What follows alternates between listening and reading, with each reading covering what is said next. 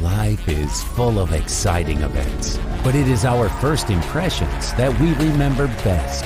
Your first diploma, your first job in a big company, unforgettable emotions from the first date, the first expensive things you bought when you got your first paycheck, and your first investments with Freedom Broker. Freedom Broker. Look at your favorite brands from a new perspective.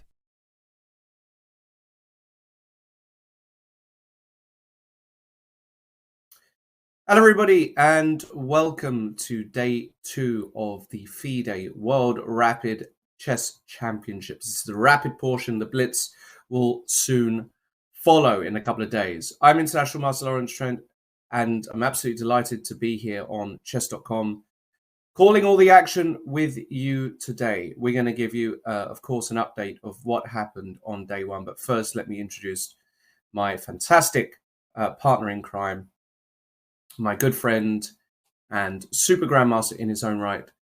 That is the one and only David Howe. David, good morning. It is morning for us, afternoon for some, very early morning for some. Lovely to be here with you. Yeah, thank you, Lawrence. And hello, everyone. For those who were with us yesterday, it was a great start to the World Rapid Championship in both the open and the women's section. We saw a few players sprint to the front after 5 rounds. We saw some great chess as well, some miracle saves, some big blunders, some time scrambles. We saw everything, and I'm hoping for more of the same today. It's going to be dramatic as the players jockey for position just to try and position themselves perfectly, just heading into that final day tomorrow, heading into the medal rounds. And yeah, Lawrence, what are you looking forward to the most today? Well, I'm looking forward to a lot of the pairings. We're gonna come on to that, but before we do, I just want to give everybody a quick reminder, really, of what's at stake, because they're not playing for peanuts over there. That's for sure. Of course, the pride and glory of becoming a world champion is huge, and a lot of these players who adore Blitz and Rapid really hold this in very high esteem. So this is not just a random tournament. This is a legitimate world championship that they're playing for. However, they're also playing for some big bucks. If we look at the prize breakdown now, you'll see that some of the prizes are, well, huge. We look at the Rapid for the women's tournament, for example, remember there's an open and a women's. First prize is $40,000. Huge amount. Second is 30, third is 20, and so on and so forth, as you can see. For a lot of these players, that kind of money is a deal breaker for their year, especially perhaps not the absolute elite of their respective fields. And in the open section, we have a slightly bigger prize fund, $60,000 for first, 50 for second, 40 for third, and so on and so forth. Still, huge amounts of money at stake. And they'll be fighting tooth and nail to get those prizes. What we need to do now, David, of course, and perhaps you can take us through the next part, is actually see what happened after day 1, who is leading and who is doing well from day 1. That's right, Lawrence. And let's start with the women's section. They had 4 rounds yesterday, a slightly shorter event in the women's section. And after those 4 rounds, Valentina Gunina has leapt to the front with 4 wins out of 4, winning all her games actually in great style, in tactical style. She is followed by 5 players, including Tan Zhongyi, a finalist in the women's candidates tournament, including Leia Garifullina, who's a very young star prodigy, Humpy Konaru, Elena Danielian, Mamed Zada as well. Some very experienced players there. Some of the real creme de la creme of the women's chess scene.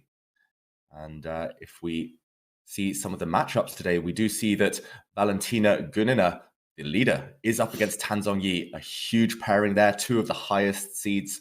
And we do see on the top 10 boards, all titled players, a couple of youngsters creeping up, and some big games that we will follow throughout the day. Meanwhile, if we go to the rapid section, Lawrence, there are not just 1 leader, there are 4 leaders right now, including Magnus Carlsen, who will want to win a title. Of course, he's about to let his classical title go. He is joined by Vladimir Fedoseev. Arjun Erigaisi, and Jordan van Foreest, who was maybe one of the most impressive players of yesterday. Yep, some big names at the top, and of course, Magnus being up there shouldn't surprise anyone. As David said, even though he is relinquishing his classical title, he still believes that this tournament is one of the most important of the year. He adores winning these kinds of tournaments, Rapid and Blitz, and so he is fully focused to do that. Jordan had a great day, as you said, David. Arjun also had a pretty good day. And we can see a few other superstar names, notably the likes of Giri, Duda, Sarin, the young Indian. And how about Abdusaturov, last year's winner, keeping pace with the leaders? Do not rule him out. He can make a late run for it. Not even a late run, but, as long as you are half a point behind the leader, you always have a chance. You'll see no Hikaru Nakamura on that leaderboard.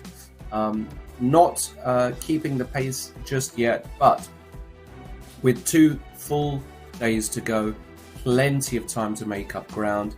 He can't afford to lose too many more points. Some other big names on that board: Nepomniachtchi, we've got Fabiano Caruana, of course, Daniel Dubov also on there, Mamijarov, Artemiev. You can see Volodar Murzin as well. I mentioned him on the first day, young Russian talent, might make a run for it. Maybe he'll be an interesting quantity for the remainder of this tournament. Plenty of action, however. And the matchups today, David, well, I mean, one clear standout for me, board 1, Carlsen against Van Foreest. What are your expectations for this game?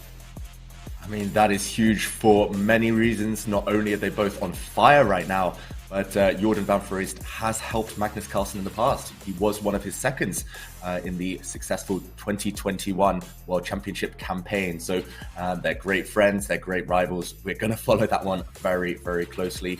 I'm looking as well at the other leaders, of course, Fedoseev and Arjun Erigaisi, who I see already is a big favorite in the feature chat.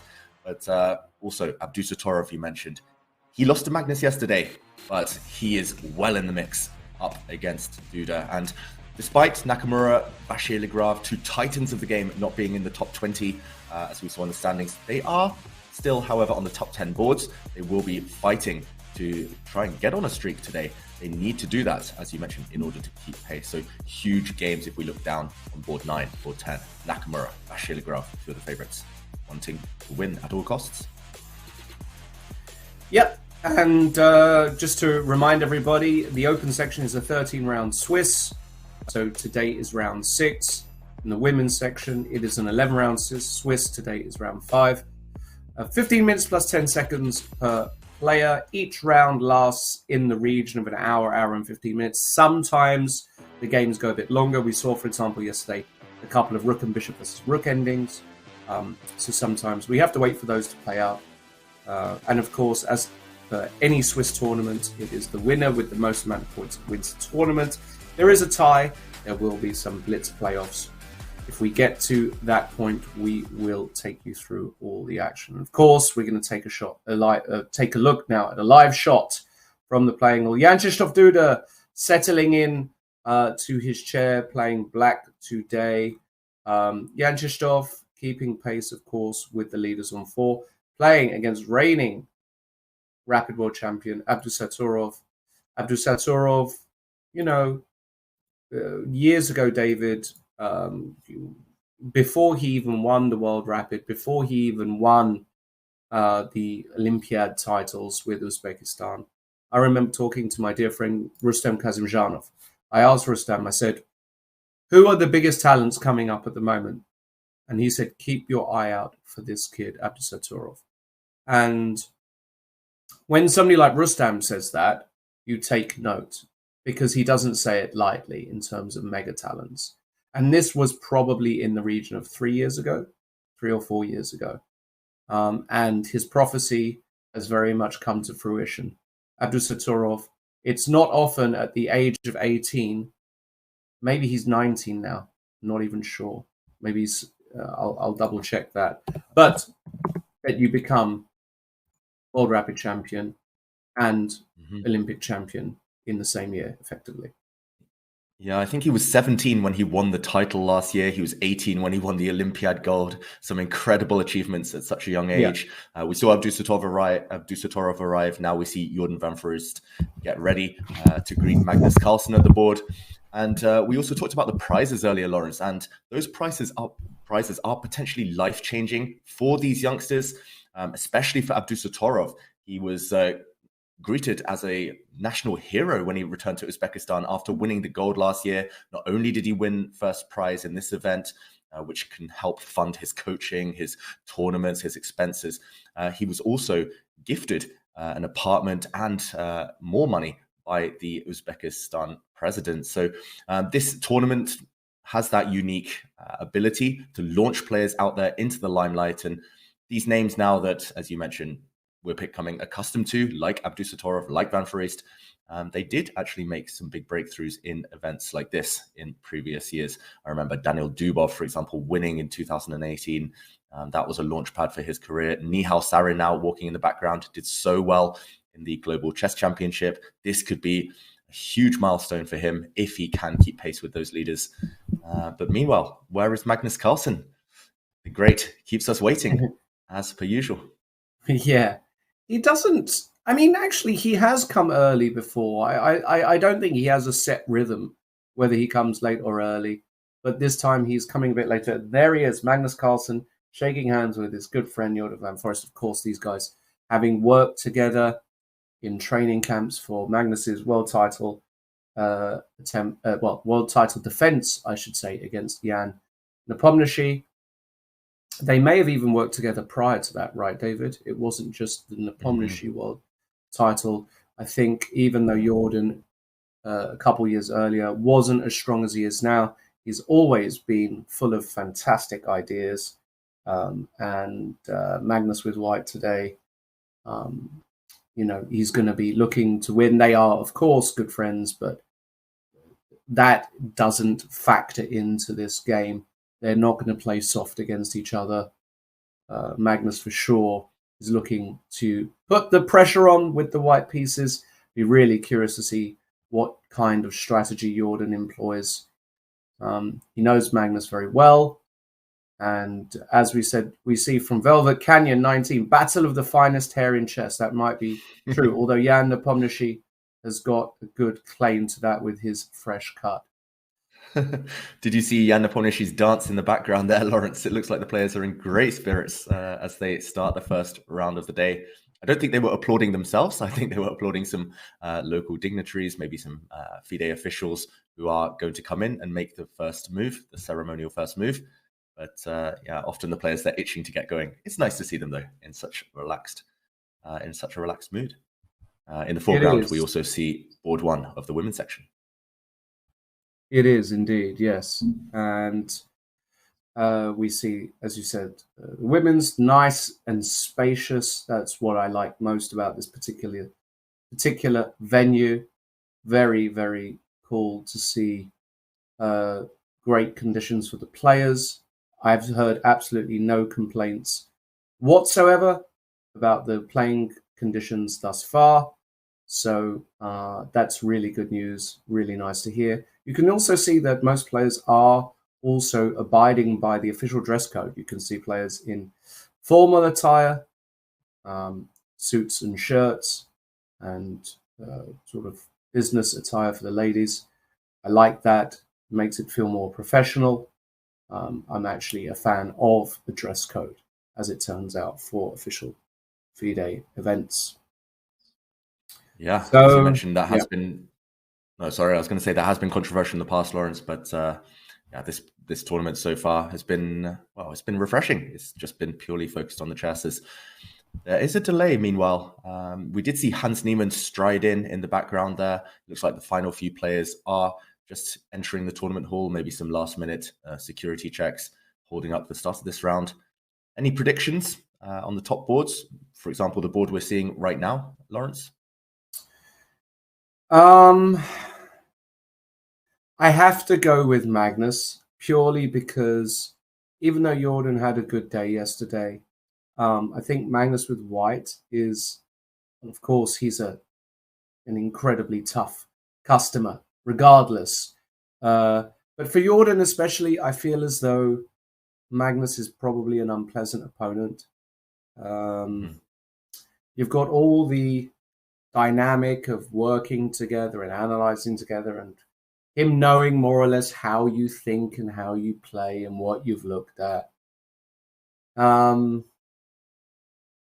example, I think Jordan will do a lot better against, other super top players compared to Magnus. If Jordan were to play Nepo and Hikaru, and I feel like his win rate is much greater there. Of course, you can claim that Magnus is just the number one anyway, so this analogy isn't quite relevant. But there's something special about playing somebody you've worked with for months on end. And I don't think Jordan's record against Magnus is that great in the first place. Yeah, it's not great, Lawrence, but it's not bad either. Maybe They've had many draws, actually. I was surprised to see for such dynamic players, as you say, for such uncompromising players. Okay, we saw the handshake, and they are off. I was going to say opening predictions as well. It starts as the English opening. Magnus, he plays the move G3 on the second move. We saw him pushing a pawn there, and he does this all the time against Jordan. Every time he has white, he fianchettos the white bishop. And maybe it's just a certain strategy designated against this specific opponent.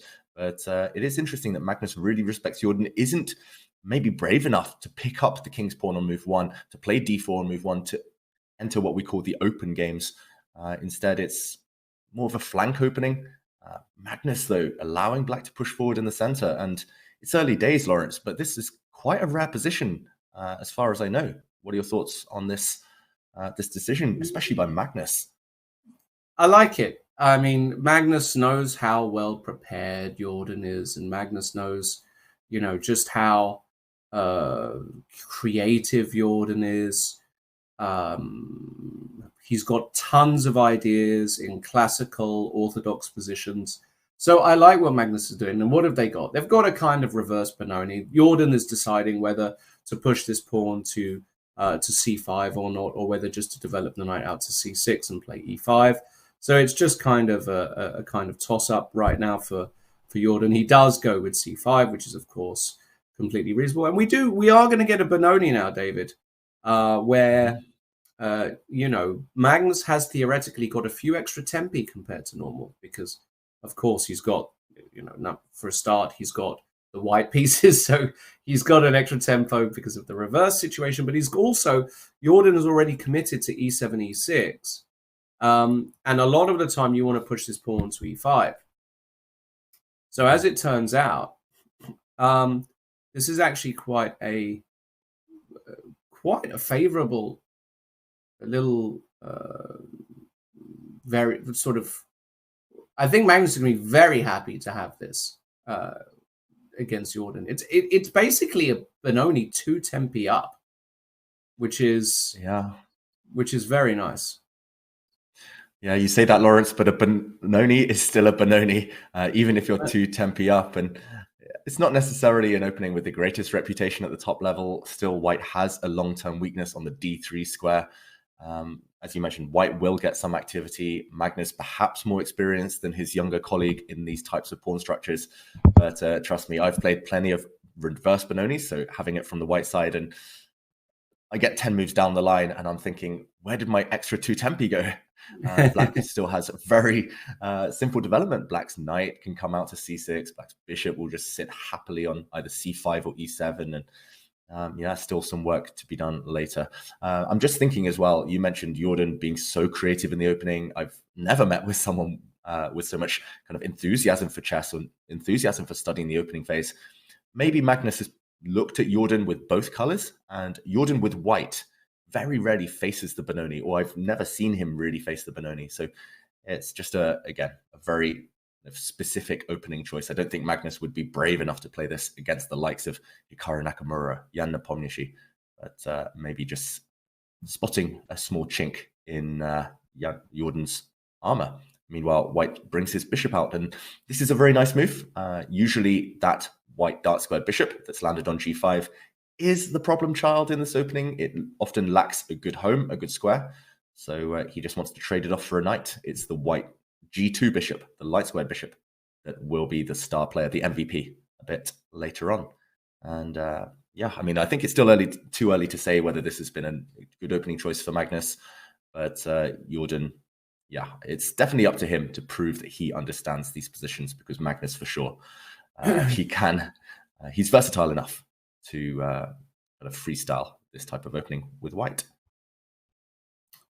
Totally agreed. And remember, we are going to be keeping an eye on all the other games as they develop. Nothing too crazy that I can see just yet, it seems, on the other boards. I am keeping an eye. And of course, in the women's section as well, big game on board one, in my opinion, with Gunina playing against Tan Zhongyi. Massive game. I think if Gunina actually manages to win that, that's huge for her, because she's a momentum player, purely a momentum player, Valentina. When she's on a winning streak, she can put together 10 wins. And when she's on a losing streak, she can lose 6 in a row. She is one of those players, which is obviously fantastic for us, because it's fun to commentate on. She's not just going to be making draws and settling.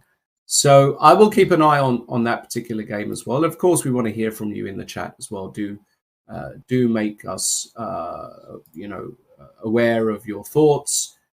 Don't fear. Please keep it, of course, clean. No politics, no religion, as per usual. We're just talking about the chess today, so chess content only. Alrighty. Yeah, and Lawrence, talking of the chess, we saw a great featured chat there a moment ago. I think it was by Rex Matthew, and he was saying the Benoni, is it one of those strategic openings, those strategically complex openings that kind of went out of fashion in the computer era? And I would say yes and no to that. It kind of went out of fashion. Well, it comes in and out of fashion, I would say, but it's mainly because it's so kind of complex to handle, especially for the side with the pawn structure that Magnus has right now. This is a reverse Benoni, as we say, and this d3 pawn is a long-term weakness. Endgames can often be very difficult, and if you don't get activity, if you can't fight against the opponent's center, which Jordan has just kind of fortified by pushing his pawn to e5, if you can't fight against the center, can't undermine it, then you're just simply struggling long-term. So I think it's just as much the practical difficulties of the position as the computer evaluations. Of course, computer evaluations often do favor the side with the extra central pawn. In this case, it's black, but yeah, it is, as you mentioned as well, very complex, and that's what Magnus is aiming for. It just suits the tournament situation. Remember, because it is a big Swiss, you need as many wins as possible. You can't just coast your way to the finishing line with a bunch of draws. You will get overtaken. So Magnus, especially with the white pieces, he doesn't want kind of a flat, drier position, which actually is my approach often when I play Jordan. But Magnus, these days, Magnus 2.0, as I call him, he has evolved into a very kind of ambitious player who's willing to play all sorts of positions. He's played everything under the sun, right, Lawrence? All sorts of pawn structures, openings. He certainly has, but I'm not a huge fan of what he's done with his knight on e2 today, I have to say. I mean, if we just go back around here in this opening, I was very surprised that even around here that he didn't just find a way to just go, I don't know, knight f3, for example, and put the knight on a more standard square. The knight on e2 does not make a really sort of good impression to my eyes. It's out of the game. It's being dominated by black central pawns, and I'm just wondering how he plans to get it into the game. Is he really going to play f4? This looks incredibly risky to play like this, to weaken all your dark squares. And what are you supposed to do? For example, if you jump in with a typical move like knight e4, I go back to e7, black is ready to play f5, and it doesn't feel like I've got what I would term as typical Benoni play. This knight on e2 is really causing me huge grief. David, I don't know what you think about that. I completely agree. I love the fact that Jordan, as soon as he saw the knight land on e2, he planted his pawn on e5, and that e5 pawn does dominate the knight on e2. And this is something that I learned a lot when I started kind of experimenting with Fischer random chess. A knight is only as good as the squares it can jump to. And often knights on the second rank are dominated by pawns on the fifth rank. Likewise, knights on the third rank dominated by pawns on the sixth rank. Yeah, Magnus, he's got one bad piece, that piece you highlighted on e2. And therefore, his position does look a bit dodgy. And maybe he does need to take direct action. f4, as you say, pushing forward, breaking open the center when black has bishops. It doesn't feel right somehow. But then again, what else? I mean, it looks just as wrong to play a move like h3, g4, plant the white knight on g3, because you're giving up dark squares. Yes, white's light squared bishop is great, but you can't give up the opposing color complex, really. And therefore, we see Magnus deep in thought. He's already significantly behind on the clock, which is never a good sign. I do see in the feature chat a lot of Magnus fans, including Inort53, saying the Magnus effect will come into play at any time. It often does, but maybe this isn't the position where the Magnus effect is so relevant. Okay, he plays a rook move, it looks like, from his hand movements there. We will see rook e1 on the board. But again, where's that rook going? It's blocked by this troublesome knight on e2, this lost piece, which hasn't found yet its ideal squares. I think Magnus, hey, wow, Jordan really going for it with h5. I was going to say, I think Magnus just has a slow plan in mind, maybe moving that knight out the way, but Jordan is not going to give him that time. Going on the attack already, this is often a signal that black wants to put this pawn, clamp down on the king side, put it on h3 ideally, and Magnus loves this strategy himself. What do you think of this, Lawrence? It's looking good for you already, as far as I can tell. I can't stand Magnus's position here, and he will also understand that this has gone actually horribly wrong for Magnus Carlsen. The position is just bad. You can't, and he goes to c5 now, which a typical way to try and get some space for his pieces. But wow, he must be really upset with just how things have gone here. I mean, ultimately, let's have a look at what's going on. Black has got the two bishops. He's got space in the center, space on the king side. And okay, this move c5, he's trying to get some, but it's, again, I can't help but look at this knight on e2. This is the problem piece. Were this knight on f3, the whole position would be different, because there'd be pressure against the e5 pawn. You could maneuver both knights to these c4 and e4 squares. You could actually sort of put together some play.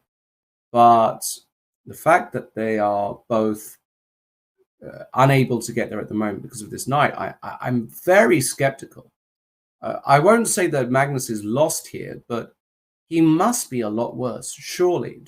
I don't see any really seriously positive elements to his position. Okay, rook c1.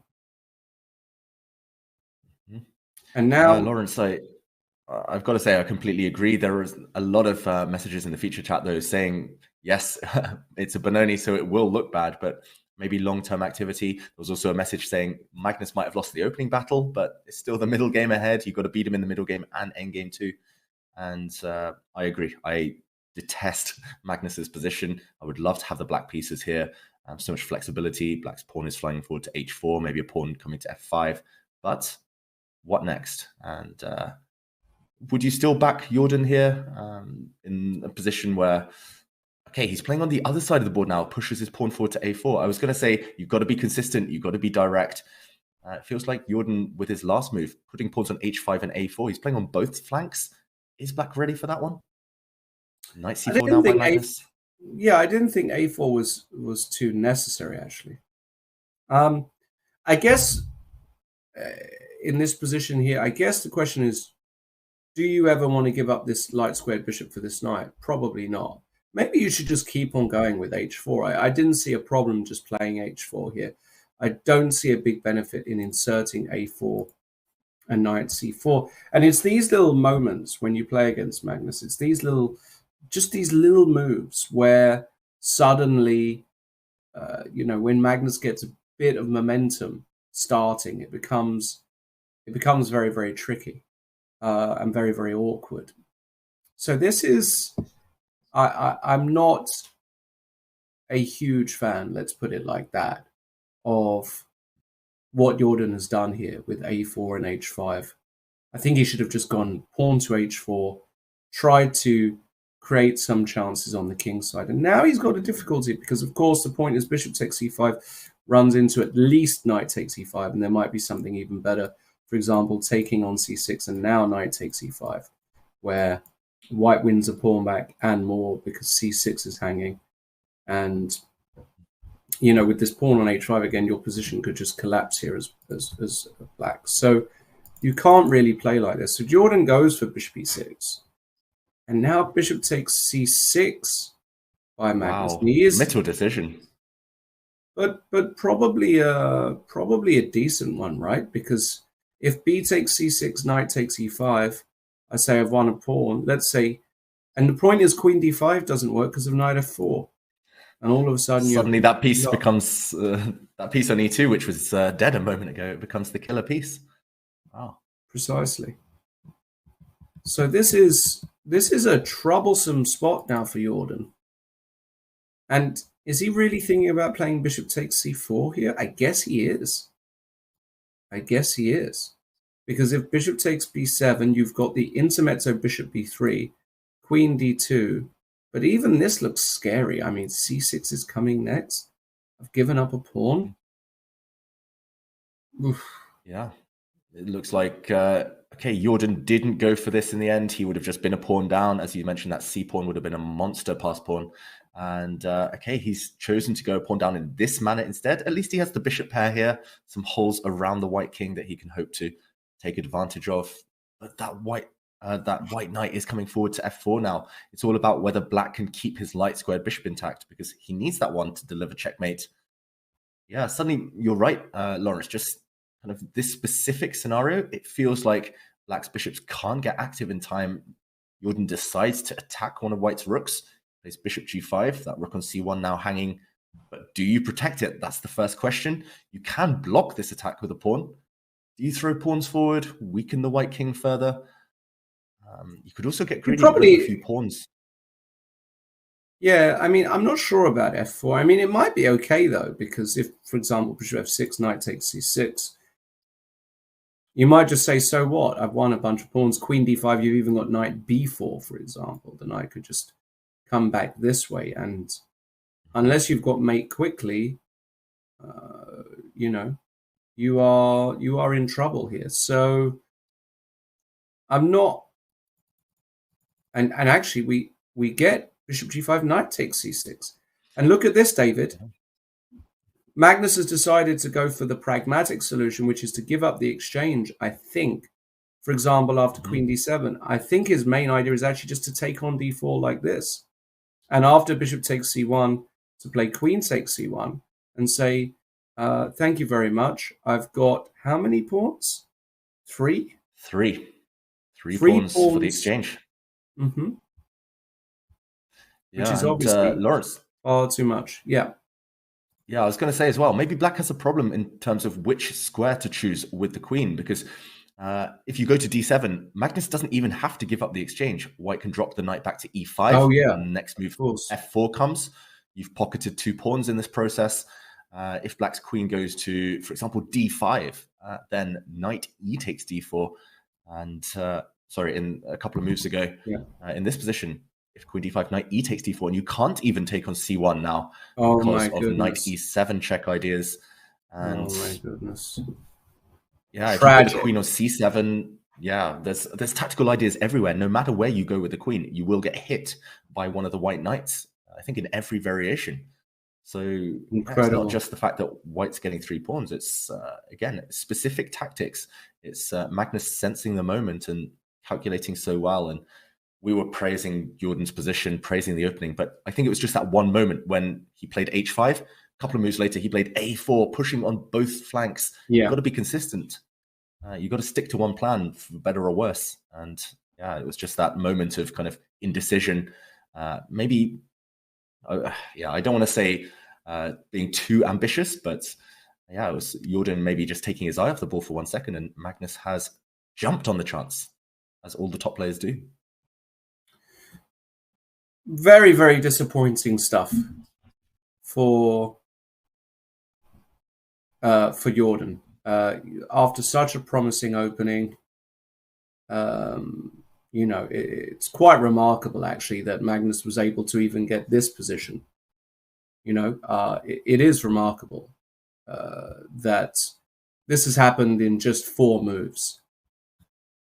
Other games, perhaps, we should have a look at, and I can Lawrence, see. Wow, well, go on, but Nihal. Yeah, I was going to say Nihal. Yeah, let's go there. Wow, this game looks. I mean, it's just exploded in 1 move. Wow, look at Lawrence, this. Knight C6, a sacrifice. Yeah, we'll just go back literally 1 move here. We can see in this position, this is a standard looking Queen's Gambit decline structure. All major pieces on the board, all minor pieces on the board. Nothing really to write home about. And yet, after the next move, Rook FD8, bang! Nihal Sarin. Knight takes E6. Absolutely fantastic. Classic sacrifice here. Now, the bar isn't going insane, which is, of course, an indication to me that this isn't a winning sacrifice. Nonetheless, it's a very, very sort of classic way. And Rook takes C4, the counter sacrifice here. Brilliant stuff by Jan Nepomniachtchi, giving back material to avoid disaster along this diagonal here. I absolutely love this. I think this is brilliant by Jan Nepomniachtchi. Now there's a bunch of calculation that's required. Maybe we could have also shown what would have happened if Black had taken the bait, if Black had taken the sacrifice. It did look like he could take the knight and not immediately suffer any consequences, but Lawrence, I guess the initiative burns bright after bishop takes e6 check. The king moves and White's knight jumping forward to g5. A bit similar to the attack that Magnus Carlsen had yesterday against Abdusatorov. King f8, for example, or king h8, even scarier. But knight g5 coming forward, knight takes h7 might be on tap, just bringing the white queen to h5 later. Maybe it's just too strong long term, even if there's no immediate knockout blow. It looks like Nepomniachtchi had to find this cunning resource, just giving up some material. And this is the current position after that rook takes c4. The knight eventually fell, and it's now a rook for 2 knights. White has a pawn, an extra pawn as well. Does feel like the Black king is a bit airy, a bit vulnerable. What do you think, Lawrence? Can White take advantage, or has Black got everything covered? Maybe Black will drop back with a knight to f8 next move. And they do say a knight on f8, there's no mate. It looks like Nepomniachtchi is defending. Yeah, I think Jan is just about okay here. Just looking at the position, to be honest. The knight comes, and he's a very sort of resilient defender, actually, full of resources. Jan Nepomniachtchi, both on the attack and in defense. I think people underestimate just how much of a good defender he really is, because he can put up resistance. And this position just looks totally unclear to me, David. I don't know about you. I don't know who I would choose in it. I would probably choose White because I'm a sucker for open files and rooks and a bit of activity and a bit of initiative. But I think objectively, Black is probably doing all right. Yep, I completely agree.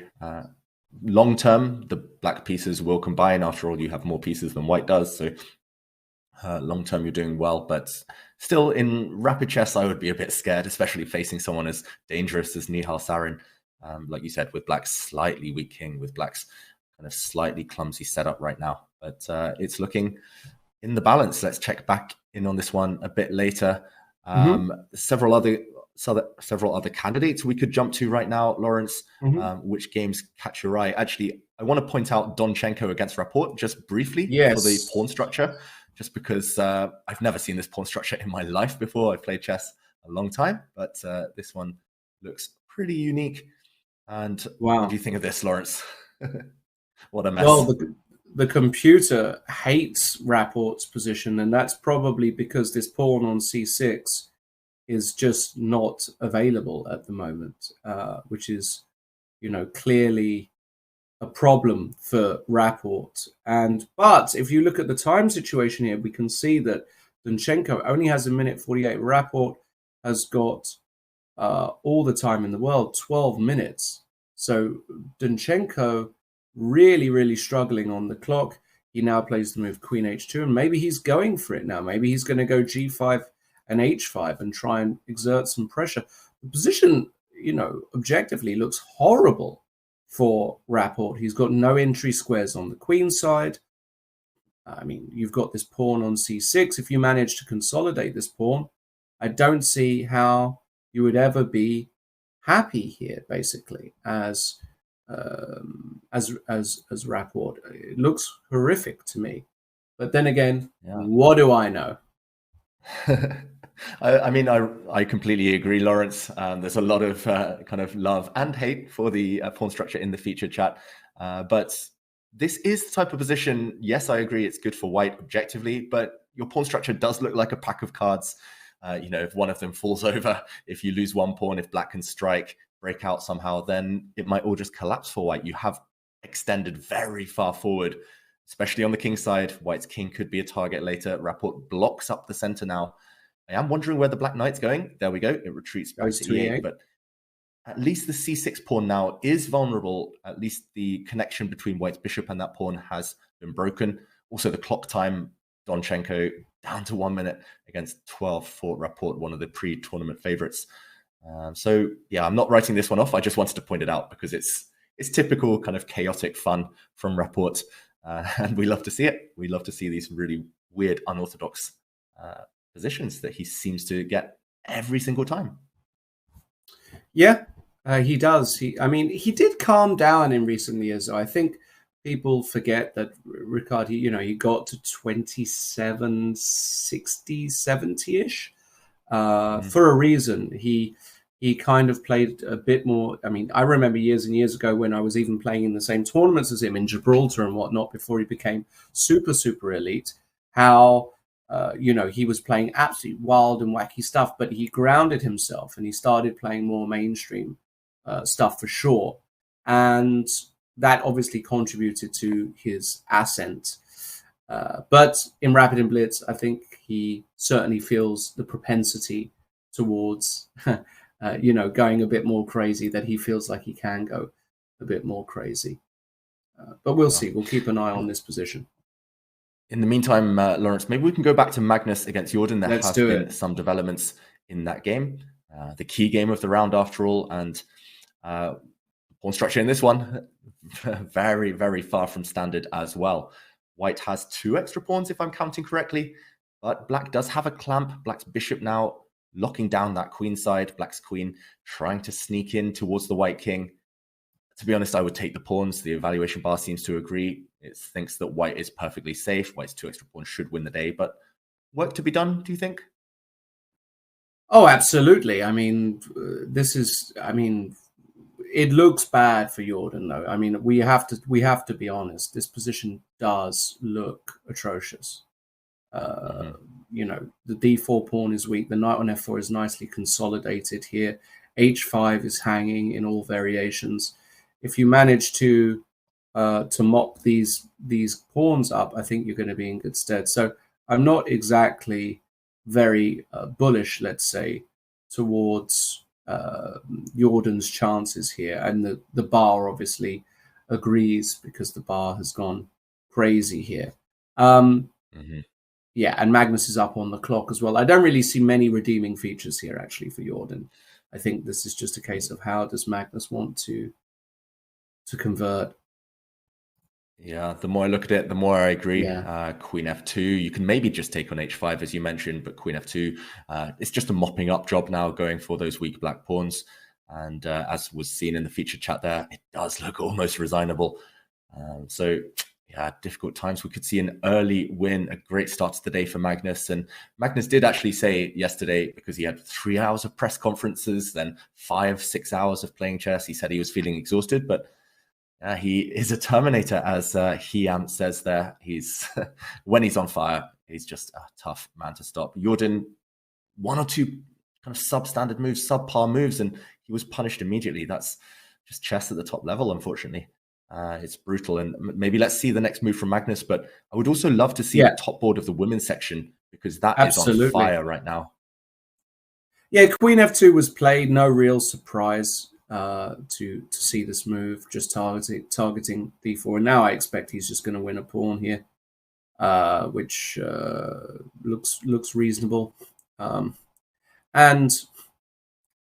I think that we're going to get a pretty straightforward Magnus victory. And I'm happy to go to that top board, as you said, David, in the women's section, because it's an important one. It's Gunina against Han Zhongyi, and we've got fire on the board, but it looks ropey for Valentina Gunina. It looks like a fantastic position for black here. The computer agrees. White's pieces all over the place. Black, lovely and centralized. David. And knight takes e3 just played. Hold on, isn't that just the end of the queen takes d8? Wow, look at this. And you can't take back because of the back rank mate. This is fantastic. So you have to go knight takes c2. Okay. But now black has got an extra piece. 1 extra piece. Yeah. Those pieces are a bit clumsy, though. That black knight on c2 offside could get trapped. Yeah. That black bishop on a3 could get trapped. I mean, you would take black with the extra piece. I don't see any immediate knockout blow. It's unclear whether black is even threatening to take the white queen. Maybe that would result in some exchanges, which would be favorable for black. So maybe that's a small threat now. Maybe the white queen has to move, in which case, where to? But yeah, it looks like Tang Zhongyi has calculated it all. She is extremely precise with her calculations. Yeah, Lawrence, I'm struggling to come up with a move for white. Absolutely. I don't like this at all. And a piece is a piece. I'm sorry. The pieces are slightly clumsy, but it's, let's say after queen d2, the knight comes back to b4, can be recycled always to c6. There's even ideas of going e3, ruining the structure and opening up this bishop. I think, objectively speaking, this has to be just absolutely horrific for Valentina. I don't see many practical chances. That said, she is a fighter, she is warrior, and as Anita Drink said in the super chat, she is Valentina the Destroyer, so they don't give up, ever. They do not give up. So I'm very maybe curious. In that final position, Lawrence, after queen d2, knight b4, at least you can try knight f5 maybe, and there are some threats in the air. If the knight lands on d6, that will be a family fork hitting the queen, rook, and bishop if the knight lands there. So that is true. Some hope. Black's king is still a bit uncomfortable on the back rank. I'm not writing it off yet, but as you say, the clock situation is against her. Obviously the material count is against her. She plays queen d6 instead, and that should give black the time now to start consolidating. No threats for white that I can see, and a piece is a piece. Yeah. Looking good for Tang Zhongyi. Looks very, very dodgy indeed for Gunina. Just very quickly, in other news, in the women's section, we're obviously looking at board 1 there.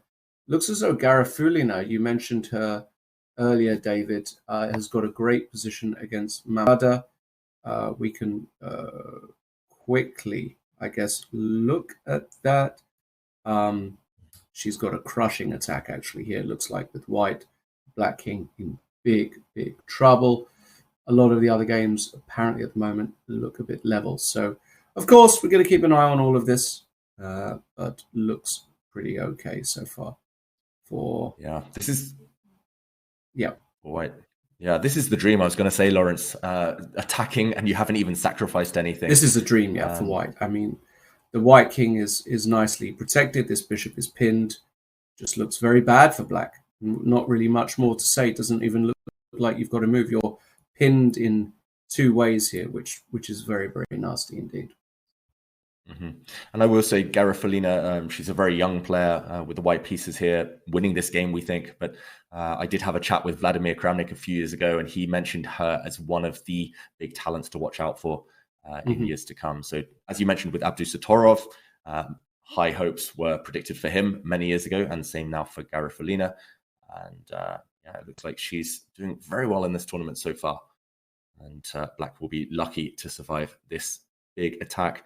Meanwhile, should we check back in on the latest developments? It looks like Magnus is about to win that game. It might be entering the final few moves now.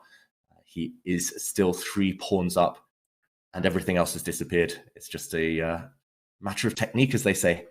How will Magnus finish this game off? Well, I think you can just take another pawn here if you want. I mean, just take a third pawn. Yeah, it's greedy, but it is what it is. This is just one check. Queen c1, you can just go king g2. You can't even take here because after rook a8, king h7, queen f5, you're either getting mated or you're winning a rook. It's probably just mate in one, isn't it? Actually, g6, queen takes f7 is just mate. Yep.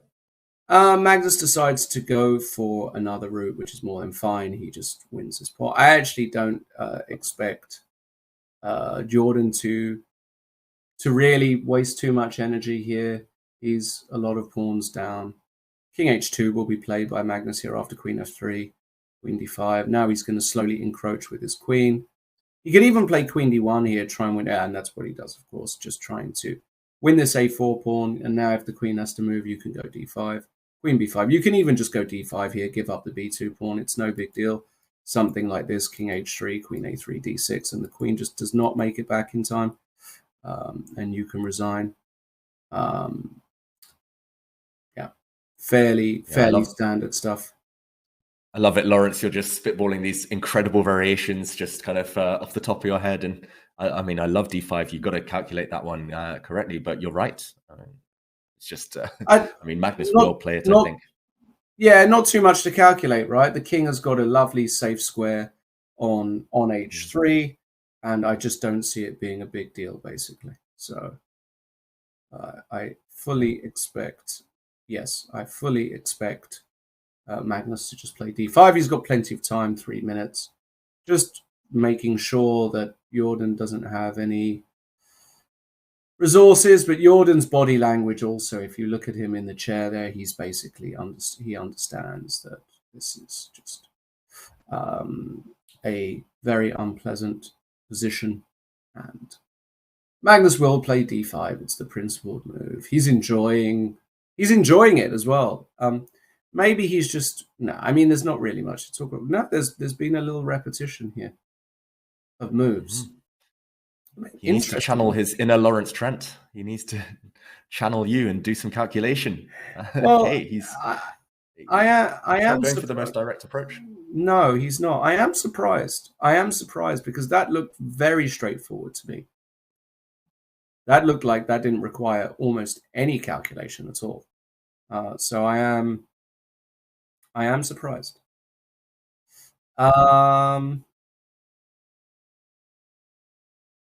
At least we'll be treated to a few minutes more of this game. A bit more action from Magnus. Rather than finishing it off, he's just going to sit there and show us how to win Queen Endgames. Yeah. And meanwhile, some other action elsewhere. It looks like many balanced games. Some cagey stuff on the other top boards. I'm just looking through right now, Lawrence. It looks like the Nihao Sarin against the Nepomniachtchi game has evolved quite significantly. Oh wow! Okay, goodness. I mean, the queens are off the board. What's that knight doing on a6 for black? Well, that could always come in, right? 4 or something like that. It could even come in straight away. But this is a very sort of unclear endgame, very unusual endgame. This piece dynamic and piece imbalance. Who would you take here, David? Actually, I would probably take white, just because I think that in rooks versus minor piece positions, if the side with minor pieces has no rooks, then they struggle to contain all the files. Also, I like the fact that white can create a pass pawn on the king side, but Yeah, I mean, you could kind of toss a coin here. It looks very balanced objectively. This is a very important move, dropping white's rook back. Meanwhile, let's go back to the Magnus against Jordan game, because I think we're about to see a handshake in that one. You mentioned it, Lawrence. Pushing the d-pawn would signal the end of the game. And yeah, the material imbalance in the other one is fascinating. We'll come back to that one later. It's sure to go on for a while. Let's see the big result. What a game by Magnus this has been. What a performance. And it was like someone said in the feature chat earlier, Black has not made any clear blunders, no clear mistakes, just one or two small inaccuracies, and game over. And we get the result. Jordan gives one check, the white king hides, no more checks, and game over. Yeah, absolutely. You know, a very disappointing result for Jordan van Foreest, who had an exceptional opening. And he just went a bit wayward, basically. He just went a bit wrong. If we go back to, you know, if we look at what happened in this opening here, something along these lines. If we look after e5, especially, I was looking at this position, David, with you after 11 moves, saying, wow, what a fantastic spot this is for Jordan. Better with black after 11 moves. Even around here, h5 I liked, trying to go h4, gaining some space on the king side, trying to weaken this structure. But then after c5, he went bishop e7, which is all right. Rook c1, and now I really disliked, as did you, this move a4. I didn't think he needed to put the pawn there. I don't actually get the move particularly. Yeah, after this, knight c4, suddenly the tables turned because the knight b6 ideas are there. Suddenly pressure against e5 is there, and so on. And yeah, and all of a sudden, after this, it just went completely downhill for Jordan van Foreest. Bishop e6, and now Magnus just took the knight and took a pawn and said, what's the big deal? I'll take a knight, take a pawn. Take a knight, that's take the thing. A pawn. Mm-hmm. Yeah, once you say A in chess, you've got to say B as well. And Jordan didn't do that, was duly punished. Meanwhile, maybe, Lawrence, we can keep up with game two, because we do have a couple of other leaders who are battling it out on board two. Fedoseev against Erigaisi, we saw a moment ago. Mm-hmm. And that one, Fedoseev is the only player with winning chances. He's a pawn up as he aims to join Magnus in the lead. Do you feel he can convert this? Knight c6, does that not allow knight c1 winning the pawn back? Oh, wow. Maybe he wants to get active with rook d7. He wants to go active. Yeah. Wow, and Erigaisi doesn't allow white to go after the f7 pawn. He just attacks the white knight on c6. It does feel like somehow the white b pawn can act as a kind of distraction, especially with black's knight so far offside. Maybe knight back to e5 now. Fedoseev has just moved his knight. It is on that square. And rook d7, monster threat. Would be a winning threat if he can play it. Black's king in some trouble. Oof, this one, yeah, such high stakes now. Erigaisi needs to hold this game. A loss, and he's going to be thrown right back into the pack. So Fedoseev, he's also got great endgame technique, I've got to say. I've been ground down by him in many a blitz game. Can he finish this one off? Knight c3. Oof, what is the idea? He wants knight e4 check. Knight e4 check, but then just king f3, right? Yeah, and I don't see it. Maybe we can put that variation, or at least draw those arrows on the board. So rook d7. Rook d7. Knight e4 check is surely the idea. King f3. But you're right. I don't see Unless... the... Okay, this is on the... Oh, okay, it's not on the board. I was going to say maybe black can just play knight takes f2 here and hope that he's surviving. But let's catch up with the... Yeah, this has been for black, I've got to say. Horrible transition for black. Now the king is open of the white pieces, and rook f6. This is a beautiful move. Now you just mop up. This is just a mop-up job now for white. Surely this is curtains for Erigaisi. Yeah, if the rooks ever come off the board, then white's b pawn is going to decide the game. And I don't think you can even get to that stage for Erigaisi. You're dropping at least another pawn. H6 is falling, E6 is falling, your whole house is falling. And Black's knight and rook can't team up to form a mating net around the white king. I think that's what Erigaisi was banking on. Okay, he's grabbed the H pawn now, but Black's knight is really offside. White's king can jump into the center at some point. I would be actually scared for the black king. Maybe white gives a check. I think you were going to say, suggest that, Lawrence. And rook e7 check. Suddenly start marching the white king forward. Why not? Rook e7, black's king retreats. White's king can come forward to e4, f5, g6. The easiest path to victory. Instead, Fedoseev pushes his b pawn. Also very logical. But can that black knight get back into the game in time? Looks like Fedoseev's going to take it. We'll have 2 leaders, Lawrence, if that does happen. I see absolutely zero chances here for Erigaisi, 0 practical chances. The b pawn's too strong, the king walks in, Fedoseev too good. And Fedoseev, another player, I've mentioned this a few times before, where I've commentated on his games for years, David, and he's just one guy I can't guess his moves. Hardly ever. Not at this point, this is a bit more straightforward, but in general, a very, very tough player to predict, but very, very underestimated quantity when it comes to tournaments. He can cause upsets. He can beat anybody on his day. So doesn't surprise me at all that he's winning this particular game. And he will convert this, no doubt about it. Abdusattorov, by the way, potentially doing very good also against Jan Krzysztof. Should we quickly go there? Because I think this one is dead in the water, to be brutally honest. Let's jump over to board 3. In the background of that picture, we did see Nepomniachtchi and Nihal Sarin leave their table. Sarin staying to pack up the pieces. We did see a draw on board 4. But Abdusattorov against Duda. We see the position in front of us. And wow, the evaluation bar loves white. Is there a tactic right now? Can white just play C3? Can you just win a piece? I mean, that's about as simple as it gets, isn't it? This is what we learn in our first few months of playing chess. I don't get it. Queen takes b3, c takes d4, queen takes d3 must be Duda's idea. And a bit of instability in the center here, so he might get a few pawns. But even and it wasn't played. It wasn't played. Interesting. Wow, missed opportunity.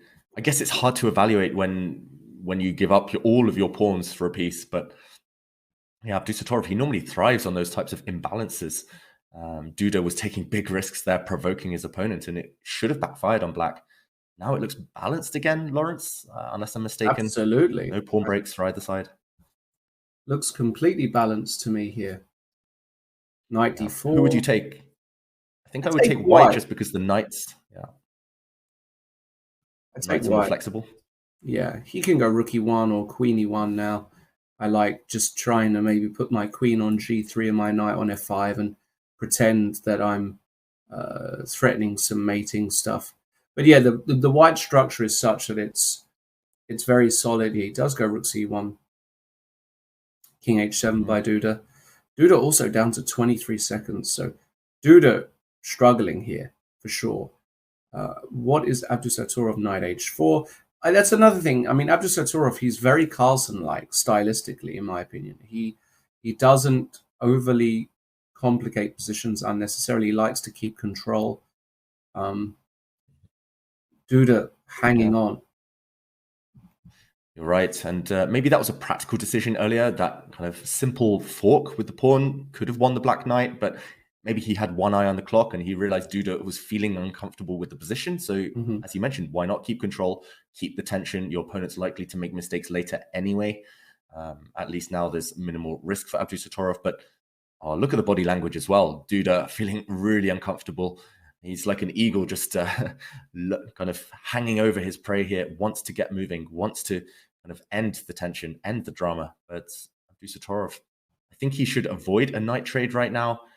Just keep pieces on the board if he can.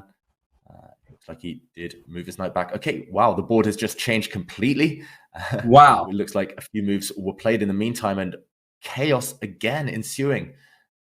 Well, I mean, White has won a piece. White has won a piece. But can you keep that knight on c4 intact? It is pinned. It is attacked by Black's pawn. It's maybe about that white e6 pawn as well. In an endgame, that will be decisive. And we see the players making some quick moves. Wow. Okay, things change again. White's knight has survived. Black's queen gobbling up some pawns, though, with a check. E6 pawn drops.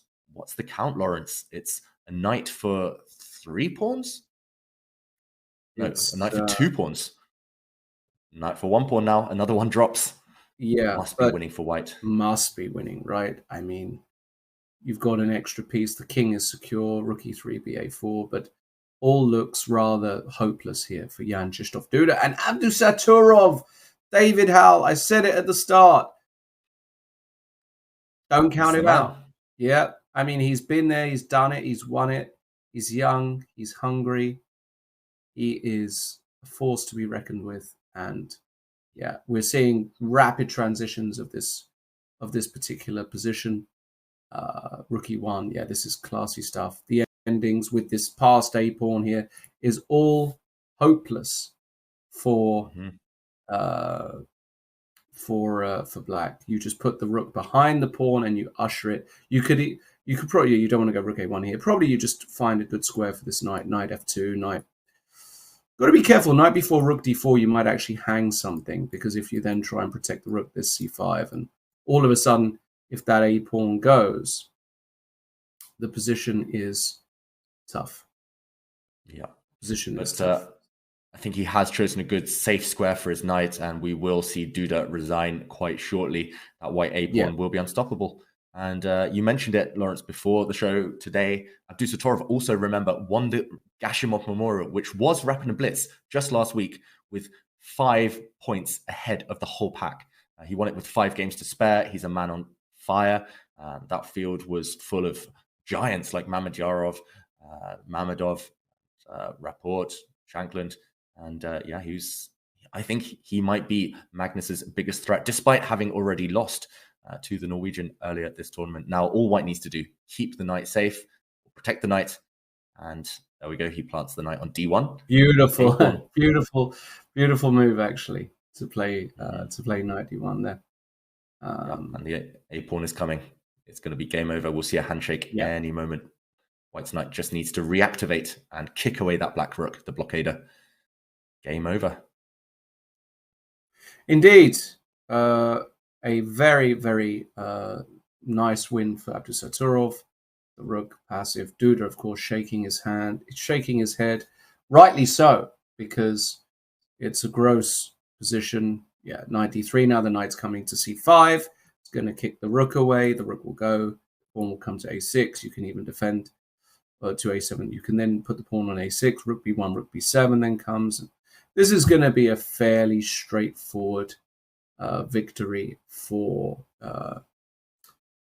Abdusattorov. I have no doubt. He's just too good. He's way up on the clock. Maybe not way up, actually. Hold on. You can see Duda there. Maybe he's not way up, actually. Yeah, it looks like both sides are around the 30-second mark, which is plenty of time with a 10-second increment.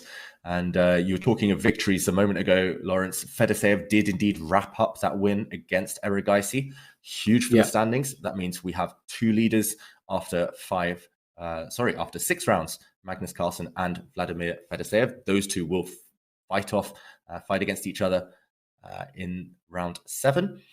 Meanwhile, a few more draws as we go down the leaderboard. Vachier-Lagrave has drawn. Nakamura still in action. Oh no, Nakamura has just drawn as well. So dropping even further down the table. Nakamura failing to keep pace with Magnus. So yeah, it does look like the leaders are making themselves known. Abdusattorov is going to be sitting half a point behind Magnus and Fedoseev after this round. You would expect so. I mean, I would be very, very surprised to see a save here. I mean, fair play to Duda. He is fighting. He's not letting this one go. He's not letting himself lose easily here, for sure. King f2. Okay. Because the problem is if you take on c7, let's say h4 by black, the problem is if you take on c7, king d6, suddenly the tables have turned and you actually lose. You can't protect both pieces, which is nothing short of a disaster for white. So actually, how do you win this? It suddenly got very tricky, Dave. You're right. I think he could have maybe found a better square for his knight a bit earlier. I think he could have landed on c6 with his knight and put a pawn on a7, completely immobilizing that black rook in the corner. But despite black's passivity, with that rook stuck, blockading the white a-pawn, black's king is active, black's pawns are rolling now, f5 by Duda. I think a very clever move had to be played. You're right, Lawrence. It's no longer a trivial matter. It's no longer so straightforward. No matter where you put your rook now as white, black's king will get some access to some squares. If the white a-pawn falls, remember, black's drawing chances increase enormously. So right now, I'm struggling to even see a move, a productive move for white. G4 check is coming next. Black's pawns will continue rolling if you do nothing. Okay, a waiting move from Abdustarov. Maybe quite clever. Maybe a clever waiting move. But he needs to do something now. Drops back with the knight, but black's king just retreats, attacking the white rook. Maybe his idea is to give up the white a-pawn, but to get all of black's pawns on the king side. He wants to leave himself with a g-pawn. Oh, rook h7 now, potentially. Can he get away with pawn hunting? Because black cannot take the white pawn. Oh, he repeats the position. Black's king can go back now to the center. That will be the second time we've seen this position. Duda doesn't want to repeat. He wants to eliminate as many pawns as possible. But now, can white's king not just sit and blockade?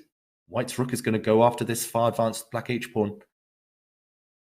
20 seconds. What do you think? Still winning for Abdustarov, but the margin for error? Very slim now. One more error. One more slip up, and Duda will eliminate white's remaining pawn. That would end in a draw if white's pawn drops off. Rook and knight versus rook, as we saw yesterday, is a draw. So Abdustarov goes for the pawn with his king. Interesting. He's within the square, as we say. He's within the box. He's going towards that h3 pawn. Duda needs something now. He still can't get through to that white knight with his king. He can't kick away the defender of the white a-pawn. Talk of passive kings. This is the most passive king you'll ever see on h1 now. But Duda's still doing a good job, Lawrence. Yeah, now you can go a7, for example. The bar is shot at exactly a7. Now it's a totally different ball game because all of a sudden the rook is kind of condemned to the back rank. And after... What is this? Why? So in the current position, king d6... And knight now, a6. That's the difference. Yeah. That's the difference. Suddenly, king d6 exists and knight a6. Goodness me. Absolutely it's completely different now. The difference between having the white pawn on a7 compared to a6 has changed the game. Duda did not notice that little nuance. And that a6 square, as you're pointing out, Lawrence, is now available to white's knight to defend its rook. That is a game changer. And now white can, at will, at his own leisure, just mop up those black pawns, slowly marching the white king towards the queen side. It still takes a while, but no more chances for Duda now. All you need to do, shuffle your rook across to b7, threaten rook b8, breaking the black rook's connection with that white pawn. Looking at Duda's body language, he's looking away from the camera. That is Duda knowing he's losing. And he got there eventually, Abdustarov, but he does take this essential win, or he will do in a moment. There we go. Rook b7 on the board. White a-pawn, no stopping it. White's knight can land on the a6 square. Just go for that black rook now. Yeah, still nothing absolutely. Changing. Yeah, winning for white. Absolutely. Just winning. That's all there is to it. It's just winning. Nothing more to say. Rook c7. Okay, a bit nervous here, Abdustarov, no? Just interestingly. Just a little bit nervous. Can't find the clean way. Knight d7. King d6, rook b7, and rook b8. Surely will be the way here. Yeah, he could also play knight b8 if he wants to make a new queen, block the 8th rank, but that would come at the cost of white's rook.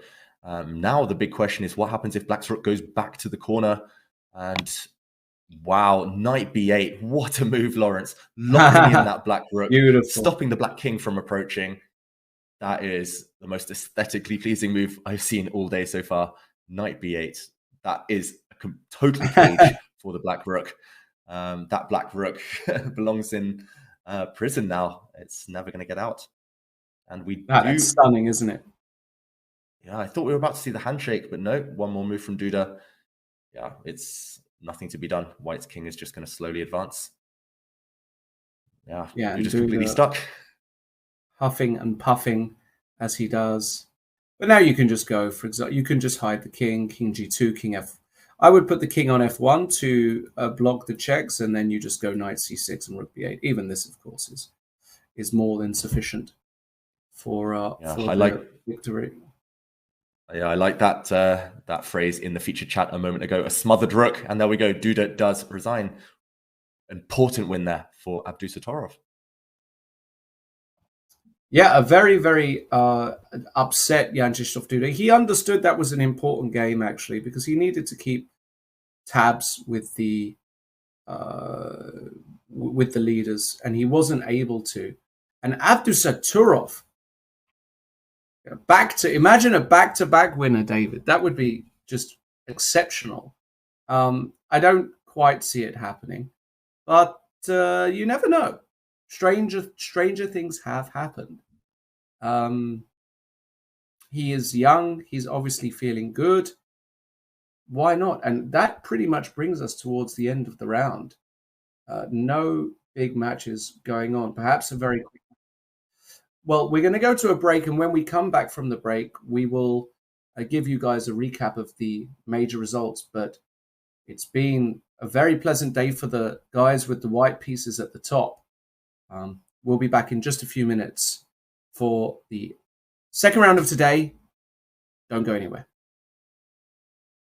Life is full of exciting events, but it is our first impressions that we remember best. Your first diploma, your first job in a big company, unforgettable emotions from the first date, the first expensive things you bought when you got your first paycheck, and your first investments with Freedom Broker. Freedom Broker. Look at your favorite brands from a new perspective. What is this? This is duck chess, you guys. This is a new variant. It's called duck chess. Chess, but with a duck. Quack, quack. How to play duck chess. The duck is a brick. Pieces cannot move through the square occupied by the duck. Click on a square to place the duck.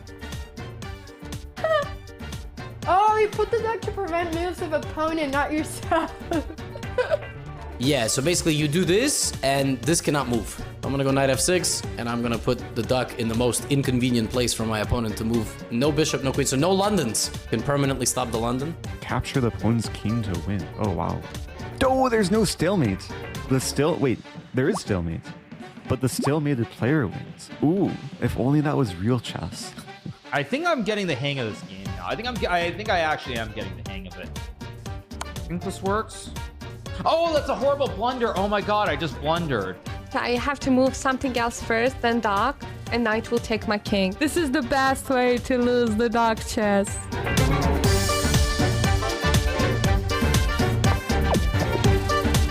Those some real bullet skills right there, boys. This is the first time winning duck chess. That's so exciting. Oh no, mouse slip. No. I won! Yeah! Duck chess champion. Give me those points, baby.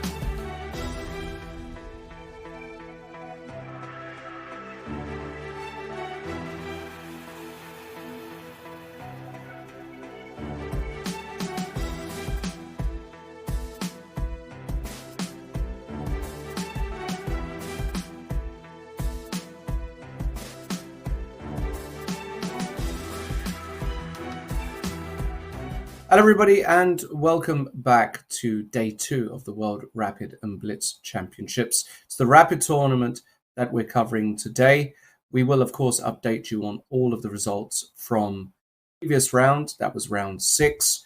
But before we do that, a quick interlude, a quick interjection. Of course, I want to remind you guys about the chess.com awards for 2022. 2022 has seen some incredible chess, and we are celebrating this year's greatest games, moves, players at the chess.com awards. And you can have your own say by voting in categories like Game of the Year, Player of the Year, Creator of the Year, and more. Type exclamation mark awards in the chat to lock in your votes now. Make sure you do that. Of course, reward the guys that you want to be rewarded. Now, of course, back with David. David, we saw a very interesting round there, especially in the open section. It was a successful round for the guys with the white pieces. Perhaps we can have a quick recap of what the major results from the top boards. Yeah, so we followed the open section quite extensively in that last round. We saw a huge result on board 1 with Magnus Carlsen defeating Jordan van Foreest.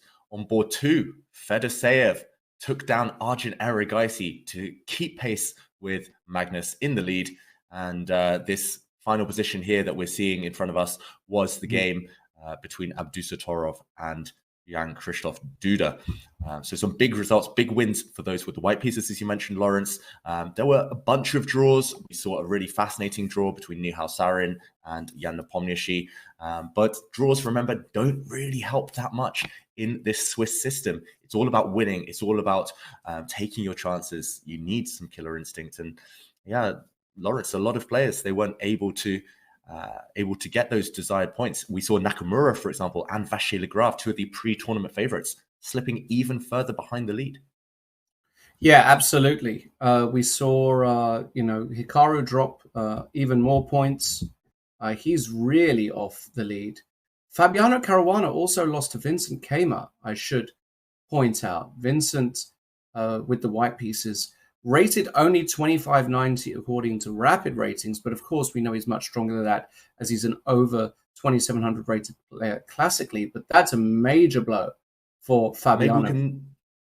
Maybe we can see the game, Lawrence. That's one we weren't able to follow. We do see in the shot there, just below our faces, we do see the tournament hall. What a shot that is. What a venue the players are at out there in Almaty, Kazakhstan. Almost 300 players, I believe, in the tournament. 2/3 of that is in the open section, 100 players also in the women's section. And this was the final position, Lawrence. A very well-known technical endgame, rook and pawn versus bishop. It's actually a bit tricky sometimes to win rook and pawn versus bishop if it's a rook's pawn. But Keimer finished it off. Maybe we can go back a little bit just to see how he managed to break through. Yeah, perhaps around this moment here, because it's a very long game. But if we take the position after move 51, it's one of those typical positions where Fabiano looking to make a draw here with the bishop. He's got an extra pawn, trying to set up a fortress, but seems as though Keimer was able to do it. And Fabi actually got in what looks like a favorable trade here to make the double H pawns in this position, and the bishop also restricting this king coming in. I would actually say just optically here, this feels as though this should be a position that Fabi kind of should hold, David. I don't know if I'm being out of line here, am I? Because this looks like a really favorable position, but we can see Keimer managed to finally get in. Maybe some inaccuracies there by Fabi. And H5, we can see the bar go up. This looks like it was the critical moment here. Maybe Fabi had to find something slightly different in this particular position, because after bishop f2, H5 was a brutal shot. The bishop has got no checks, and if you take the pawn, rook g8 is mate. This is probably the big mistake by Fabi here, this bishop f2 move. And after that, Keimer was able to just win a bunch of pawns, and once all the pawns come off the board, it really is a hopeless spot for Fabi. So interesting stuff there. Just flicking through the rest of the results as well. A lot of draws this round, but of course, Fedoseev beating Arjun, Abdusaturov beating Duda, massive win, and Carlsen beating Van Foreest were the major ones for sure. What about the women's section, David? Yeah, I was about to mention, Lawrence, the women's section. We saw some dramatic results again at the top of the table. Before round 5, we did know that there was only one leader, Valentina Gunina, but she was taken down by Tan Zhongyi. We followed a bit of that game. We saw the moment that Tan Zhongyi won a piece as black, and she was able to convert very smoothly. Also, Elena Danielian took down Humpy Konaru, one of the top seeds. So she's joining the lead. We also have Leila Garifalina in the lead after that important win. We saw her have a huge attack earlier against Mamadzada, and she got the point too. So now 3 co-leaders after 5 rounds, and we do see a bunch of players in the chasing pack. This is the top 10 on the leaderboard right now. Some big names still. Don't rule out Goyachkina from putting a run together. One of the top seeds, one of the best women players in the world. Abdumalik, a local fan favorite from Kazakhstan. It's been a while now since she's won one of these big tournaments. Could this be a big breakthrough for her in her home country? Lawrence, some really important results in that last round. Yeah, massive. I'm a huge fan of Jansaya Abdumalik. I managed to get to know her a bit from the Gibraltar tournaments. Extremely talented player. Also, has, I think, moved into a bit of politics, actually, locally in Kazakhstan, has got her own chess academy. There is a massive figure in the chess world. Jansaya is on a 4-game win streak after losing the first, surprisingly, to Munkzul. She has come back quite considerably, winning 4 on the bounce, and has white against Leia Garifulina. And even though Leia is extremely talented, Jansaya in this form, you would expect her to actually be huge favorite. And as you also mentioned, Elena Danielan, so experienced, playing black against Tan Zhongyi. Awful pairing, in my opinion, for Elena. I think Tan is the sort of player that Elena doesn't enjoy playing. Very precise, very good calculator. So Tan Zhongyi really in a great spot as well, but of course very, very bunched at the top. You've got some other top players, of course, Valentina Gunina, as we just saw, lost to Tan Zhongyi, Nina Batsiashvili, and let's not forget Alexandra Goyachkina, objectively the strongest player in the field, especially if you think about classical chess. She is there, as is Bella Konstanashvili and Daria Voigt. So very, very bunched at the top in the women's section as well. Yeah, and I think the reason that round 7 has been delayed, that there are no pairings yet, is because there's still one game going on in the open section. And wow, look at this. Who have we got here? I think we'll try to get the names up in a moment. I'm not familiar, I must say, with the young player with the white pieces. With black, I think it's a grandmaster from Kosovo, but he has just blundered. Look at this, along the long diagonal. Oh, wow. White's queen skewered the king. Suddenly white is 2 pawns up, and wow, this is going to be a winning endgame for white. Heartbreak for black, who was winning just a few moves ago, I believe. And wow, what a long game. This has been a marathon. Over 80 minutes now they've been playing. And I think we're going to go quite a lot longer. 2 pawns up for white.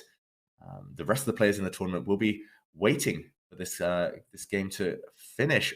Wow, suddenly there's a few checks, though. White's queen is powerless in the corner from defending her king. Can white escape? I ruled this one out. I said it was going to be a win for white, but maybe I was wrong, Lawrence. We do see that this is a game between Beg Muratov and Sorachi from Kosovo, and I think a local junior here with the white pieces. Oh, this could well be a miracle save for black. Yeah, it looks like a local player, Queen D2. Might be a draw. I don't see a way to avoid the checks. King A3, Queen A5 check, King B1, Queen D3 check. Does look like a draw to me, David. What do you think? Yeah, suddenly there's no way to avoid the checks. I think I got overexcited because this was such a dramatic moment that we joined the game in.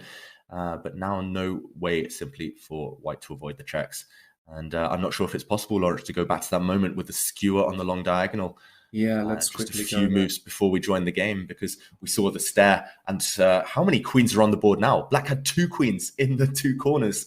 And unfortunately, Wow. Black just walked into this diagonal. Look at that move. Look at this move. Check. Oh my goodness, what a move. What And he just a took it. concept. Yeah, he just had to move the king, actually, right? A move like king to b7, and he was probably still winning. But wow, he gave up the queen in order to then be able to deliver the skewer, and the game has ended in a draw. Wow, what a fight by the youngster there to find that resource. But a draw is the result. Fantastic stuff. Yeah, and we see the arena with many players loitering around, waiting for their pairings to be announced. Those might still take a few minutes. Now we do have the final result of the round. We see some local spectators sitting there in the auditorium. We see some photographers, Lennart Utes in the foreground. Yeah, I mean, imagine the tension in that building right now. The players, it is the start of the day. It's only been 1 round, but things will only get more intense as the games tick on.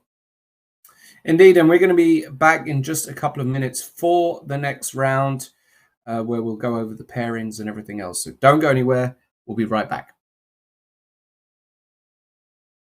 Chess Kid is fun. Chess is great for the brain, but it's also fun to play. And Chess Kid makes it easy to have fun. Whether your child is a total beginner or a prodigy, they can hop on and find a well-matched opponent from around the world at any time. Chess Kid is the safe, parent-approved way for your child to play chess online. Chess Kid is educational. To kids, it feels just like playing, but chess is a great way to learn patience, strategy, and critical thinking. Chess Kid features a comprehensive training program that guides kids to level up on their way to mastery. There are more than 50,000 chess puzzles and a whole library of entertaining videos that teach strategies, tactics, openings, and endgames specifically for kids. Chess Kid is easy. Whether you're a parent helping your child, a coach managing dozens of kids, or a school of hundreds. Signing up is free and easy, so what are you waiting for?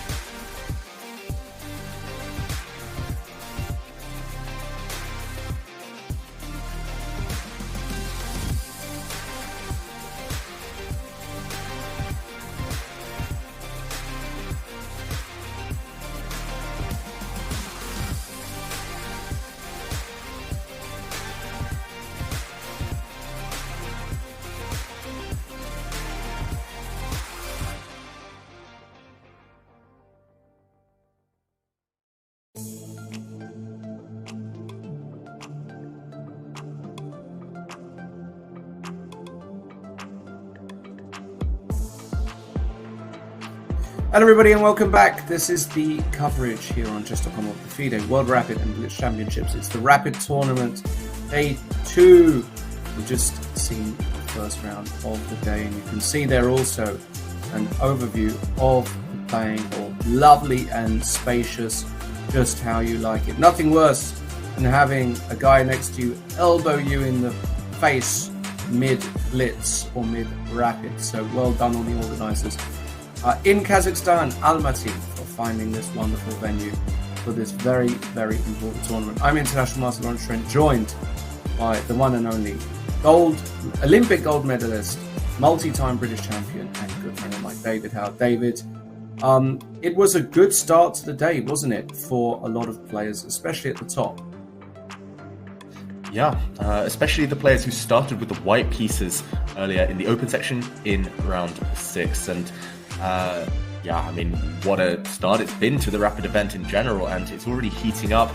We do see many players lagging behind. As you mentioned earlier, Carlsen and Fedoseev are at the top of the leaderboard right now. And maybe, Lawrence, we can see where some of the players, such as Hikaru Nakamura, went wrong earlier. He's now 1.5 points behind the lead, I believe.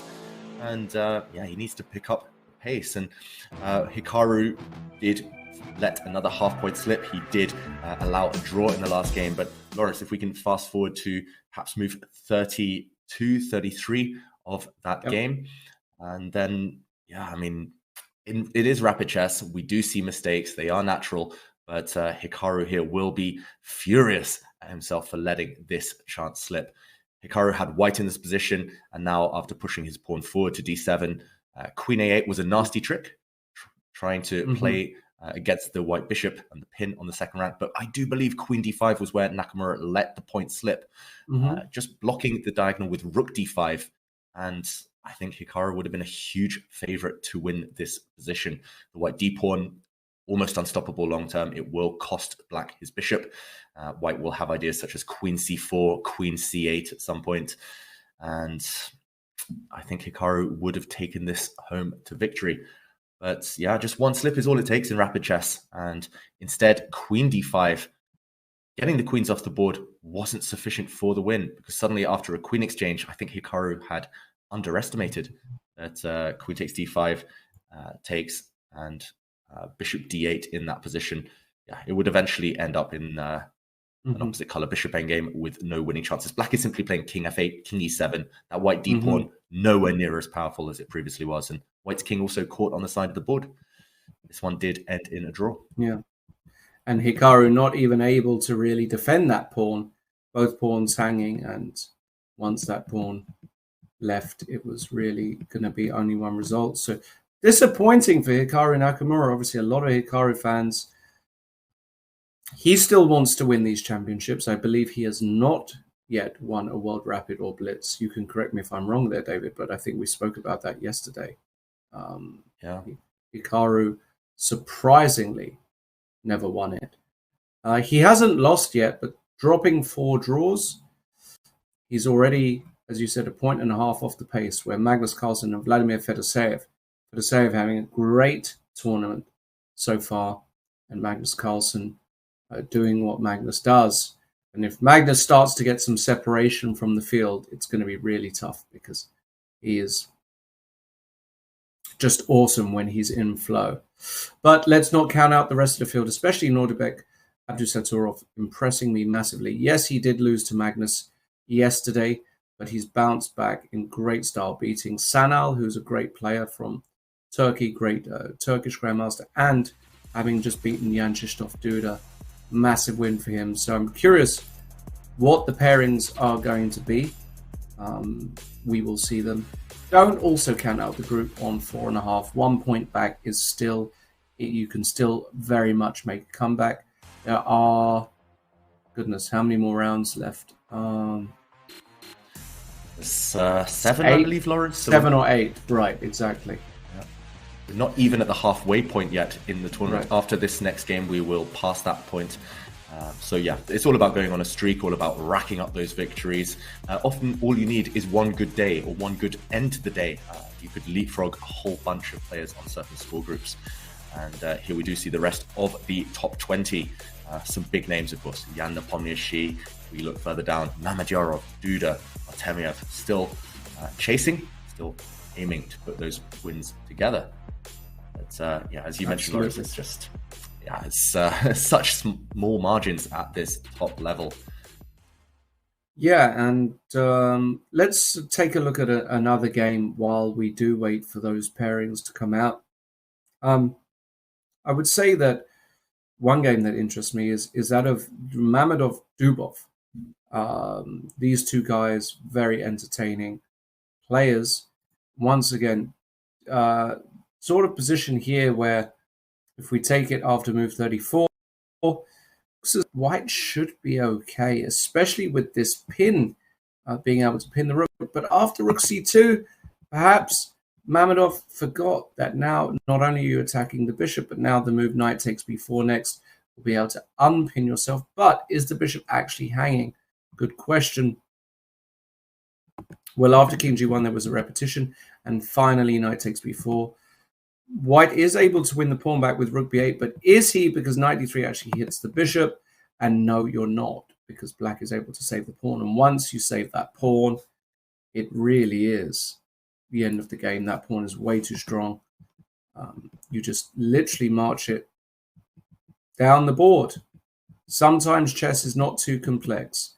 You just find a way to march your pawns down the board. Daniel safeguarding his king, finally bringing it in, h4 check, and actually using his king. This is a great demonstration of the importance of an active king in an endgame. Now king to f4, beautiful stuff. Rook takes f6 and king e3, and the king can be used. Uses the white pawns to shield itself. Now the threat is just to go king f1, and that's what happened. And rook takes g2 check, and knight f2 will be mate. Great stuff by Daniel Dubov, who also can't be ruled out. And it does look like we finally have the pairings, Lawrence. Round 6? Is round 7? How's my counting? Round 7, I believe, about to come up. Fedoseev on board 1 gets the white pieces against Magnus Carlsen. So that's 2 whites in a row for Fedoseev. He really needs to pounce on that opportunity. This is going to be potentially a tournament-deciding game for both of them. On board 2, Jan Nepomniachtchi gets an upfloat. He's on 4.5 points, but he plays Abdusatorov on 5. So he will also want to make use of those white pieces to take down his younger rival. Remember, last year in the World Rapid Championship, Abdusatorov beat Nepomniachtchi in the playoff for the title. So revenge on his mind as well. Meanwhile, Volodar Mertzin, the youngster, the teenager, up against Mamedyarov on board 3. Some other big pairings. Yu Yang against Vincent Keimer. If we look slightly further down, Erigaisi against Giri, a huge match there. Huge game. There's some history between those two as well. And also notice, sneaking into the top 10 boards for the first time, Hans Niemann. He's playing black against Richard Rapport. Huge game there. Niemann now putting together a bit of a winning streak. And on board 10, Nakamura needs to start winning. He's black against Boris Savchenko. Indeed. And just a quick one about the women's as well. Tan Zhongji playing against Elena Danielan. That was obvious that those two had to play. Abdul Malik White against Garifulina. We also spoke about that. Big spot there for Abdul Malik. Batsiashvili needs to hold against Goyachkina. Goyachkina win, and suddenly she could start making a move. So we will, of course, keep an eye on those top boards as well. The games will be kicking off in just a moment. I guess, well, we have to do predictions, don't we, David? What do we think of this next round? Let's start with board 1. Fedoseev, Carlsen. What do you think? Well, that one is going to be close. Magnus did knock Fedoseev out of the World Cup last year. He has a very good score against Fedoseev in general, doing also well against him in the World Fischer Random Championship. So Magnus will start as the favorite. Often, if you have kind of faced an opponent, if they do prove to be a nemesis for you, it will be hard to fight back. So I do believe Magnus is going to take that, despite the fact he's got the black pieces. The stakes are high, and who's better in those situations than Magnus Carlsen? I'm going to say board 2, Lawrence. I have a feeling Nepomniachtchi has a score to settle. How about you? Do you think he'll get revenge for last year's playoffs? Yeah, I feel like it's going to be a decisive result. That's for sure. I remember seeing Abdusattorov also do quite well against Nepomniachtchi in the online events. So Nepo definitely likes to push it when playing against Abdusattorov. It's going to be a very interesting match regardless. I do like Nepomniachtchi here, though, today. I do. I think he can smell that he can get really in touch with the leaders. I have to also say this. I think Fedoseev is not going to lose against Magnus Carlsen this round. I've got a sneaky suspicion. I feel as though Fedoseev is an awkward opponent for Magnus. I actually remember talking to Magnus at the Warsaw World Rapid Blitz last year, and we were speaking about Fedoseev. And he also told me that he finds him to be a very tricky, very difficult player to play, massively underrated. But board 3 is a very interesting pairing to me. Volodar Murzin, the young Russian superstar. I mean, he's basically been pegged as, somebody who could make it. He's only 16 or 17, I believe. He's rated about 2550, which isn't the sort of superstar level that we've been used to from the Russian system. When we've seen the top 15 or 16-year-olds, they've often been already 2650, 2700 plus. But there's something about this guy that has impressed me. I remember seeing him for the first time years and years ago at the Gibraltar Open when he was only rated about 2200, but he was dusting and beating up on IMs and GMs then, and it was clear that he had something special. Doesn't surprise me at all that in this format he's doing very well.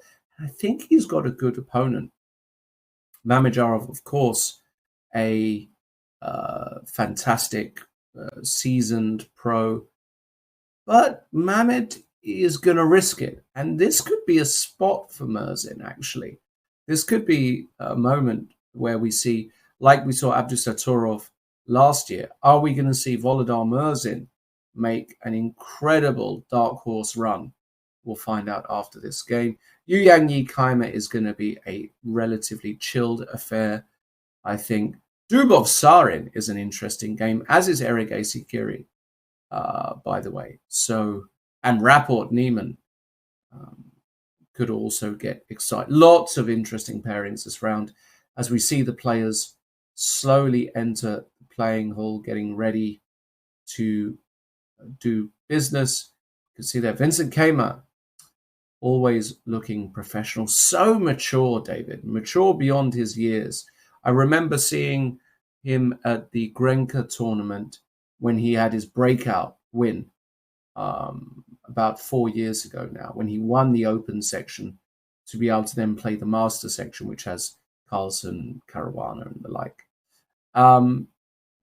Does he have the goods to go beyond where he's at, in your opinion, David? Is he just, where do you think he is in terms of his his level and where he could peak? Yeah, you mentioned Vincent Keimer. He's I think that was 6 years ago, Lawrence. He had that breakout. Time does fly. Where he was 12 years old. He won a really strong open tournament, and I think he's going to go far. He's already 2700. He's just left school, so finally he can focus fully on chess. He's going to be at the top for many years to come. Meanwhile, we do see in front of us Alexandra Goryachkina, another very young, strong player from Russia. I'm about to cough, so maybe you can take the word, Lawrence. But yeah, I'll take it. Chances. I do. Yeah, well, I mean, look, Alexandra Goryachkina has been a sensation. It's one of the players that I don't know as well. I've not really got to meet her. I know her opponent very well, Nino, who has been was on the bus with her most days last year going to this tournament, because you had to get a bus to the stadium, and Nino was on the same floor as me, so we would often get the bus. Extremely talented player, Nino. I feel as though she's very underrated at the moment. I feel like she could be a stable 2,500 plus player. If she gets a few more things right, does a little bit of work. But she's definitely an underdog, even with the white pieces against Goryachkina. Goryachkina is just such an incredible talent. She got over 2,600 FIDE classical, which already is putting you in a very special group. I would say probably definitely less than 10 female players, I would say, all time have gotten over 2,600. So she already belongs to a very special group. She's just very, very tough, but she's good in opening. She's good in all areas. She's a universal player for me, Goryachkina. Nina is going to have to produce something very nice today. But she does have the white pieces, and she's got the experience, and she often has, when she's in form, she's another, in many ways, a momentum player, because I remember times, again, thinking about the Isle of Man tournaments where she played tremendous chess. So she's more than capable. Very curious to see how that goes, but on paper, I would say Goryachkina is still big favorite, even with the black pieces. But we'll be keeping an eye on everything. Yeah, and meanwhile, Lawrence, yeah, I was going to say the tournament hall, it looked like so much movement, players running around all over the place, but still so many empty boards. Where are they? Why hasn't the round started? And that we see a close-up. I think in the foreground, we see Adiban sitting, waiting for his opponent. Very famous Indian player, the Beast, as they call him, famous for various openings such as 1b3. We saw Nihal Sarin just walk past there. They are all looking for their boards. It's often a maze, right? These tournament halls. It's often difficult to find your board because there are so many, 300 competitors. And okay, I think we will be ready to get going in a moment. Photographer Lennart in the foreground too. Arbiters running around. It's often chaos until the game starts. Then it becomes very tranquil, very peaceful, at least for the first few moves, until we do reach the end of the opening. And meanwhile, some handshakes. You can see players just relaxing in their different ways, running through opening lines in their head. As Yogi does say in the feature chat, the FIDE rating in that room is unreal. Very high FIDE average, maybe one of the highest for such a tournament. There's literally no tail in this tournament. There's no kind of lower rated players. It's really the elite flocking to Kazakhstan at this time of year, fighting for those titles, fighting for those huge prize funds.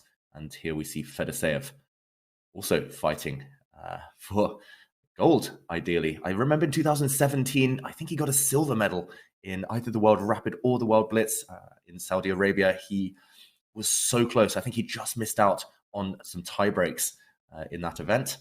He will want to go one better. But the only way to do that is to go through the big guys, go through the likes of Magnus Carlsen. And that is easier said than done. And as usual, Magnus is one of the later players to arrive. And when he does arrive, I think that will signal at the beginning of the round. Abdusatorov also waiting for his opponent, Nepomniachtchi. And yeah, some huge matchups. We'll try to follow all of them, of course. But so much action, Lawrence. Yeah. So much action every round. Yeah, tons of action. I love this tournament. It's one of my favorites of the year because you get so many interesting matchups. You get to see how the younger guys are doing as well. For example, as we already said, Volodar Murzin on board 3. We've got a bunch of top Indian, Uzbek players as well up there, of course. So it's great to see. We can see Ricard Rapport there. The Kurt Cobain of chess, but going to stick around a lot longer. We are seeing there, well, Fedoseev is yet to play a move. He's waiting in very gentlemanly fashion. He could theoretically start the clock, but these guys have got immense respect for each other. They're going to wait, and there is Magnus now arriving. The clock has started. I expect 1d4 from Fedoseev, which has been his main weapon for years. And let's see what opening Magnus goes with. Is he going to play g6 again? Try something funky? I say no. I say against Fedoseev, he plays something actually a bit more classical. And we'll see in a moment. what Magnus decides to go with, taking off the badge, and he did play the king. He did play the King's Indian, I believe, Magnus, against Fedoseev to beat him as black in the World Cup in 2021. And okay, it's not the King's Indian this time. It is the Bogo Indian. Wow, Bishop B4 check.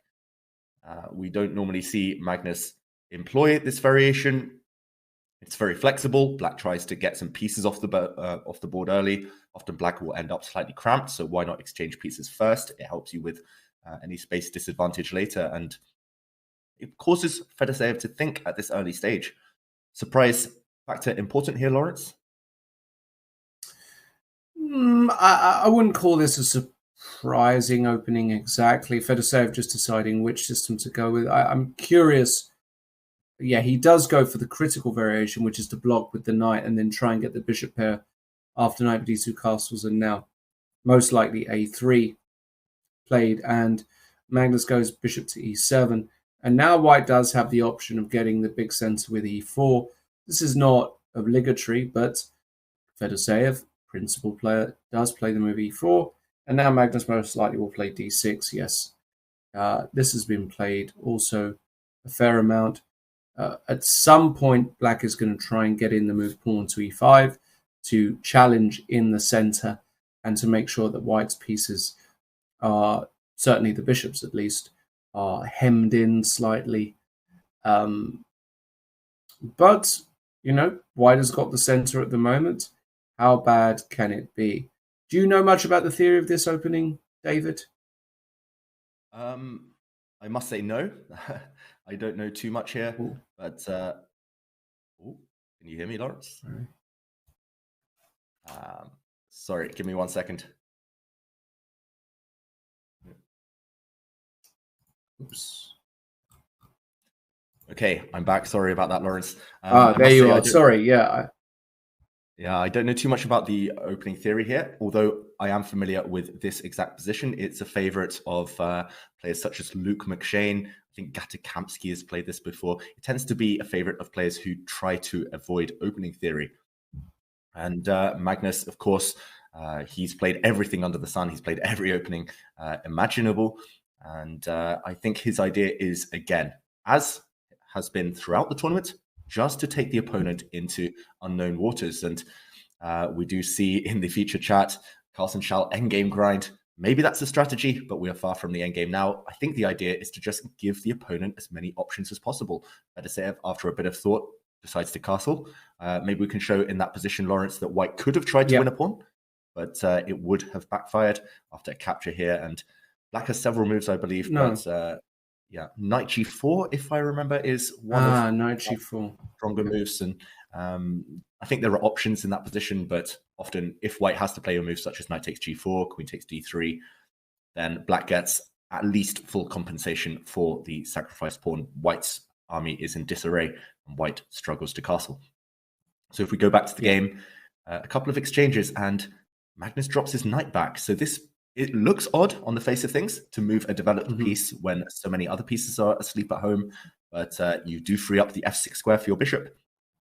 You do get ready to jump around to c5 with your knight, and the other knight is planning to land out on c6.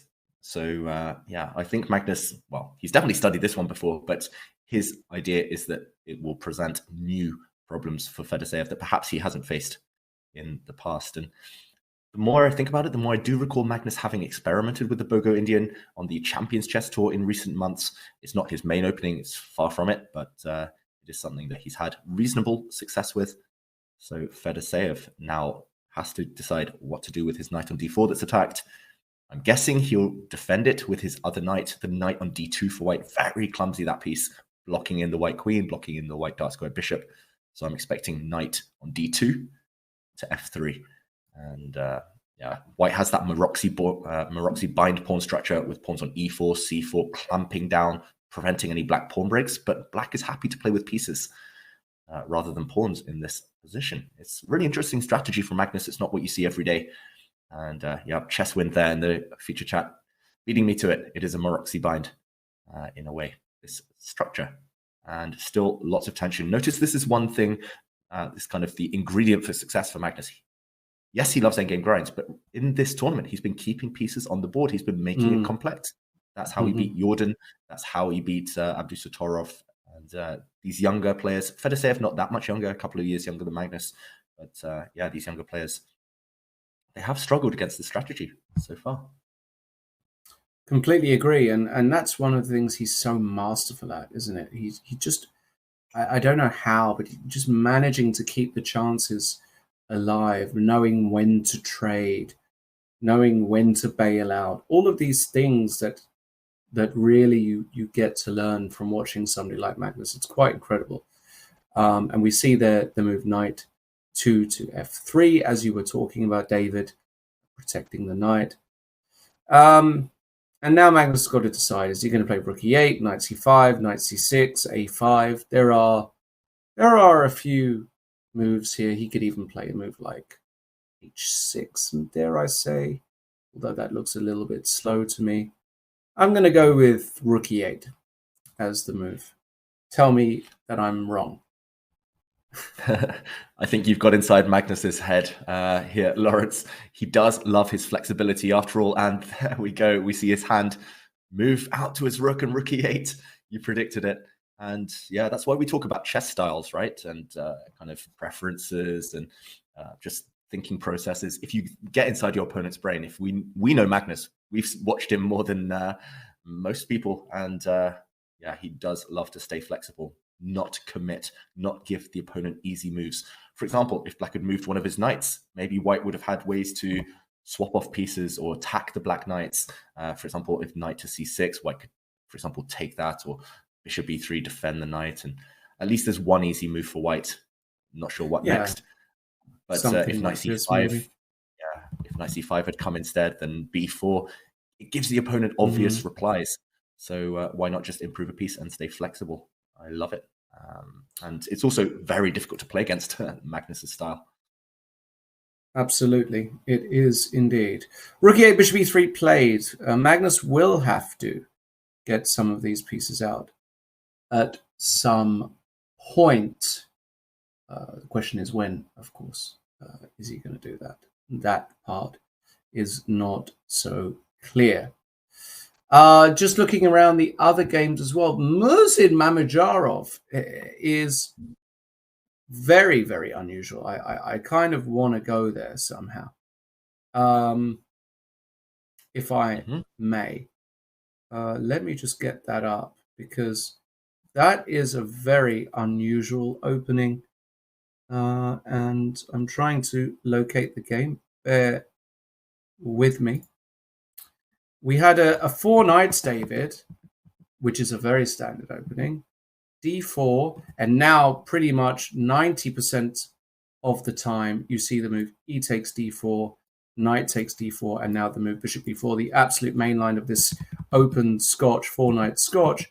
But instead, after d4, Mamedyarov plays what I believe is his kind of his home, or his own line, bishop b4. I vaguely remember seeing him play this, pinning the knight before taking, and Murzin just says, okay, d5, knight e7, and now I'm going to take your pawn on e5. Now, I don't know if this is right, but Mamedyarov has spent something like 6 minutes on this move.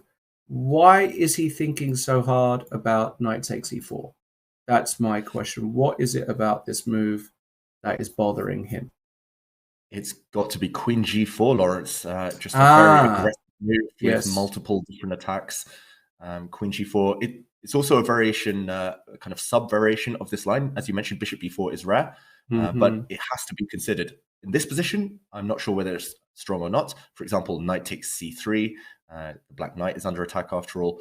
White could flick in either queen takes b4 or even queen takes g7. Takes g7. And it gets crazy. Attacking the rook in the corner, threatening checkmate on f7. Black has all sorts of knight jumps. The black knight can move out the way with a discover check, or black can just simply play rook f8 and ask white the question, what are you doing next? Here, I believe the move would be something like a3, And A3, yeah. it's just crazy. I mean, the computer seems to be favoring black. Now bishop h6 would be strong for white, for example. Wow, yeah. Going for checkmate. Yeah. And suddenly I think checkmate is almost unstoppable. But this is the kind of chaos that's going through Mamajarov's mind. He doesn't want to allow that. And therefore he goes away from the principled variation of taking his pawn back. He's allowing Mertzin to keep the pawn temporarily. He didn't want to go for this chaos. It would be his style, I should say, Mamajarov, but it's always scary going for such a mad position against a young player. So he plays d6 instead. And this does ask a question of Mertzin. Does he retreat the knight, in which case black will win back the pawn on e4 anyway? Or does white continue in the same vein and play bishop b5 check, in which case, who knows what's happening? Does black have to move his king, displace his king there, lose castling rights, or does he continue sacrificing, like c6, for example, instead, blocking the check? Goodness me. Takes mess. And castles kingside. Oh my Who goodness. This is an absolute mess, isn't it? Yeah. Classic Mamajarov. Absolutely. That's why we love him, Lawrence. It is why we love him, and we should keep an eye on that. But I do believe we should go back to the Carlsen game. I am keeping an eye on the other games, though. We did see after rook e8, bishop e3, the knight did finally come out to c6, like so.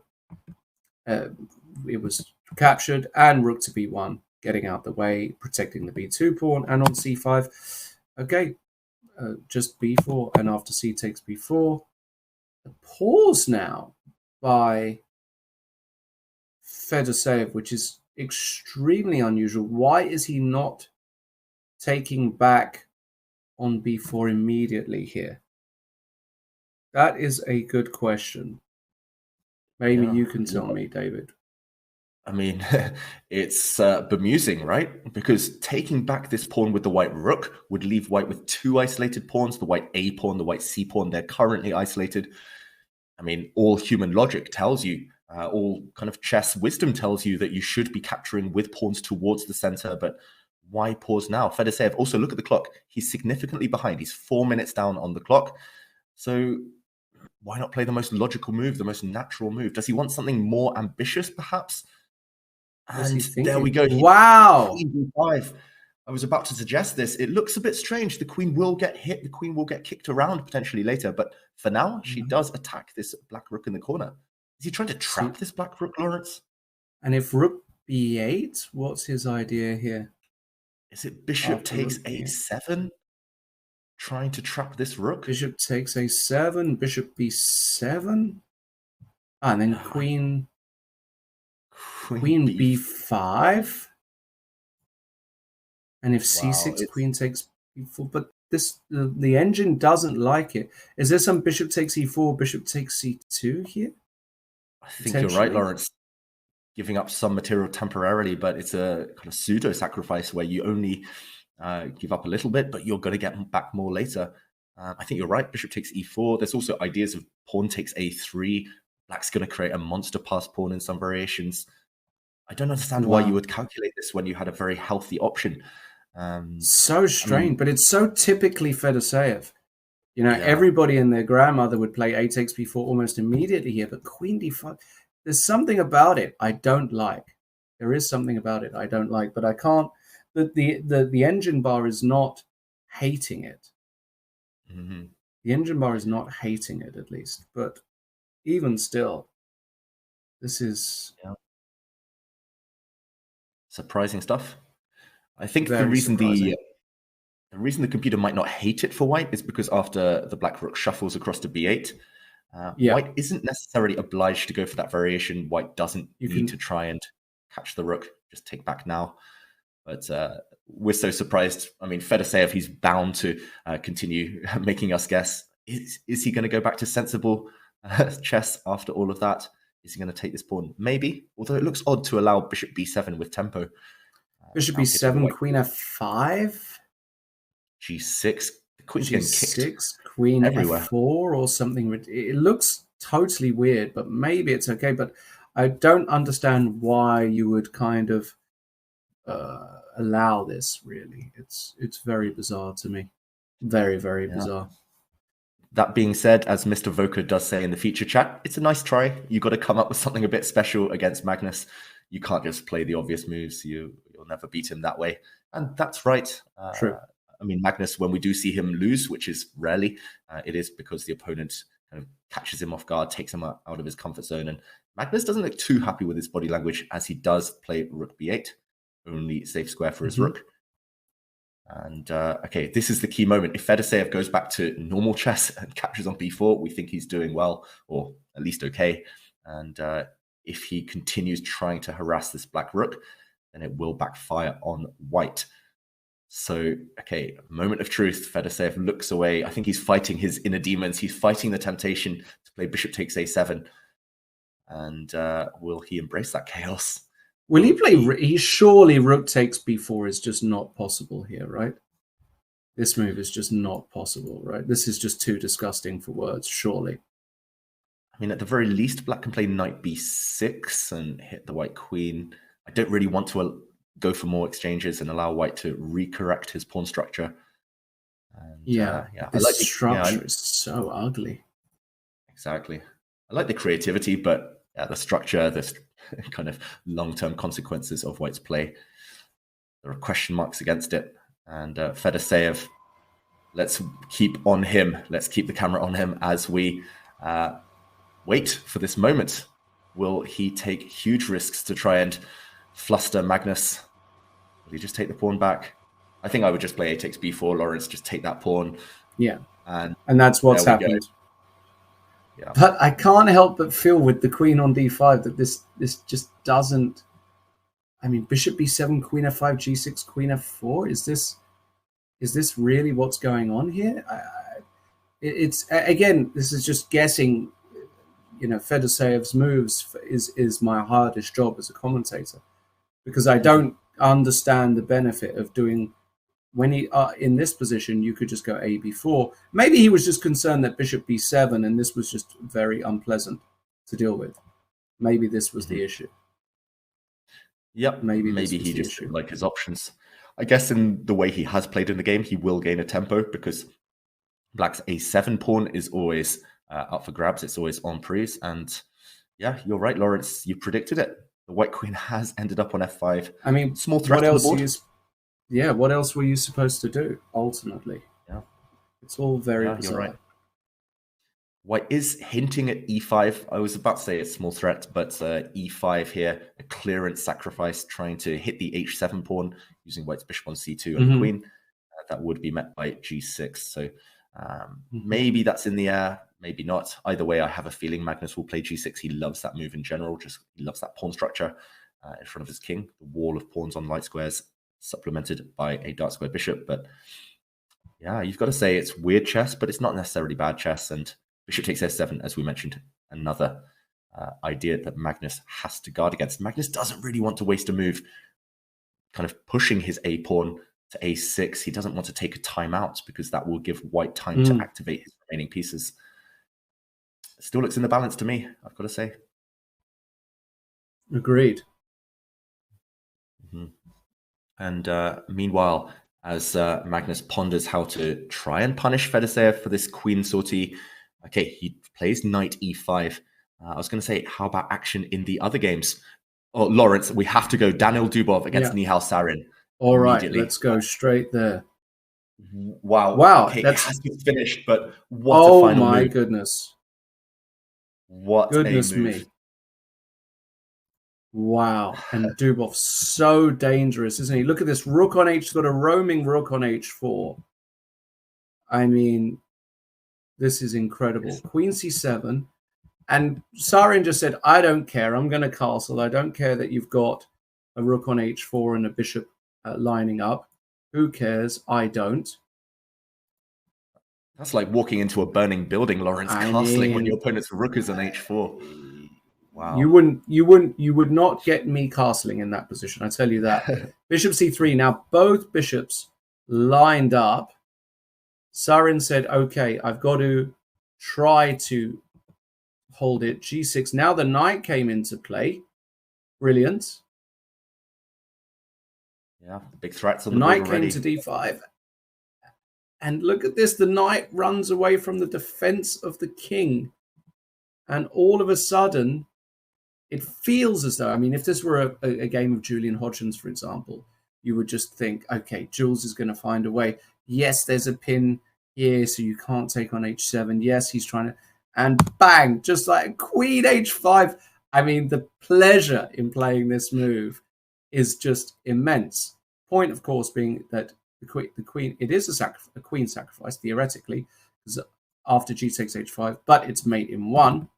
And if you come back with the knight to f6, you can just lop it off. Bishop takes f6, same idea. If this happens, you go bishop takes h7, and that's it. There's actually just no reasonable way to continue here. Right? There's just no reasonable way to continue this position. That's a once-in-a-lifetime type of move, Lawrence, and what satisfaction Dubov will have had playing it. We've got to say, disappointing for Nihal Sarin. Not his finest moment, castling in that position against a fearsome attacker like Dubov, but queen h5, move of the tournament so far. Yeah, what beautiful. a win for Dubov. And Lawrence, maybe we can go to Rapport's game. Rapport against Hans Niemann. Looks like some big developments in that one. Hans Niemann with black. He won the first game of today, and he's winning again. Hans winning. It looks as though, let's have a think. The bar, at least, is saying that this is pretty much all she wrote for Richard Rapport's, I mean, b3. Do you even have to be precise here? Perhaps not, right? I mean, why can't I just take this pawn off? I don't understand, because there are some back rank threats here. What am I missing, David? I don't think you're missing anything, Lawrence. I think you can take that pawn. Maybe the safest move would be something like queen f7, just to defend the black knight. I think the idea is to checkmate white on the back rank. White's knight doesn't have too many squares to go to. And for example, if White's knight is attacked, if it tries to retreat to e2, he does go back to f7. I love this move, I've got to say. And if the white knight drops back to e2, then there's going to be killer blows like h3, for example, bishop e4. Maybe you give a check first on f1. Maybe checking on f1 is actually the most precise way to do this. You mean before h3, just here? Yeah. Queen f1. Give a check. If knight g1. And if no, bishop e4. Yeah. Sure. Queen a2, h3, double pin, crash through on g2. That's brutal. And he's going to. That is going to be all she wrote, isn't it? Really, to be honest. That is going to be too brutal. And I mean, Niemann, he struggled yesterday, we've got to say. He drew several games against players 200, 300 points below him. But he won the first game of the day. He won that. Well, he's about to win now. And that's what you need to do. No matter how poor the start, you need to get on a streak. And he is racing up the table. Yeah, as black against Rapport, Lawrence, that's not an easy game either. What a win. Now, I'm going to ask you a question, which is going to be my only sort of controversial question to you. You know Magnus extremely well. Has Magnus told you personally, if he does play Hans, given the history, what's going to happen? Okay, we are going to move on from that one. Ignore everything I said. Yeah, I think that's a topic that we'll approach if and when it becomes relevant. If and when. Okay. In the meantime, potentially a great win by Niemann. He's about to pick up the white knight. You've got to be slightly careful. There's a checkmate threat on the board. Queen takes g7 is a threat for white.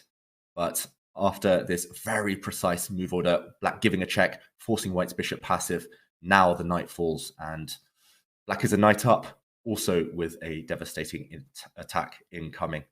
This one is in its final throws now, this game. G2 is the target long-term for black's light squared bishop, and I think we'll see Rapport throw in the towel. I think we'll see him resign any moment now. There we go. It's a handshake. Niemann takes a huge victory. Massive, massive, massive victory there for Hans.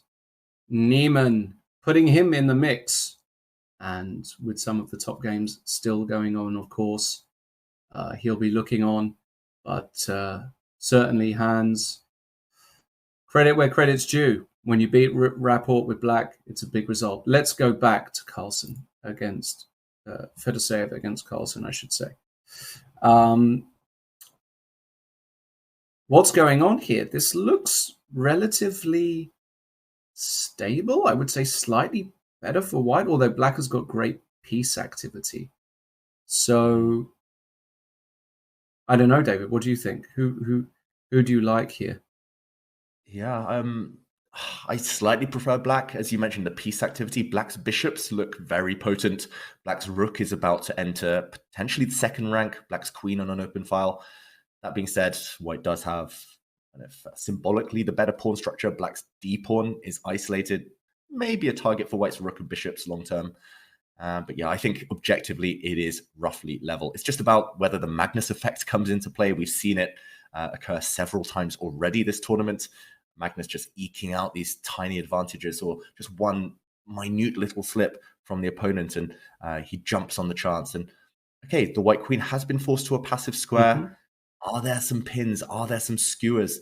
Bishop b5 here by black is met quite nicely by white playing rook b1, for example, b3. or bishop d3. Oh, rook b1.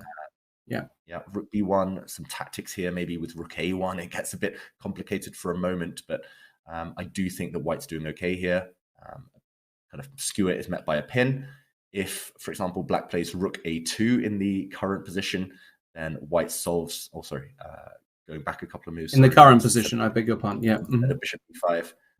Oh, actually, okay. He played queen e8, Magnus, attacking the e4 pawn. I was about to say rook a2 is met well by queen c4, and white's always unpinning. White is never really in any permanent danger here. It's always temporary, these little tactics.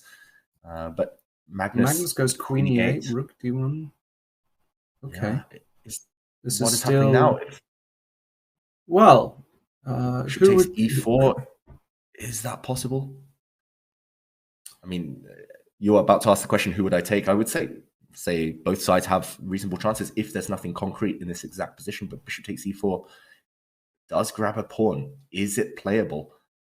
If so, it looks dodgy, right? There's a bishop b6, but rook e5 comes. Yeah. Boy.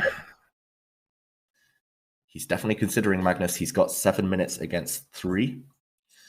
So will he grab a pawn? Meanwhile, this game still very tense. It feels like it should fizzle out. The white e pawn will drop. The black d pawn will drop. We should get a very balanced endgame.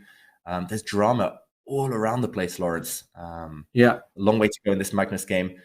Looks like Abdusatorov is doing very well. He's just tricked Jan Nepomniachtchi, I think, on board 2. And Abdusatorov, if he takes a win there, again against Nepomniachtchi, that could be dramatic. I mean, what a winning streak he's on, Abdusatorov, right now. Wow. Look at this. His last move, rook a8, trapping this white bishop. If the bishop dropped back to b6, the only safe square, then rook takes b6. Oh, wow. A takes b6, rook a1 check. What a trick. Skewer and goodness me, win a piece. You emerge with an extra knight. And after bishop b6, rook takes b6, it's very important that any checks, for example, rook d1 check, it's met by rook d6, and you save the rook. He's winning material, Abdusatorov. Maybe he's winning the game. Incredible stuff. It looks like it, doesn't it? I don't see. Do you see a way out here? I mean, I'm staring at this position. The bishop is attacked. I would love to see. I mean, yeah, Nepomniachtchi's just almost swearing at himself. If you look at the video feed here, Nepo, of course, got he's got a bit of history getting his bishop trapped, as we know from the World Championship match as well, and he's literally uttering sort of obscenities at himself. You can see that very, very disappointed, and Abdusatorov not taking his foot off the gas, still being very composed, but yeah, Nepomniachtchi desperately unhappy with how things are going, and rightly so. Lawrence, you mentioned history repeating itself, not only against Magnus in the 2021 World Championship did he get a bishop trapped, but yesterday he got a bishop trapped in one of the early rounds. And he managed to fight back, he managed to save that, but he's going to need an even bigger miracle against Abdusatorov, who is well known for his killer instinct and for really precise technique in winning positions. I was going to suggest maybe White could give up his rook. Rook takes f5, give back the exchange just to get the bishop out. But okay, he plays that move. He gives up his rook for that black knight. But where is the bishop coming out to? The bishop still can't sit on b6. That same tactic exists. And there we go. Black has just won a rook for knight. If we count the pawns, it's level pawns as well. It's a mopping up job. It should be winning for black. If White can take the h4 pawn with his bishop next move, if he can kind of get the white rook active somehow, they're saving chances. But yeah, Jan Nepomniachtchi, he's praying right now that Abdusattorov slips up, and Abdusattorov not letting up the pace. This is really clever, Lawrence. Rook d2. It looks like this loses to a skewer or loses some material back. Bishop e1, but then simply rook d1. And another pin saves the day. White's bishop can go and take the black rook on a5, but your own rook drops. He just solves everything with tactics. It's so impressive, Abdusattorov right now. Incredible. Yeah, drama everywhere. We've got to say, we will go back to Magnus shortly, but maybe we can check in on Arjun Erigaisi against Anish Giri. It looks like Giri in huge trouble there. Talking of trapped bishops, look at Black's bishop on h3. The white queen's about to swoop back to h4 and trap it. Giri's also a pawn down as Black with a weak king. Looking like disaster for the Dutchman. And okay, he tries to block the white queen's path back to h4. How is Erigaisi going to put the finishing touches to this one? White's king is also not entirely safe, so maybe some counterplay. What do you think, Lawrence? He should wrap this up Well, I somehow. was thinking, can you play bishop takes d5, allowing bishop takes g4, queen g8 check, king h6, queen f8 check, force the king out? But I wasn't entirely sure. Well, maybe king g5. The bar hated that. Okay, so maybe the move king h5. I mean, optically it looks, well, this king is on h5, but White has got some problems with the back rank. So, for example, you could try f3 here, but maybe this is just all unnecessary stuff. Feels a bit, doesn't feel clean. It doesn't feel like the sort of thing Erigaisi would want to play unless he's forced to.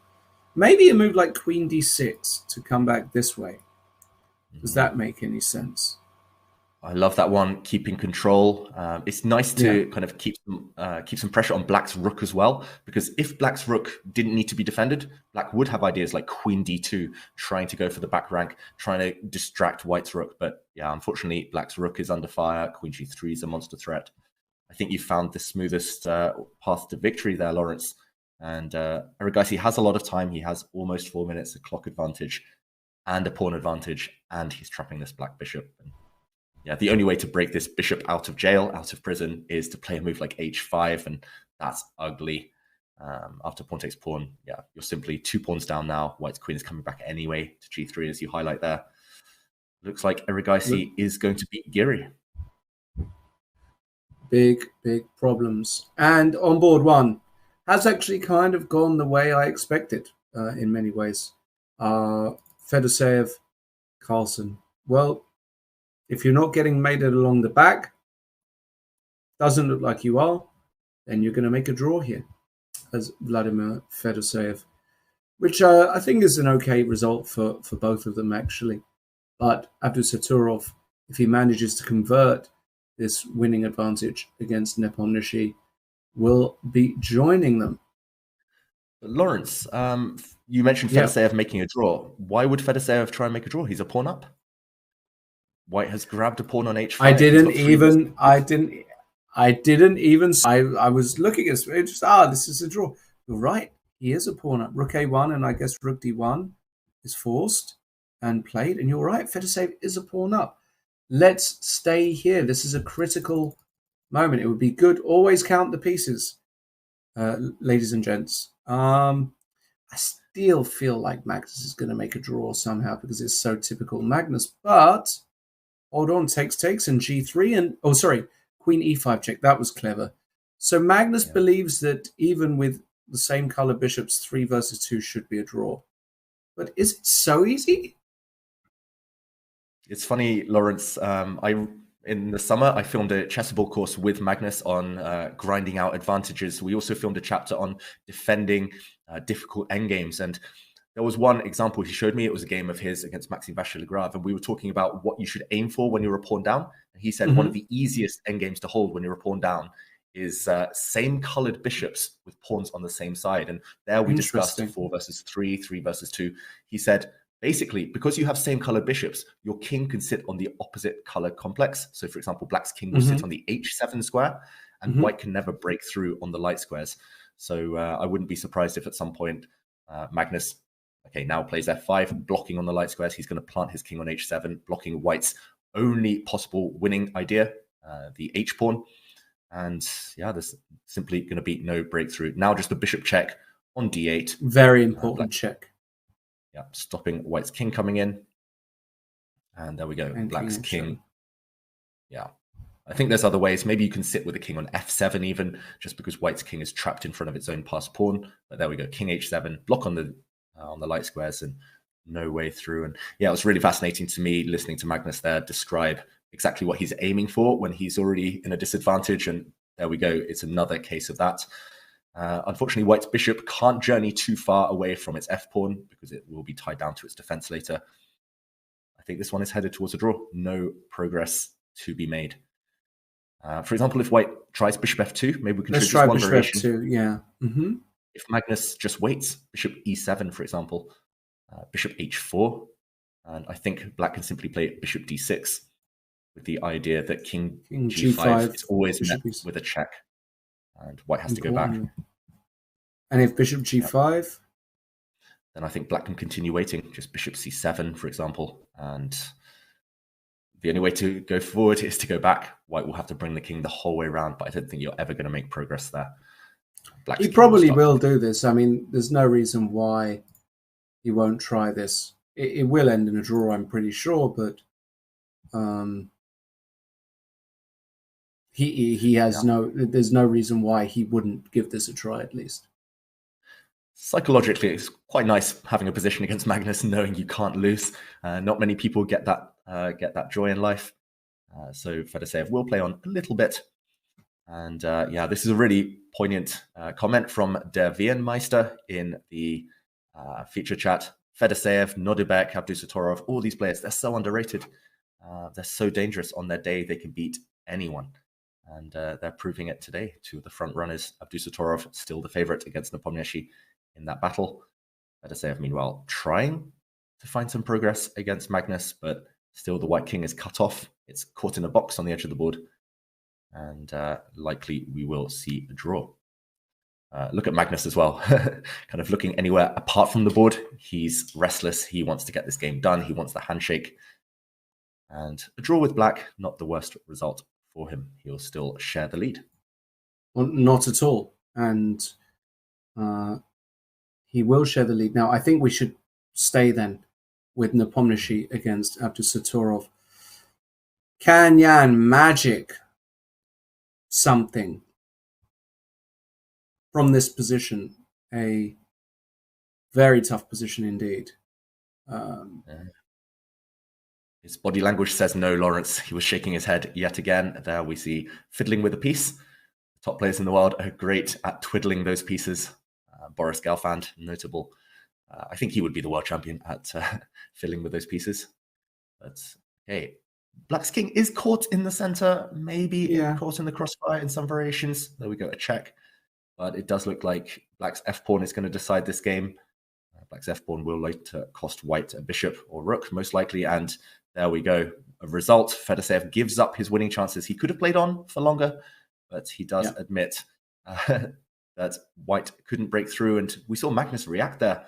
Really nice to see the players analyze with each other. Magnus maybe missed something just by judging by the opening of his mouth and a bit of laughter. Yeah, I think a balanced game in general. A draw, a fair result. Agreed.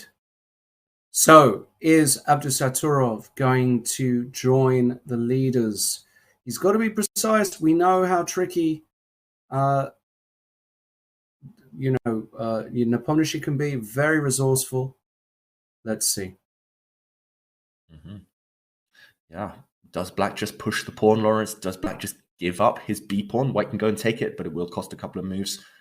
It's not easy in practical terms. Do you keep your pawns, maybe at the cost of a bit of time? Do you just bank everything on your passed pawn? Nodibek likes to he prefers in general going for winning. He gives a check. He doesn't want to take too much risk. You mentioned this earlier. He likes to keep control. And how do you keep control in this position? Not 100% easy. Maybe a move such as rook b6. Or just b6. I think he pushes his pawn to. I think b6. Yeah, I was going to say that looks like the natural move to me, just to keep the pawn. And now it's about marching that f pawn down the board. If you can start rolling this guy, it's coming. There's not much you can do. Yeah, and black's king will be safe on any light square, essentially. Really nice hiding place for the king. If the checks continue, the black king will march down, for example, e2, maybe f1, and no more checks will spell the end for Nepomniachtchi. Okay, he's going for counterplay. This is what the top players are so good at, finding ideas to trouble the opponent. King a4 coming, king b5 coming, as was said in the feature chat there by Only Western. Yeah, you can see Nepomniachtchi holding this. It's possible. Maybe giving up the white bishop for black's f-pawn later, but only after creating some counterplay with white's queenside pawns. What would you say are the percentage chances of saving this one?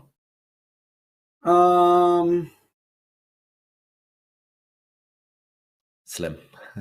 Slim. 10%, 1 in 10. Maybe that's a bit too slim. Maybe 20%, something like this. But that's still a chance, though. That's still something to play for. You have to go king a4 here, I feel. You have to go king a4, of course. Yeah, create counterplay. There we go. Yeah. King b5 coming. White will create a pass pawn of his own. Don't rule out Nepomniachtchi yet. I've made that mistake many times in my career, ruling out Nepomniachtchi, and he comes back, and he's got great killer instinct as well. And okay, rook f1. Yep. Feels so difficult. The clock situation, as pointed out by the higher space in the feature chat, is also terminal, not in Nepomniachtchi's favor. Abdusatorov, so quick, so confident for such a young player. He's just amazing. He always impresses me. He's so mature beyond his years. It's quite incredible, actually. To have won this already last year, to have won the Olympiad, to get to where it's truly spectacular. And okay, Nepomniachtchi's going to put up a fight here. It's still a little awkward. Yeah, but I must say, Lawrence, when I played in the World Rapid and Blitz last year, I finished a game. I think I had lost that game, and I came out, and some interviewer tried to grab me, and they were like, "Oh, Mr. Abdusatorov, well done on your win." So that was probably the highlight of my career, being confused for this fantastic player, this fantastic youngster. Meanwhile, Nepomniachtchi, is he setting some traps? Rook d2 check is coming. Yeah, exactly. Rook d2 check.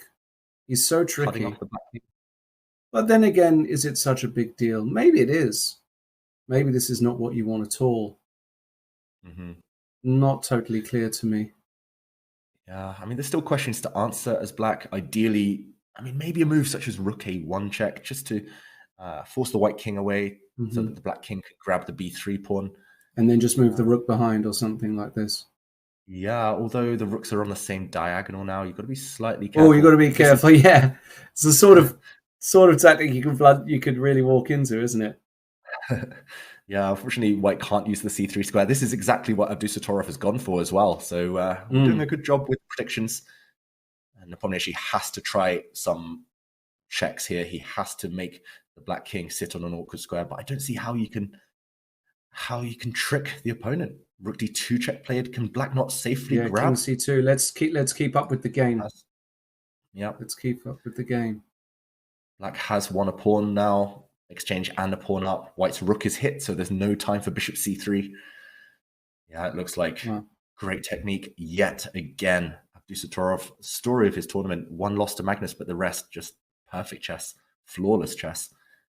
Meanwhile, a lot of results coming in, a lot of draws around the top. We saw Erigaisi play earlier. He did win against Anish Giri. We saw Nakamura. Nakamura drew again. We'll again check that one later. Goodness. Yeah, he's struggling. Nakamura. Really 5 struggling. draws now from 7 games. Wow. Yeah, you don't win this tournament by making draws. That's for sure. That's why this game is so important. Yeah, rook d2, king c1. Now, what swindling opportunities exist here? I'm very curious. Rook f2. None, I believe. Just rook b1. Just put that black rook on a rook safe b1. square. I love that move. That's a great move. That's a really Also, good move. All rook and pawn endgames are now winning for black because black's rook is behind the passed pawn. That f pawn is going to be a killer. So rook b1, black would even be threatening to take white's bishop in some variations, and then just slowly march the black king across to e1, and that's all she wrote. Rook b1 now. You That's can meet really the rook nice. check. Yeah, rook f1. Just the black king runs away on the light squares, travels away to safety. Looking Fantastic like stuff. Final moments. Yeah, I mean, just we've got to praise Abdusattorov. Every time I see him, he gets better and better. And what a year it's been. You mentioned earlier, Lawrence, the Chess.com Player of the Year awards. He got my vote just for leading Uzbekistan to gold. What an achievement. No question at all. Yeah, it looks like a move. And rook b1 played. Yeah. Love it. Absolutely love this move. Brilliant move. Should point out, just having a look at the women's section as well, Abdulmalik did beat Garifulina. That means that her charge, she's now won the last 5 in a row. Tan Zhongji only drew with Elena Danielan. Batsiashvili drew against Goryachkina as well, which is a very decent result indeed. And we also have Gunina still playing. Looks like she's in big trouble, though, against Bella Khontanashvili. So we'll take a look at that. Big result there, actually. Kostenyuk losing with the white pieces against Gong. That's a massive result for Gong, beating Kostenyuk with black after Kostenyuk had such a great event last year. Tanya Sachdev. Got a shout out to Tanya. I have to interrupt. We do see a handshake. Abdusattorov has taken the win. Nepomniachtchi resigns after a difficult game. We saw the blunder, the bishop getting trapped, and that was decisive. What a game, and huge for the tournament standings. Abdusattorov joins the lead yet again. Yeah, just a phenomenal player, isn't he? Just to be this young and this talented, it's quite exceptional. And joins the leaders, as you said. He's up there. Should we have a look at something? Murzin did draw against Mamajarov, by the way, in that crazy-looking game. Great result from Murzin. Dubov, we've already seen, has beaten Nihal Sarin. Arjun, we already saw, has beaten Anish Giri. So Arjun, also Erigaisi, keeping pace for sure with the guys. Duda beat Martirosyan. You already mentioned Nakamura not being able to beat Shevchenko. MBL also playing his countryman and good friend Sebastian Mazet, unable to win that particular game with black. And Grishchuk also not being able to beat Predka. So there are all of these really solid, decent grandmasters that you're just not able to beat a lot of the time. And that's the reality for a lot of these players. They are just very, very strong. And Lawrence, there are still a few games going on the top boards of the open section. Maybe we can jump into one of them. Jordan van Foreest right now is trying to beat Timur Gareev. It's rook versus knight. The chances are very slim. This endgame is quite an elementary draw. And Timur Gareev, known as the blindfold king, I think he once played 48 games blindfolded while riding a exercise bike. He's going to know how to draw this one, right? Very well educated player, very classical. He's going to hold this one against Jordan. I don't think Jordan will try it for too much longer. Essentially, you use the knight to give checks anytime the kings are opposite each other, and you gain a bit of time to run away with your own king on the defending side. And this one should be a draw.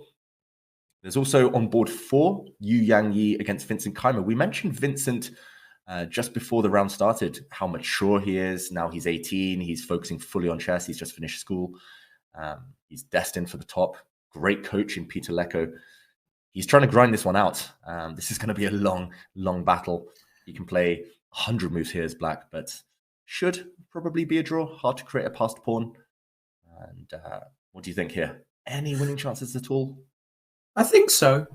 Even though it's 3 versus 2 and objectively I think it should be a draw, it's one of those ones where in Blitz I think it's quite difficult to defend with white because of the 2 weaknesses. You have to get this king active. Maybe you want to go, I don't know exactly the way you want to go here, but something like...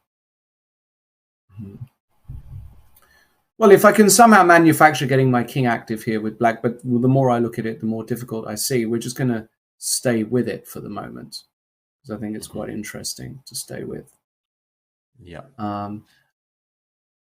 There are ideas of making progress. Black's f-pawn could push forward, creating a nice hiding place for the black king behind it on f5. You've got to be careful which order you push your black pawns forward in. You don't want to allow too many pawn exchanges unless you can create a passed pawn. Yeah, I mean, it just looks like a difficult endgame in practical terms, as you say, to defend. Yu Yangyi, though, very fast. I've played him many times in Rapid Classical. It's very hard to beat him. Rook a8, good move. He's going to start checking from behind.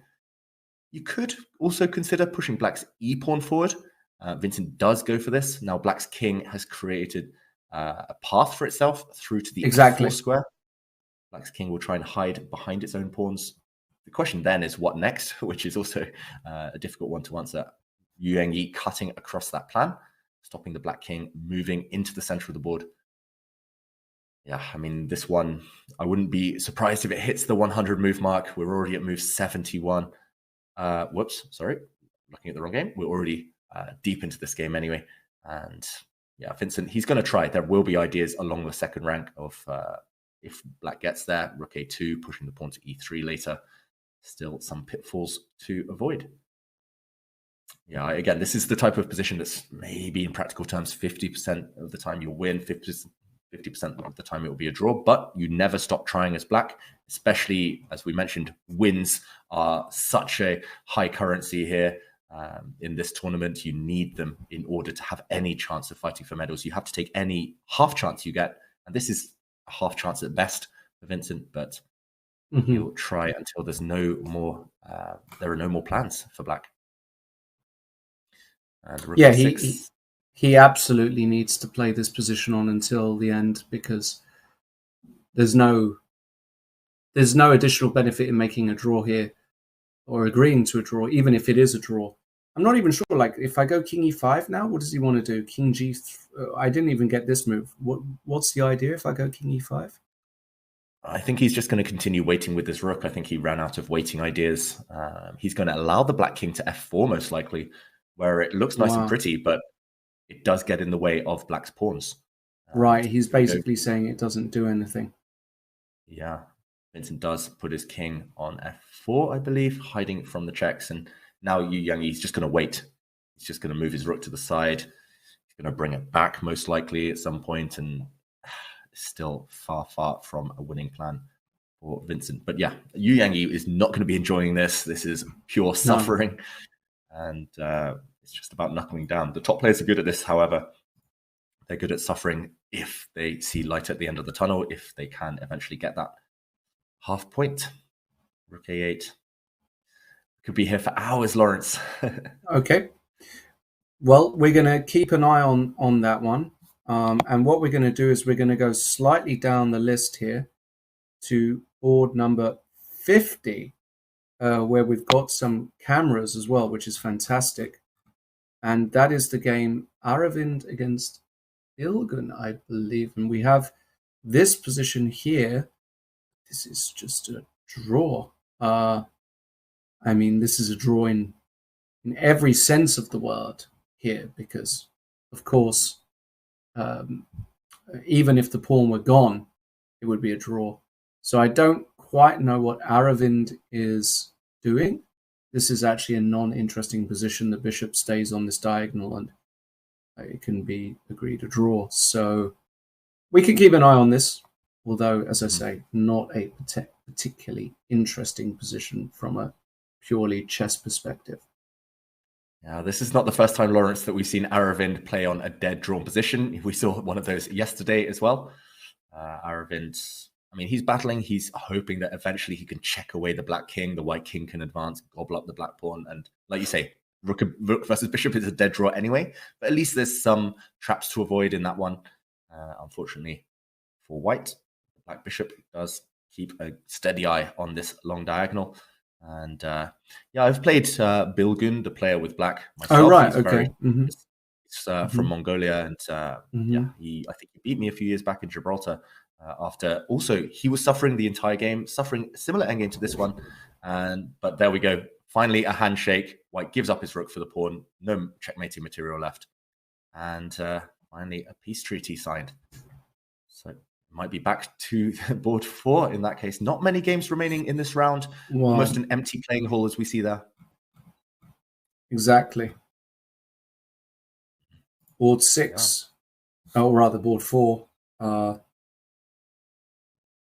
He's making progress, Lawrence. The black king has advanced. The black pawns are moving forward. Could Vincent Keimer grind this one out? The black king does have somewhere to hide as well. Normally, the idea to draw this is to give checks from the side. Rook a3 check is met by the black king, continuing its journey into e2. And another check is met by rook d2. Suddenly, black is winning. No king of pawn games for white. Yeah, you can't afford to trade rooks ever. So there's a clear path through. Vincent, setting so many problems.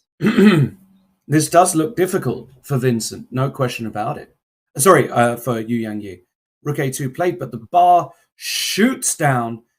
Is it just e3? Is it as simple as just going e3? The bar says no. Big question. Yeah, unless you're 100% sure of a pawn push, it's better to keep flexibility. Maybe rook c5, just giving the king some shield, some shelter. The black rook now can block any checks. There we go. That's David. Yeah, I think that's kind of endgame 101. Just don't commit unless you're 100% sure. E3 maybe was strong, but why allow that as we go through the early moves of the game, Lawrence? Oh, what's going on here? We got to. I beg your pardon. Let's get back to the current position. Let's go back to the current position. Yep. Rook a3 check played. And a block. Now the black king is getting ready to enter. White's rook goes after the black g-pawn, but that g-pawn isn't really relevant. I think the black king can continue its journey in. Maybe you give a check with the black f-pawn as well. This feels like it's balancing on the edge for white now. Black's pawns are so close to promotion. Rook c2, threatening e3, I think is what Vincent has chosen. There we go. That f-pawn is pinned. How can white save the day? How can white save the game? I don't think he can anymore. Any rook check is met by the black king coming into e2. An even better square for the king. Lawrence, you mentioned that this was tough in practical terms. Yu Yang, he went down to a couple of seconds there. I think he's just failed to prevent all of black's plans from coming together all at once. And now, very straightforward, it seems, after the white rook moves up the board. Surely black can just play either e3 or f3 here. Maybe e3 is the best way to start. And there we go. I like e3. Yeah. If the pawn is captured now, yeah, e3 looks killer. f3 check, and you run through and force a new queen. And that really is all she wrote. There's nothing really much more to discuss. Agreed. That is game, set, and match. So and and rook a1, f3. Yeah, this is killing the game there. What a win. And he's a rare exception of a youngster who's so talented at endgames because he's had this great chess education under the tutelage of Peter Lecko. Yep. Important win on board 4 with black. Vincent Keimer rising through the ranks. Quite incredible, isn't it? Vincent also keeping pace with the leaders. Massive, massive win for Vincent with the black pieces beating Yu Yang. And what that means is after round 7, we have Magnus Carlsen Vladimir Fedoseev, and now Nurdirbek Abdusattorov, the reigning Rapid champion, all on 6 out of 7. And in joint 5th on 5.5, Vincent Kamo, as we've just seen, with that wonderful result, beating Yu Yang Yi. Arjun Erigaisi with a great win against Anish Giri, and Daniel Dubov with that miniature against Nihal Sarin. They are all just half a point behind. And then, of course, we have a big bunch of players there on 5 out of 7.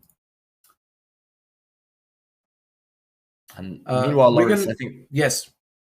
Oh, sorry, I was about to say this might be a good time for a break as the players refresh themselves as we wait for the pairings to come up. It's been a really dramatic first couple of rounds of the day. So join us again in a few minutes.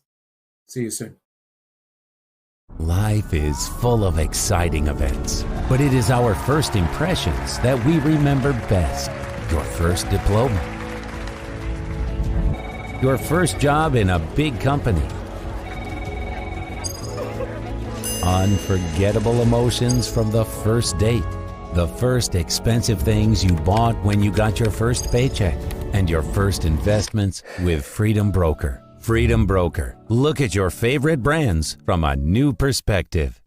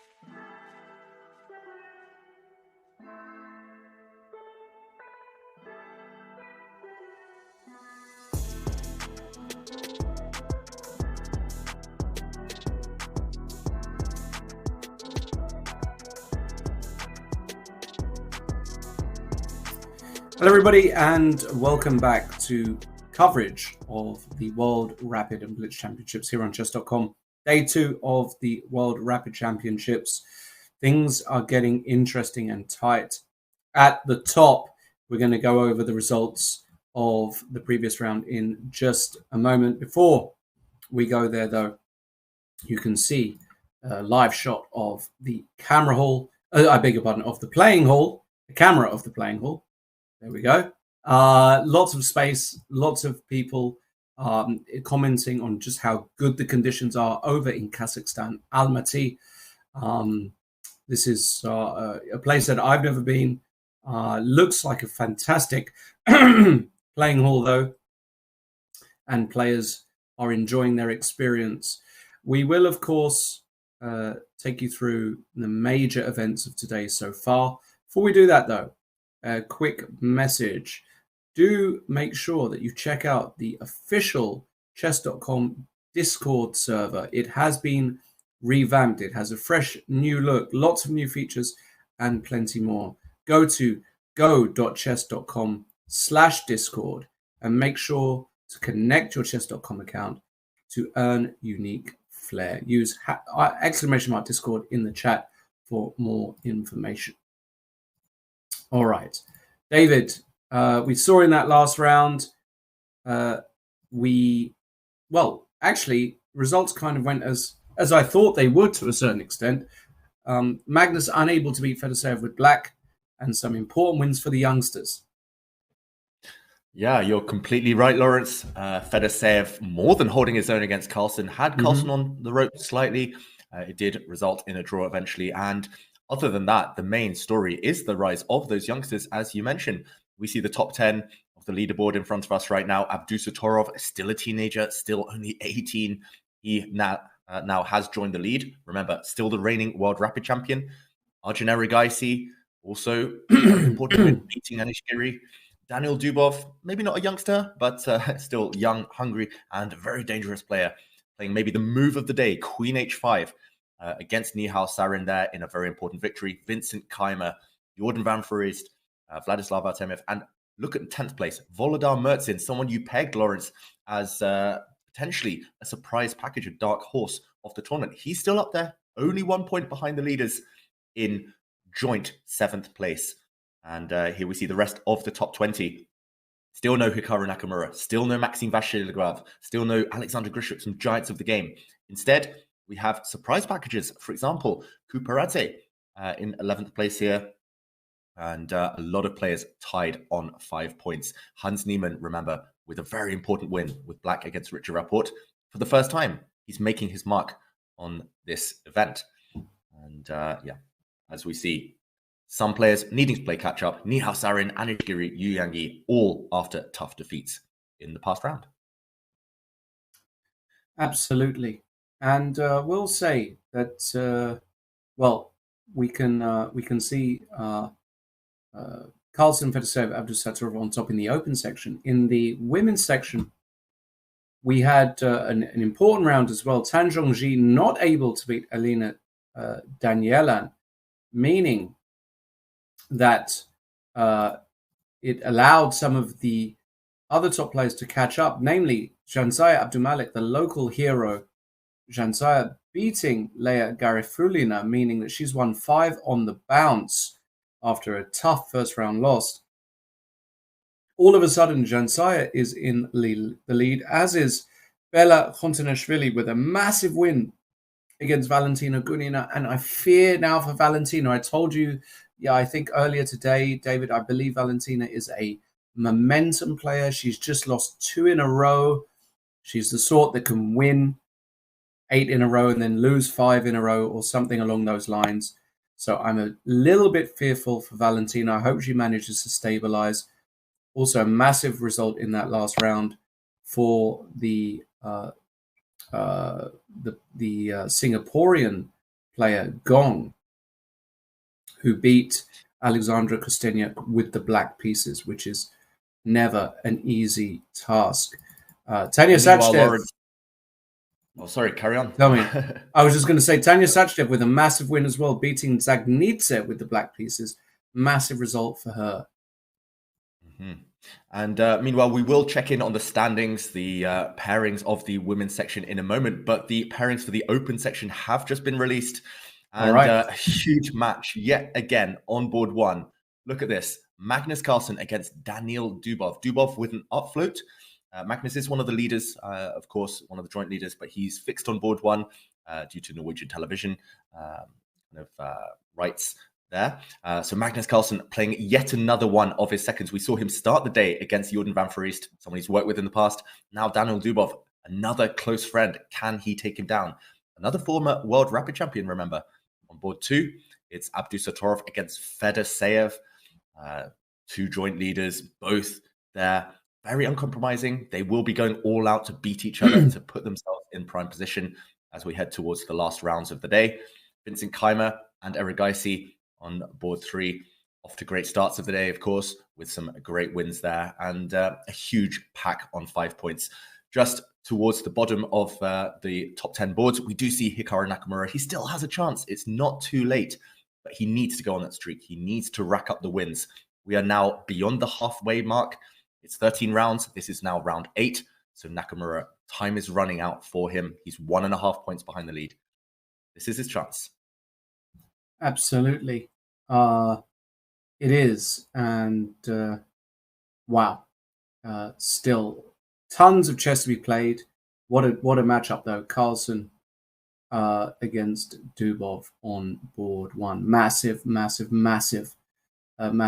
Dubov capable of beating Magnus. Again, part of the Magnus Carlsen team. They know each other extremely well. On his day, Dubov with white or black, capable of beating anybody. But you know, he's got an interesting pairing here because Magnus will push. Abdusatorov also, I think this is a great spot for him. White against Fedoseev. Even though Fedoseev has been good so far, he can be a little bit erratic sometimes. I quite like Abdusatorov here with the white pieces. And Keimer against Erigaisi.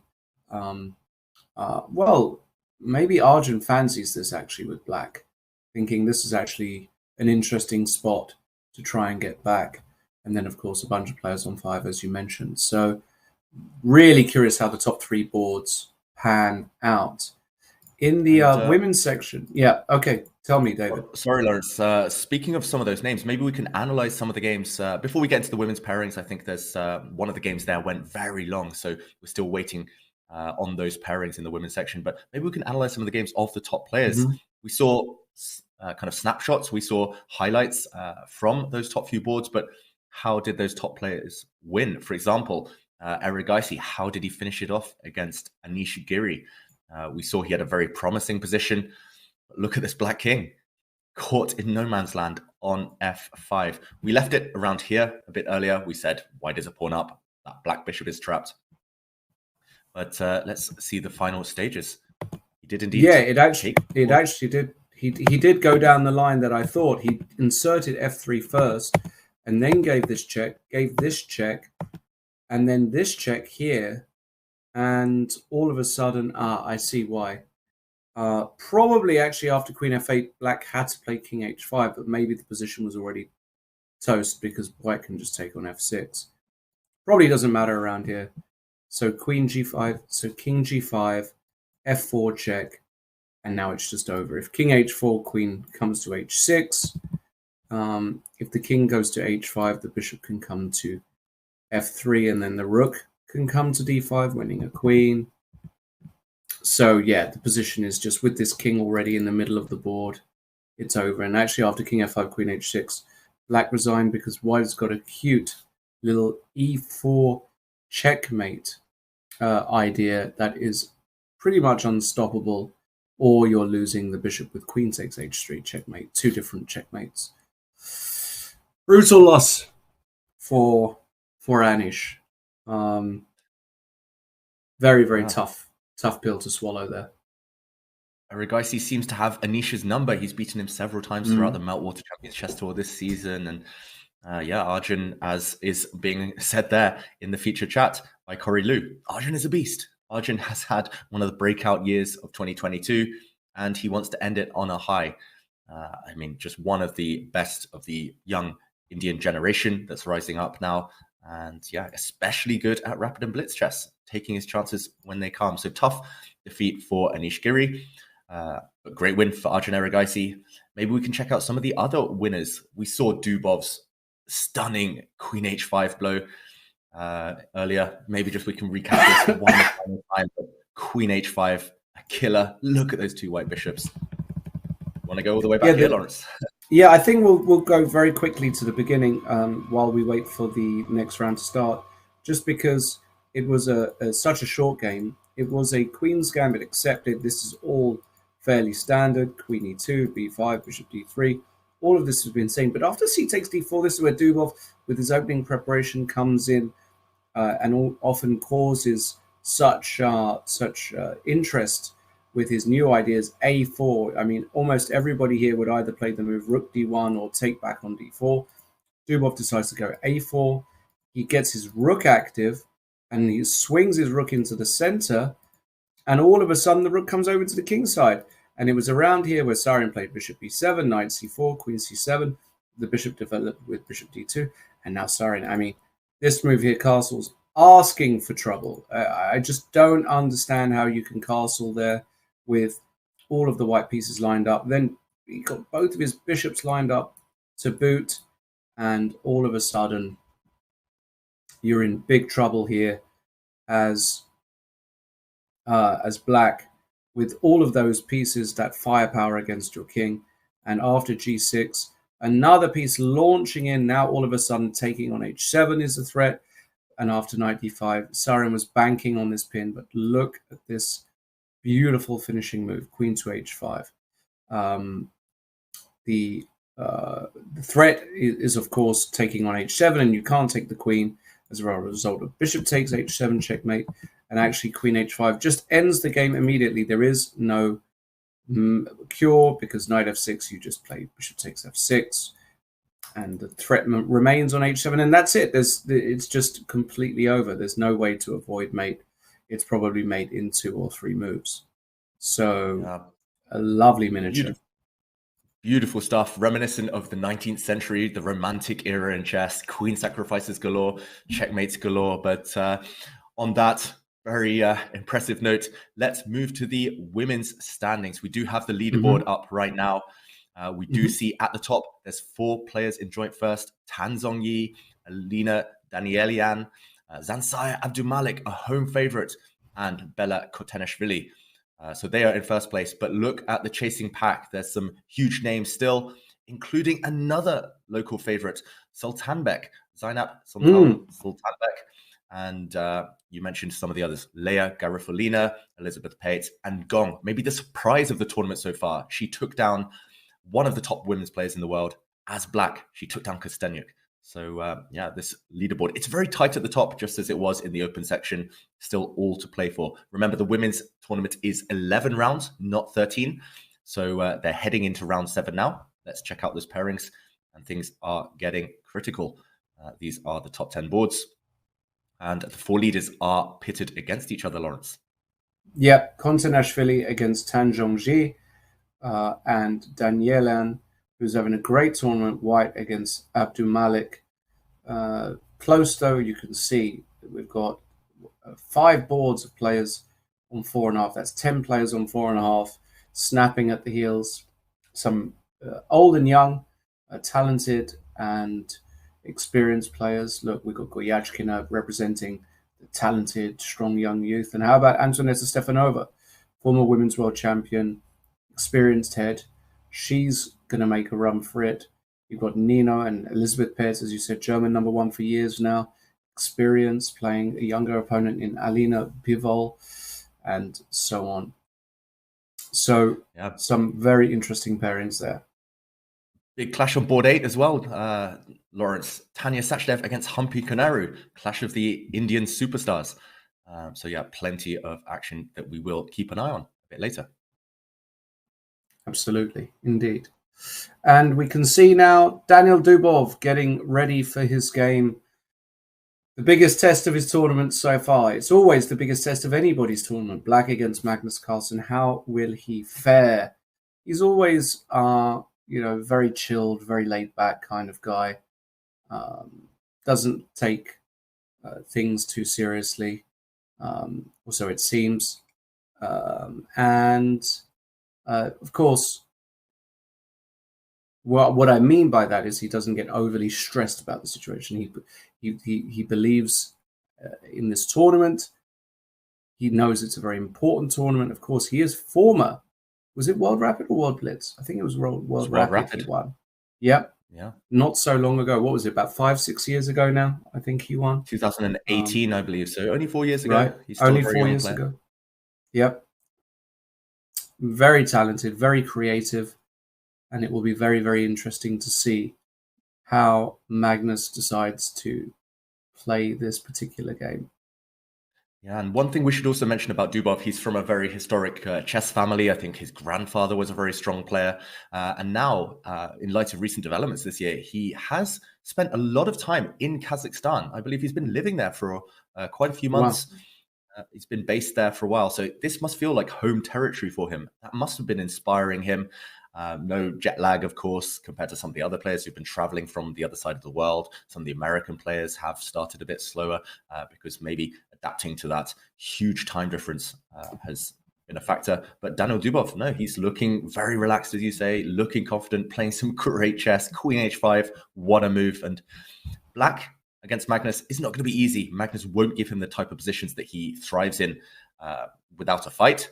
But he is capable. He has beaten Magnus several times before in rapid chess. There was a case in the Champions Chess Tour of Dubov. I think he beat Magnus 3 or 4 times in the course of 2 days. So if anyone can do it, Dubov can. And here we see... something Sarana. Like that, yes. Yes. Yeah, we see Alexei Sarana with the white pieces against Jan-Krzysztof Duda. Also up there in the standings, Duda needs to fight back. He lost a very difficult game earlier today, and Magnus has arrived. Lawrence, predictions? Yeah, this is a really tough one to predict, actually. I'm going to go with a draw. I know that's not exactly the most fun of predictions, but I think Daniil is creative enough, and Magnus isn't having... I think that last game required a lot of energy from Magnus. But we'll see. It's not completely clear to me. It's a really, really tough one to go for. And he's sticking with his B3 opening, David, which is really surprising me. He's played this a bunch of times already. And Dubov goes for a sideline with Bishop B2 knight and G6, and Magnus continuing to play in his kind of Englishy Nimzovich Larsen way. I mean, it's very curious, just getting a position. Yeah, at least he's being consistent, Magnus. He's staying loyal to the openings that have brought him success so far in the tournament, but it is a double-edged sword. The more you repeat an opening, the better prepared your opponents will be in future. And these two, as you mentioned, Lawrence, they've worked together now for, 4 or 5 years. They know everything about each other. Last time I was hanging out with Magnus, he actually got texts from Dubov. They're that good friends. But of course, they want to kill each other over the board. They both want to take this very important point. And B3 won't have come as a surprise. As you mentioned, to Dubov, Magnus has played that move several times already this tournament. And quick replies by Black. White opening the center, Lawrence. What do you think of this? This pawn structure looks nice for White, having the clamp on the center, but Black is quite far ahead in development already. Black is now castled. White needs to catch up. White needs to get his king to safety. White needs to do something about his queenside knight. I'm not that big a fan, I must say, of White's chances, White's position right now. I don't know about you. Well, maybe he can just take on c6, take on g7, and play knight c3 and just develop like this. For example, if I play like this, I take here, and then I play knight c3 and queen d2. How bad is life? True. And Dubov takes back with the d pawn. How interesting. I was about to suggest that this is always an option in this type of pawn structure. Not only are you speeding up, accelerating your development, now the black bishop can come into the game, but also you have opened up the central line, which Black now has control over the open D file. Long term, of course, White is winning any king and pawn endgames because White has the better pawn structure. White has 4 versus 3 on the king side. Black on the other side, that pawn majority is not impressive, but yeah, this is reminiscent of the Berlin endgame. This is reminiscent of the Scotch game. Often you get this type of pawn structure as Black, and not too much to worry about, I feel. However, style-wise, surely it's got to favor Magnus that Dubov can't checkmate him, can't attack him, no more queens on the board. That tends to be the antidote against very aggressive players if you can get the queens off. And Magnus, well known for his endgames. So yeah, pros and cons. I still believe Black is completely fine. Black is very active. Black will be able to throw his A pawn down the board later to cause some disturbances. Black's bishop can sit happily on E6. Black's knight maybe has a route round somewhere a bit later on. But can Dubov whip up some activity? He's not the kind of guy who wants to sit there in a long, grindy endgame. Lawrence, yeah, interesting start to this one. It's kind of sped up. I didn't expect this opening choice from either side, I've got to say. But sticking with your prediction of a draw? Yeah. This is, Magnus is in risk-free territory here, though. So you've got to be a bit careful here with Dubov. Dubov plays A5. Typical kind of move, putting the pawn on a dart square, gaining a little bit of space. I'm curious to see, yeah, Magnus is going to play very classically, bishop E2. Yeah, it's interesting what the plans will be for either side. I think Magnus wants to get his H1 rook into the game as quickly as possible. As we mentioned, exchanges benefit White long-term because of their superior structure. So Magnus's plan is maybe clearer than Black's. That's the one thing I will say. It's not 100% clear where Black puts his knight. I mentioned it could reroute to better squares, but if, for example, you push the Black pawn to C5 to try and get the knight to C6, you do lose squares yourself. So bishop E6 first from Dubov. Can he ever break with A4? It's unclear whether that's a threat. Yeah, White's knight is sitting nice and pretty actually on the C3 square. Maybe the most valuable piece right now, the MVP. Just holding everything together. Also, how does Magnus connect his rooks? If he castles, the Black rook can come into D2. And that is something that needs to be evaluated very carefully. And yeah, I mean, I've lost too many of these to Magnus to be optimistic about Black's chances, but I still feel objectively in the balance. All right, let's move on to the Yu Yang Yi game very quickly. Playing against Predka, we have a very interesting opening there where we had a Catalan main line, and here the move knight c3, which is becoming more popular for years. Either the queen to c2 or queen to a4, recapturing this pawn was the call to play. But instead, we see White trying to get the big center here. And h4 by Predka, an early h4, looking to gain space on the king side, pushing that knight into d5, and now using the newly supported g5 square, knight g5, h6, knight h3. And this position here is very, very interesting. Thoughts on this one, David? Yeah, it's fascinating. Like you say, it's so imbalanced at this early stage. White has almost gone all in. White has committed significant resources into getting this kind of wedge in the center. White is down a pawn. Now the knight is attacked. You have to decide whether to trade off Black's knight on the outpost on d5 in the center. However, on the plus side, remember, it's rapid chess. In rapid, it's so much easier to attack than defend. White has a ready-made attack. White's queen is coming out to g4. White's knight is going to relocate via f4 over to h5. There's going to be all sorts of sacrifices on the h6 square in the air. That Black h6 pawn is what we call a hook. White's going to use that hook to break open the shelter around Black's king. And yeah, queen g4 is almost ready to be played. Yeah, I mean, it just looks so natural for White. Whereas Black, you have to seek counterplay quickly. And this b4 move, I mentioned that White can take on d5. I would be tempted, to be honest. Normally, you don't want to trade off pieces when you are material down. Knight e4 is a very natural move, as you mentioned, Lawrence. But knight f4 here, you are attacking Black's pawn edifice on d5, and you will gain the bishop pair. It's just about this position, the evaluation, exactly, after knight takes c6, as you highlight there. concretely, do you win the pawn back? You're hitting e6, you're hitting h6. I don't see how black can hold everything together. Is there a concrete problem? Bishop h3 is also available if you want to kind of hammer down on the e6 weakness. I'm not sure if this variation is forced, but it looked that way. And if so, Yu Yangyi might be in trouble at this early stage. Yeah, interesting opening, Lawrence. The Catalan is one of the most trendy openings. I think it may be the opening of 2022. Everyone's been playing it with white, with black. So many new ideas discovered in this opening. And clearly, even the top players in the world, Yu Yangyi, I think the Chinese number 2, he's struggling here as black already. White has 2 pleasant options. Knight e4, equally logical. Yeah, I think normally I'm a materialist. I love the pawns. I call myself an accountant. Sometimes I just want to collect all the pawns and grind it out, win in the endgame. But here I would take the initiative. Take white's attack any day over black's position. Couldn't agree more. I think this is a very, very dangerous position. We'll keep an eye on that, as we are, of course, with other games.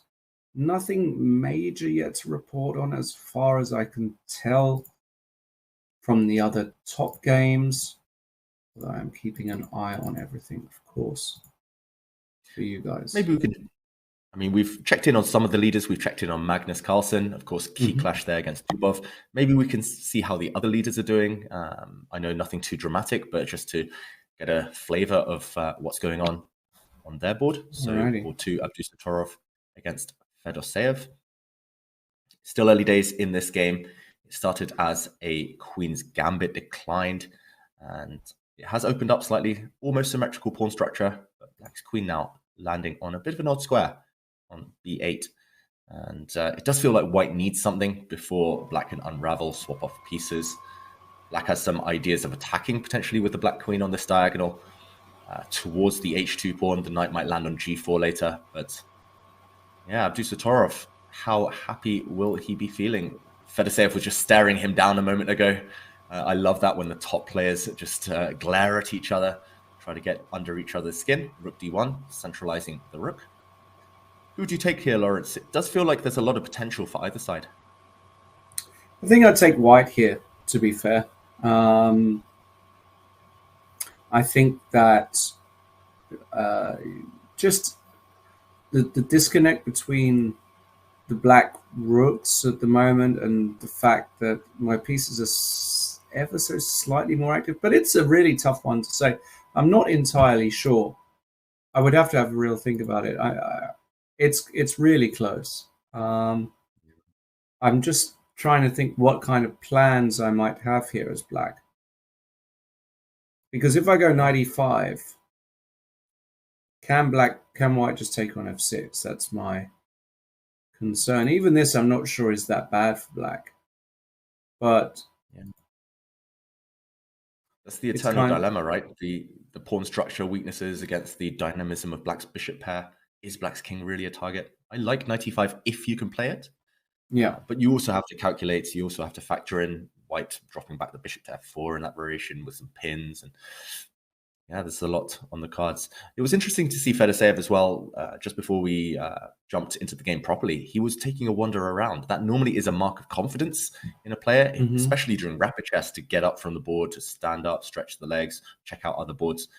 But it's also a psychological ploy. It shows the opponent that you're feeling confident. But of course, it can backfire if you lose focus for a moment, stepping away from the board. Just interesting kind of mannerisms there from Fedoseev as he doesn't go for knight e5, and maybe thinking that was too committal. Instead, he puts some pressure on white's central pawn indirectly by playing bishop b4. He wants to chop off that knight on c3, and white's e4 pawn might well be vulnerable. So, okay, very calm move, just when it looked like white was creating some threats. Can white somehow whip up some activity here? I don't see it instantly. It's not an intuitive position where there's an immediate attack for white. For example, if white plays the most natural move in the position, I think it would backfire, pushing the pawn forward to e5. Maybe we can show this, Lawrence. If e5 happens, you have to consider what happens after bishop takes f3, removing the defender of that white e-pawn. And I don't think white can get away with this. That e-pawn just drops next move. And if you can't push your pawn forward, there we see a double attack from the knight. Yeah, if you can't play e5, How do you defend that pawn, first of all? How do you create a threat?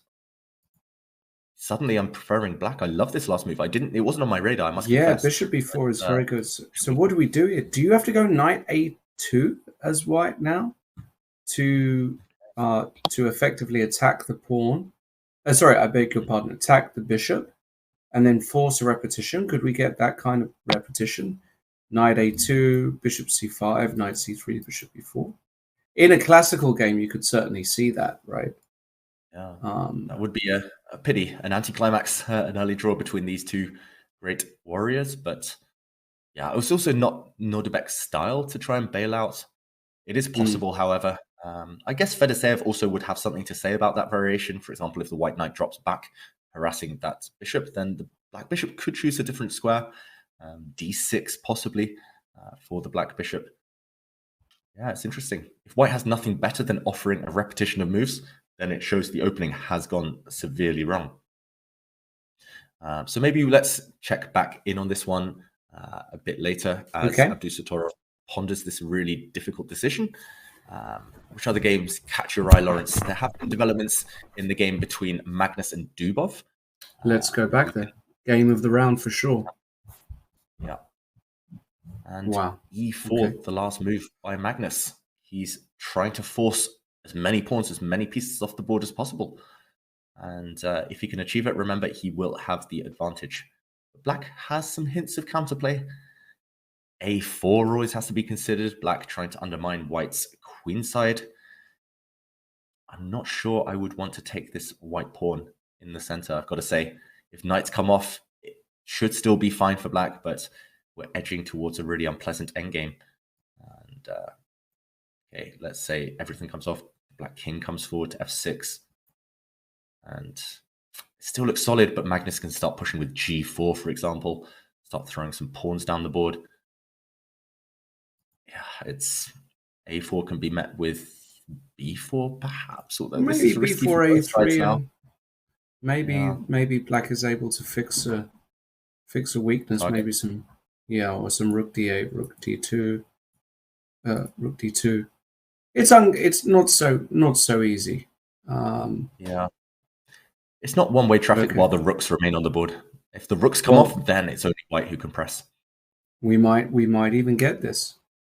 Fe4. Magnus not taking back on e4 immediately, just in case there is another move. He might want to insert g4 here first. No, but rook takes e4, king f7. And now let's see what Magnus does in this position to improve his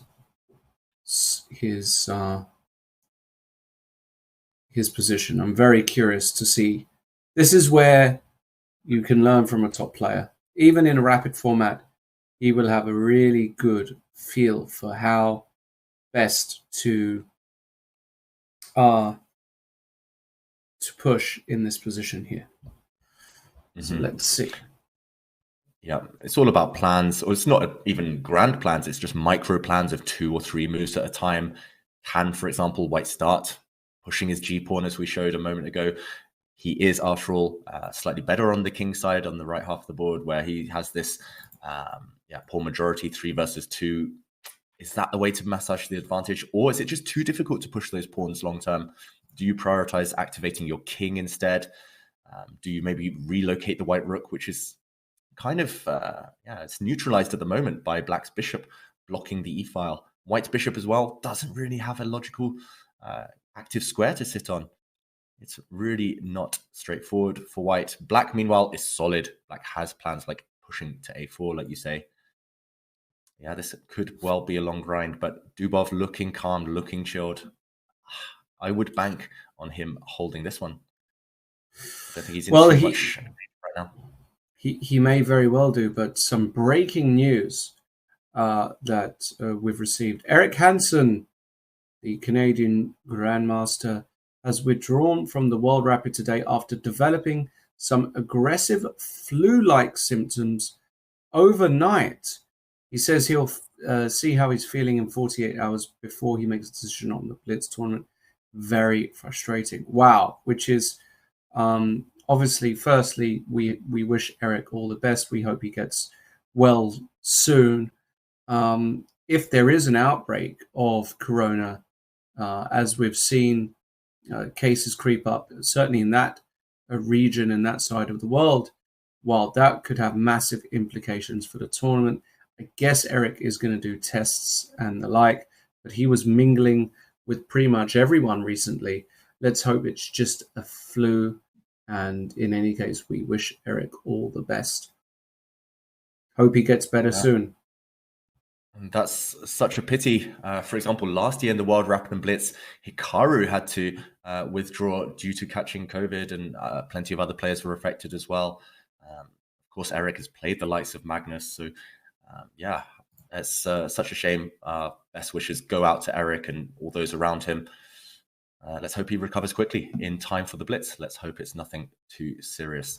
But yeah, let's get back to the chess, Lawrence. Meanwhile, Magnus has played a very committal move. Long term, I mean, if this were an opening or a middle game, I would say this is ugly.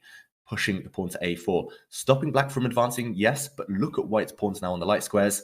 Prime targets for the black bishop. I guess because it is an endgame, Magnus is banking on the fact that black can never break through to that white b3 pawn. A huge backward pawn there. And he's saying, okay, I've locked down one side of the board. Now we're going to switch our attentions to the king side. And that's where the battle will be fought. But I've got to feel skeptical. I've played so many Berlin endgames where this backfires on white long term. Magnus, of course, he's better at judging these things than anyone else. But yeah, that's certainly a sign that he's not happy to just play for a draw. He's not happy to just sit tight, hold the status quo. He really wants to frustrate Dubov here. And white's next moves will be king e3, will be g4, pushing pawns forward. And how does Dubov take advantage? Feels like there should be I'm looking at this position and I feel like there might be a few ideas. For example, what about the move rook to a6? Does this move make any sense? The point being that you want to put the rook on b6. Let's say white plays g4, a move like rook b6. And let's say now white plays rook to e3 just to defend. I was wondering, can you now go rook b4 and try and play b5?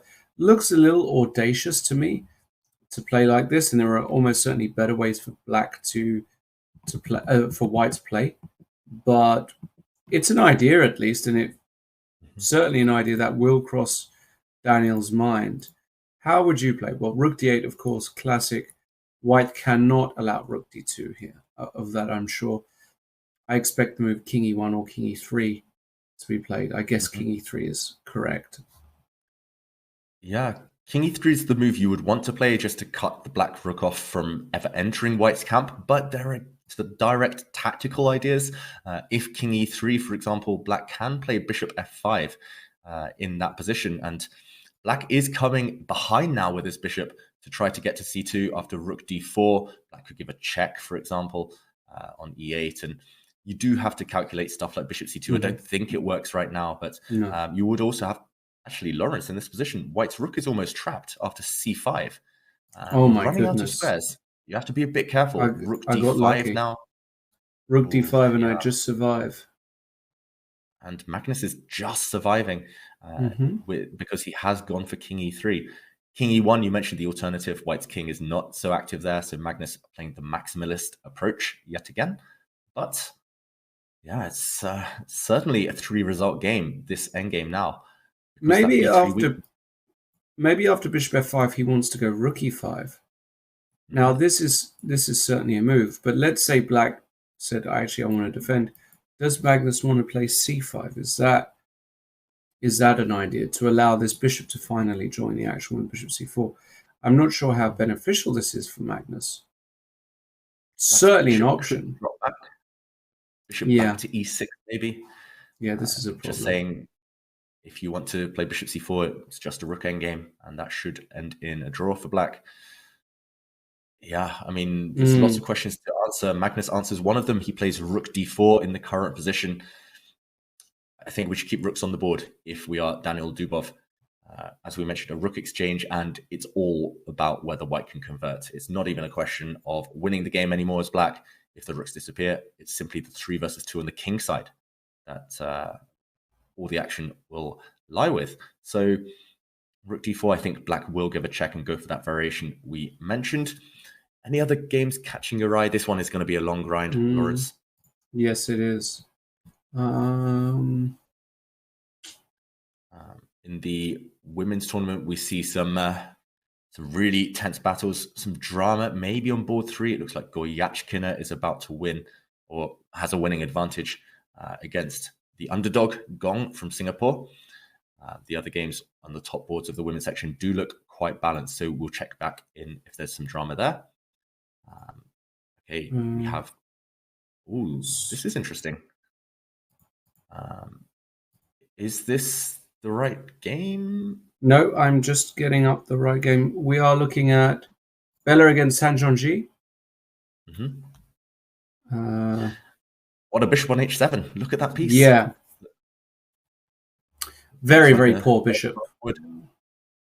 Yeah, and incredibly, the bar is not giving this as massively winning for white, which is shocking to me because my knight lands on e4, and why is this not +2 for white? Yeah, looks phenomenal. I'm struggling to understand as well. Maybe black has some counterattack against the slightly open white king. Queen c7 is the starting point here for Tan Zhongyi. But the opening, we've got to say, in human terms, has gone wrong for black. What is black's plan? How are you ever going to escape with that bishop out of its tomb there over on h7? Yeah, I guess long-term black has to play king h8, pawn to f6, bishop back to g8, but that will take 3 tempi to reroute the bishop, and even then, it sits on a poor diagonal. So yeah, you're right, Lawrence. It does feel like white, with some accuracy, should be able to whip up some initiative before black is ready. The knight comes out. I guess black has to go for a knight exchange. White's knight was too strong. It looks like a statue there in the center of the board. So trading off that knight will alleviate some of the pressure, but still looking very good for Bella. How about on board 2? Some of the other leaders, the local favorite, Zansaya Abdulmalik, you mentioned. Looks like let's have a look. Yeah, roughly balanced position in that one. Alina Danielian, I think, has been maybe one of the best players of the tournament so far, most impressive, at least on the board. She is in the joint lead, but she could have had more points. She was beating Kostenyuk yesterday, agreeing a draw in a advantageous position. She has just jumped forward with her knight. Level pawns, level pieces here. The bar seems to be indicating white has a significant advantage. At first, I thought it was balanced, but the more I look at it, the more I think white's piece activity could be decisive. Black's king as well. You should hesitate putting pawns so far forward in front of your own king, and white's queen could land on h5 at some point. White could leave her open the position with f3 a bit later on. Yeah, the black e4 pawn, very loose as well. Lawrence, thoughts on this position? Looks horrible for black, doesn't it? Loose pawn on e4, pieces aren't really working together. And Alina Danielan, she's really surprising me, because don't get me wrong, her quality is undeniable. She's been around for many years now. She's proven herself at the top level, but to keep up and do well against the guns like she's doing in the quicker formats, being outrated heavily in a lot of these games, for example, in the last round against Tan Zhongji, now against Zansaya Abdulmalik. It's just very impressive, and it does go to show that form is temporary and class is permanent. She's got plenty of it. And Zansaya's position is just dodgy. It's just dubious. Bishop c4 pinning this knight. I guess now if black tries f4, you can just take and go queen h5. Yeah, this is the classic antidote. And half of black's pieces are on pre, so Zansaya now has to be actually a little bit careful. She's really gone for it this round. So she's put the king on h7. Now f4 might be a threat in some universe, so you have to be a bit more careful now as black. As white. And maybe you should play queen b3 here, just to pressurize This knight asks black a few questions. If the knight comes to f6, this is still a threat. You might have to go f3 here. You might have to go f3. Maybe that's not such a bad thing for white. Maybe that's part of the plan anyway, just to open up the f file for white's rook. That's the only piece that isn't really playing, that isn't participating right now. Black's kind of structure is creaking. It's overextended. Why not open up lines? So I love this this line of play, Lawrence. Also, if the black knight had gone the other way, you played knight f6 in that variation. I just want to point out one small thing, but if the knight had gone to b6 instead, after queen to b3, then there are ideas like knight b6, bishop g8 check, for example, gaining a bit of time. I'm not sure whether it actually achieves much, but it just looks nice and flashy, just jumping in to hit that black king in the corner. So so knight b6, bishop g8 check, king h8, and now maybe you can even just come up here, right? Attack this knight. Exactly. Just gaining some time, just kicking black's pieces around. That knight's actually almost trapped, Lawrence. You're right. It is. Very unpleasant. Queen b3 has been played. Queen b3 has been played. Knight f6. Yeah. And we're expecting f3 with an advantage for white. And meanwhile, should we check back in on the open section on how those top boards are doing? Oh, wow. Very flash. Yeah. Oh, we're deep in the endgame with Magnus and Dubov. Are we about to see a peaceful draw in this game? Bishop f5 played by Dubov. That requires some calculation. So, for example, if the bishops do disappear, we said all king and pawn endgames are winning for white, but maybe Dubov has found the exception. And he's looking very calm, Dubov, twiddling his bishop or twiddling that piece in his hand. He's ahead on the clock. Magnus not looking too enthusiastic. Yeah, let's do some analysis, Lawrence. If bishop takes bishop, does black have a fortress? I think so, because white would love to be able to get enter in with the king. These two squares are blocked. If you play king e2, black's idea is to go king g6. And I'm pretty sure, can he even go, for example, maybe h5 or h6? A bit worried about, a bit worried about h5, but h6 could work. Oh yeah, h5 I'm going to get zooked. Yeah, you're right. That's quite instructive. Let's show that, because after h5, king g3, let's say king h7, you can go king h4, king g6, but I'm not actually. h3, c6. Black is just in time without c6. Just in time. No, without c6. But it looks like a draw. I also have another move, right, to spare. So black does actually have tempi. So h5 or h6, as David said. If you take it, you try and move your king over. You're not going to get very far. I'm just going to go back and forth between h6 and g6. You can't make any progress. And if you protect your pawn with h4, now black can go h5. And this is a stone cold draw because, yes, you've got the protected passed pawn. So what? I just keep an eye on it. There is never a breakthrough here for white. So I think bishop f5 is quite easily sort of well done there by Dubov. Bishop d1, king g7, h4 played. And now I wonder if h5, yeah, exactly, played by Dubov. And this position is very, very difficult for Magnus to win. The problem is, of course, is that if he doesn't take en passant and he goes back here, we already know that this ending is a draw. And if he takes en passant, king takes h6. Now the bishop has to remain on this diagonal, else king h5, king takes h4 happens. So let's say the bishop comes, I don't know, to a square like f3. And if I just pass here with black, Lawrence, it is a draw. They have agreed to halve the point here. Just nothing to be done, as you mentioned. The word fortress, Dubov held the fortress and Magnus had no way through. Fair result after a very cagey game, cagey affair in that one. Yep, absolutely. And I'm pretty happy once again with being able to guess this. I didn't think Dubov would lose somehow. I don't know why I thought that, but I felt like Magnus had a tough game the previous round, had to do a lot of calculating, and maybe took a bit of steam out of him. He's just losing a little bit of steam. Still, of course, up there with this draw. Now all eyes are on boards 2 and 3, where Kema and Abdusaturov are both playing with white. Let's go to Kema because, as far as I can tell, big problems for Erigaisi, David, in this position here. Looks gross. Yeah, huge problems. Just doing a quick count, it is level material, at least temporarily, but look at Black's structure. Black's E7 pawn is isolated, Black's A6 pawn is isolated, all of White's pawns connected. So even if this gets to an endgame, which I think Erigaisi is praying for right now, then there will still be long-term problems. But short-term, it's all about the looseness for Black. That knight on C6, undefended, doesn't really have any safe squares to go to. Black's king is quite open.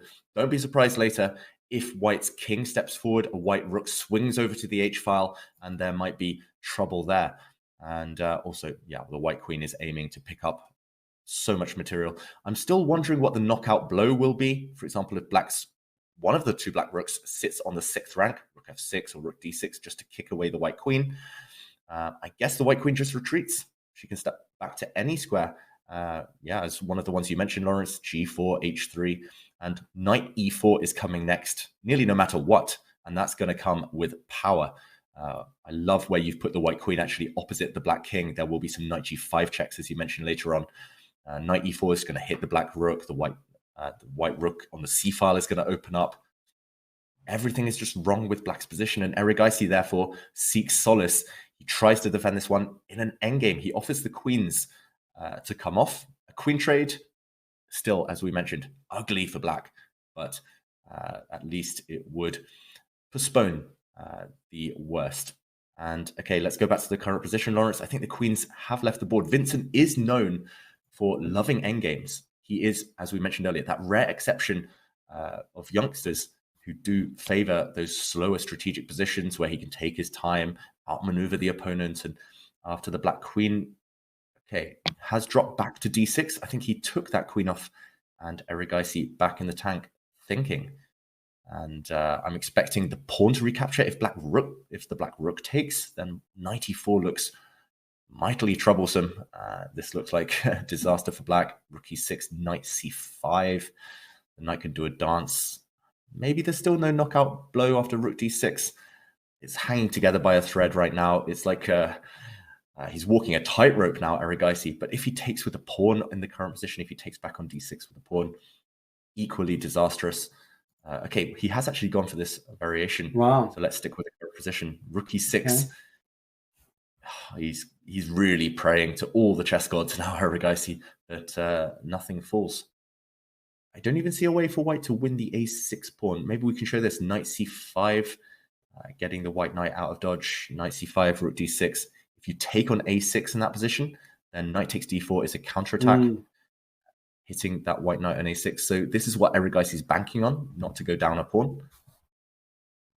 Did Vincent miss that Black could get away with this when he went for the queen trade? I'm not sure if he missed it. I think he just thought that this position is just so good for White regardless. But he has to be precise. Not so. You could go knight b7. What about knight b7? Just rook e6 again. Oh, no, rook e6 d5, sorry. Yeah, so... Yeah, this one's a piece. Rook f6, maybe knight b7. Also d5. So knight b7. So and if rook d7... Now, worst cases, I can take. And, well, it's a pawn. Should be enough. Grind this forever. I mean, remember, Vincent won an endgame with 3 versus 2 at pure rook endgame in the last round against Yu Yang Yi. It's reminiscent of that. I think we're heading in this direction. We are headed to this endgame, 4 versus 3 in terms of pawns. All of White's pawns connected. Great winning chances, but... Okay, this is the best position Erigaisi's seen since we joined the game. He's survived at least. He knows now he can knuckle down and try to defend for the next 50 moves. It's not going to be easy. White's going to play king g2. White's going to improve his bishop to a better diagonal. Erigaisi now trying to get his rook to the second rank. Interesting idea. White's rook could always drop back and defend that second rank via a2. Yeah, this one... We'll check back in on later, but it's very much a 2-result game. Erigaisi fighting for his life. can only hope to draw at best. Alrighty, let's go elsewhere. Let's see Fedoseev now. Fedoseev, such a tricky customer. The machine seems to prefer black here. And hold on a second, he's just won an exchange. What is this? He takes d5 and queen d6? It's an exchange. Wow. Queen c2, rook g6, knight h4 will have to be played. Yes. But Lawrence, even if white wins back the material, white is down a pawn. Black will have an extra pawn, and it's not just any pawn, it's the past c pawn. Is it enough? Rook d4, as you highlight there, is coming. We could be headed towards a queen endgame where the extra pawn might be decisive. Black's queen is not a happy blockader, but she will try to gobble up that white d pawn a bit later. Black's king is super safe. Black's pawn structure is compromised around his king, but this is the ideal defensive setup actually for black. And you don't need to push pawns. You don't need a harmonious pawn structure around your king. In a queen endgame, all you need is to avoid checks. So Fedoseev, I think, a big favorite to convert this. What do you think, Lawrence? Is Abdusattorov going to save the day? I'm not sure about this one. This looks really bad for Abdusattorov. Like rook d4 here. I struggle to see exactly how you save. Like, do you want to just take? Oh, ugly. Lawrence, what about e takes d4, giving yourself two connected pass pawns? Yeah. If the And now the point is queen e6 is not the same because we can just take and go king g8. And we... Oops. King g8. Not there. King g8. Come towards the pawn and win. I think rook d4 is kind of mandatory here, no? Yeah, I mean, is his idea to go active with the white rook somehow instead? It feels like any queen endgame is just going to be a straightforward win for black. So rook b1, for example, black will take on d5, maybe with a rook. Now queen takes a6 would be possible for white. But if rook takes rook b6, I thought.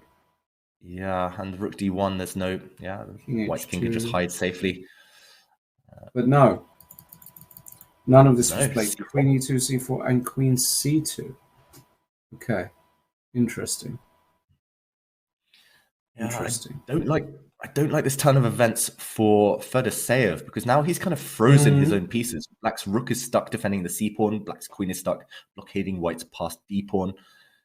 And yeah, where's the black king actually going? It feels like Fedoseev has, I don't want to say kind of lost his advantage, spoilt his advantage, but he's at least made it a lot more difficult for himself. White will happily play g3, h4, and just sit. Wait. Yeah, I really dislike this. And it's such a impulsive decision to play c4 here by Fedoseev. You know, just rook d4 was just screaming to be played. Got absolutely no idea why he went against that move. Such a logical move. Sometimes you've got to keep things simple. I mean, also, it's like we've said throughout yesterday and today, you've got to choose one plan and stick to it. It's rapid chess. You can't be inconsistent. Yes, you want to stay flexible, but it feels like he found the winning plan, Fedoseev, rook b4, rook d4, or at least a strong plan. Yet he went away from it, and now black's pawn structure I mentioned on the king side, it's ruined now, and the white queen is happily sitting on an outpost in the center. If black plays c3, the white queen drops back to f3 with a check, picking up that c pawn, and we just see the position repeat itself almost. White will happily wait, as we mentioned, forever. Black's king going back where it came from, no progress in sight, and I think we might see a draw. These two will still be in the lead after Magnus's result. They'll still be in joint first place, but disappointment perhaps for Fedoseev, who had a big advantage. And 100% drama elsewhere, Lawrence. Where else can we look? This might go on for a while as Fedoseev tries to squeeze any remaining chances out. Looks like draw on board 4, draws on board 6. Any action? Vincent Keimer still pressing away. How about Niemann Magsudlu? That suddenly becomes a very relevant game, and the bar is telling you everything you need to know. Hans Niemann with a good position up an exchange. Not easy though. Magsudlu, a tricky customer. What do you think about this position, David? Is this just actually a bit unclear? Yeah, Looks I would good say for unclear. white. Yeah, it looks good for white purely because you're the exchange up and you have the pass B pawn, I guess. But in human terms, the bishop pair, so dangerous. White's king, not entirely safe either. Yeah, I like Niemann's last move. I really like it. Just retreating calmly with the queen. Queen D1, I also yeah, like lovely. what he's just done there. Exactly. Trying to get the queens off at all costs. If the B pawn is captured, white takes on H5. And yeah, I think that will be fatal for black. Actually, the black king, I was talking about the white king, but the black king on the light squares doesn't feel comfortable at all. Black's lost some of the integrity of his pawn structure by advancing that black pawn to d4. I don't like the black pawn on d4 because it blocks in his dark square bishop. That's dark square bishop now rendered quite irrelevant. And yeah, meanwhile, check out this image we have in front of us. 3 very young players analyzing a game. I'm not sure which game. Maybe one of them's playing in the tournament. Maybe they're watching some of the live games. Maybe they're analyzing that Magnus against Dubov endgame. Either way, cute scenes, and hopefully this tournament in Kazakhstan does inspire future generations. Lawrence, this was us one day, all that time ago, right? Yeah, I mean, it feels like a long time ago now, David. I'll be honest, mate. It's been a few years, but it's nice to see an old chess set out, right? In the crowd, not on the phone or tablet or something. A bit old school. It does bring back nice memories of viewing chess from the crowds. Okay, Queen E2, Queen B1. I hope they don't drop that board. Queen B1, as mentioned. Yeah. And Hans repeating the position. Is he just going to do that once, or is he going to bail out with the draw? This is the second time we've seen this position now after Queen B2 attacking the F2 point. White can defend that pawn on F2 with his king. Niemann is material up. He'll be reluctant to go for a draw. Those youngsters getting very excited about whatever game they're analyzing. I don't know if it's this one, but okay, critical moment for Hans Niemann in his tournament. He will want more than a draw if he's to make a mark at the top of the standings.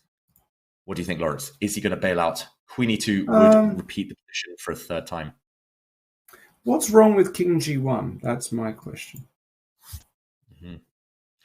Computer hates it. Is Niemann afraid of D3, followed by Bishop D4, potentially? Starting a counterattack against the weakness on F2? Very possibly. Suddenly there's risk involved, yeah. White. Yeah, agreed. Yeah, and it looks like we're going to get a repetition here. Yeah, if I'm not mistaken, this is the third time now after Queen B1 that we have seen this position. Mm-hmm. And, okay, the clocks are still running. We do often see scenarios of where players don't claim the threefold repetition. Yes. Sorry, Lawrence, go on. Fedoseev did make a draw. Sorry, just to interrupt. So a critical game there. Abdusattorov Fedoseev has ended in a draw. All draws so far at the top. Carlsen, Dubov, Abdusattorov draw. Sarana, Duda draw. Mamijarov, Petrosian draw. Gareev draw. Nakamura. Let's go and check in with Hikaru. Because Hikaru also, as far as I can tell, not beating the young Murzin. This is it looks dangerous for black, but it never quite is because the king is decently protected. Hikaru playing for tricks. He's playing for checkmate. All these draws have opened the door to players such as Hikaru to catch up, but I don't see it. Where's the checkmate if black just takes that white pawn on H5? White wants to... Okay, he has taken the pawn. Out. White wants to give a check on F7. You can't check on A8 because then the black king runs away via G7. So you have to check on F7. What is Hikaru planning? The black king is going to run. You have to go to E8, only square, bishop G6 potentially. But can black just play rook H6, attack the bishop, pin the bishop? I don't see a knockout. I don't see a killer blow for white. No. Discovered checks galore. You can move your rook anywhere and it's check, but you have to defend your bishop. think Hikaru might be headed towards a draw. I don't think he can milk this any further, push for any advantage. Rook takes h5 on the board. Maybe a miscalculation at the end there. Well, it could be. If Hikaru draws this, that'll be 4 draws in a row. He'll only be on 5 out of 8. Way behind the leaders. Vincent Keimer has just beaten Erigaisi, as we see in the picture in front of us. We have just seen a handshake. Vincent winning yet another endgame, 1 pawn up. It was spookily, eerily similar to his previous round against Yu Yangyi. Vincent, the young German, advancing through the ranks thanks to great endgame technique. Yet again, fantastic display. And it's nice to see the players discussing afterwards. Erigaisi, hungry to learn, not taking that defeat too strongly. He will be back.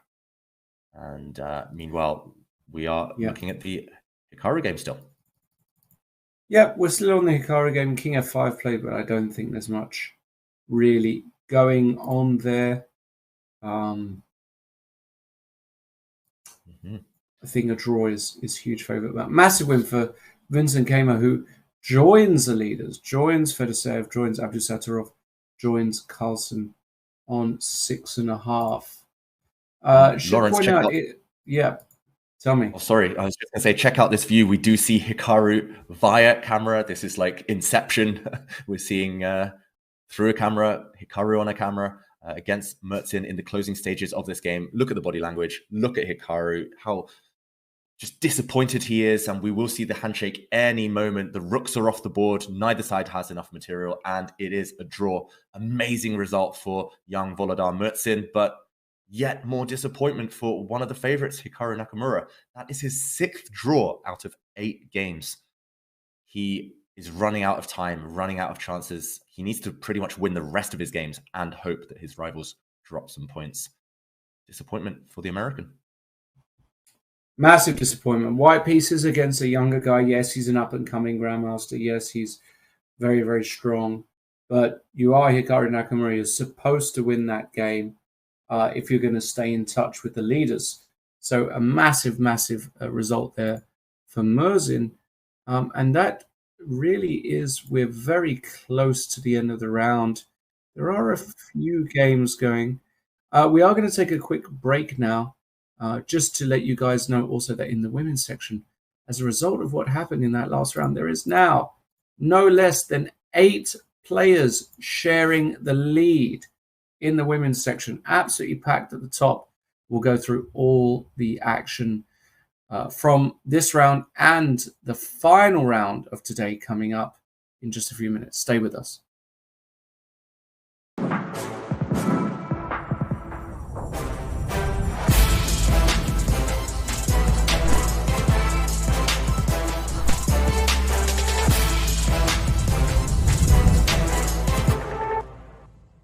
Life is full of exciting events, but it is our first impressions that we remember best. Your first diploma, your first job in a big company, unforgettable emotions from the first date, the first expensive things you bought when you got your first paycheck, and your first investments with Freedom Broker. Freedom Broker. Look at your favorite brands from a new perspective.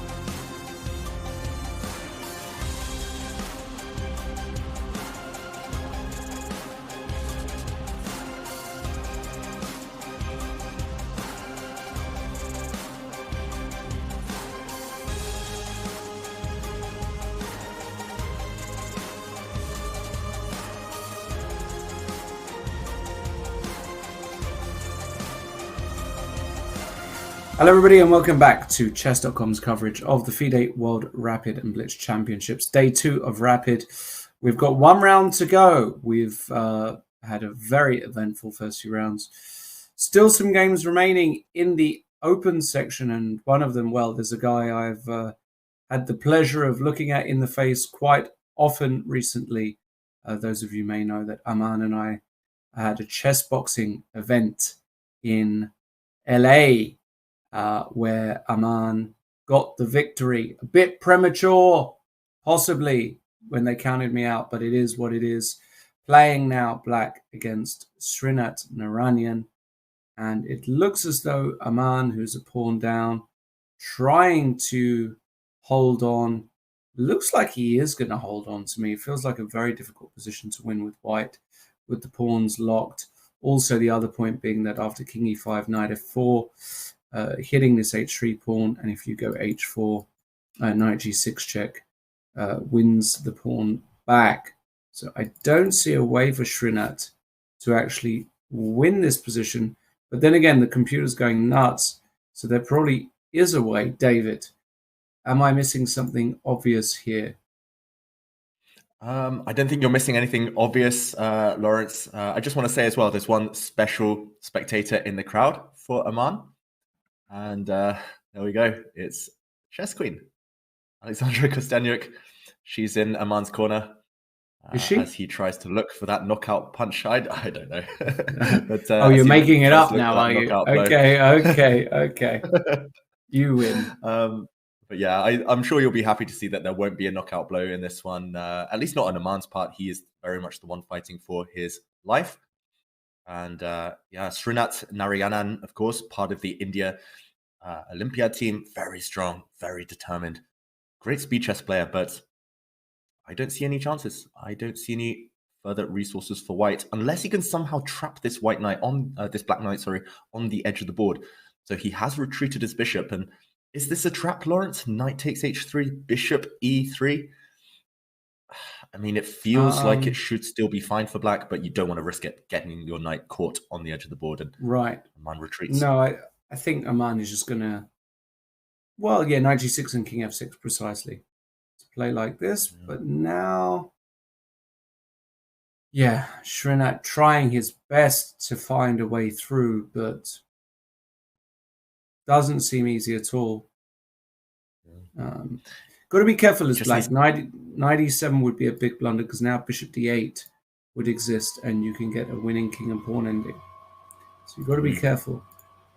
So he went. He just needs to show some good footwork here for Aman, just to dodge that blow. Were you impressed with his? Chess side apart, were you impressed with his skills out there in LA, Lawrence? Well, I was just taken. I'd been practicing for a number of months, and he basically just came out swinging. He just took me by surprise. I thought we were going to ease into the boxing, feel each other out, and he just came out swinging from the off, and he spun me and he caught me quite early. And I was already disoriented. I could never get my stance correct. I could never get my defense up. And then he caught me with a couple of very strong punches and, knocked me down. I managed to get up, but I just didn't regain balance properly.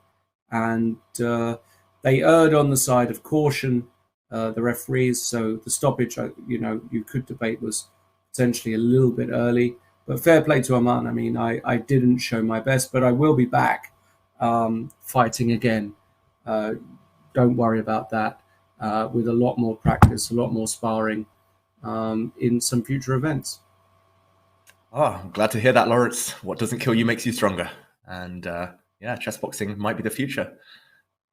Looks like it was a very popular event out there. Big crowds online, at least. It was huge. I mean, it was crazy. It was 10,000 people in the stadium, more or less. I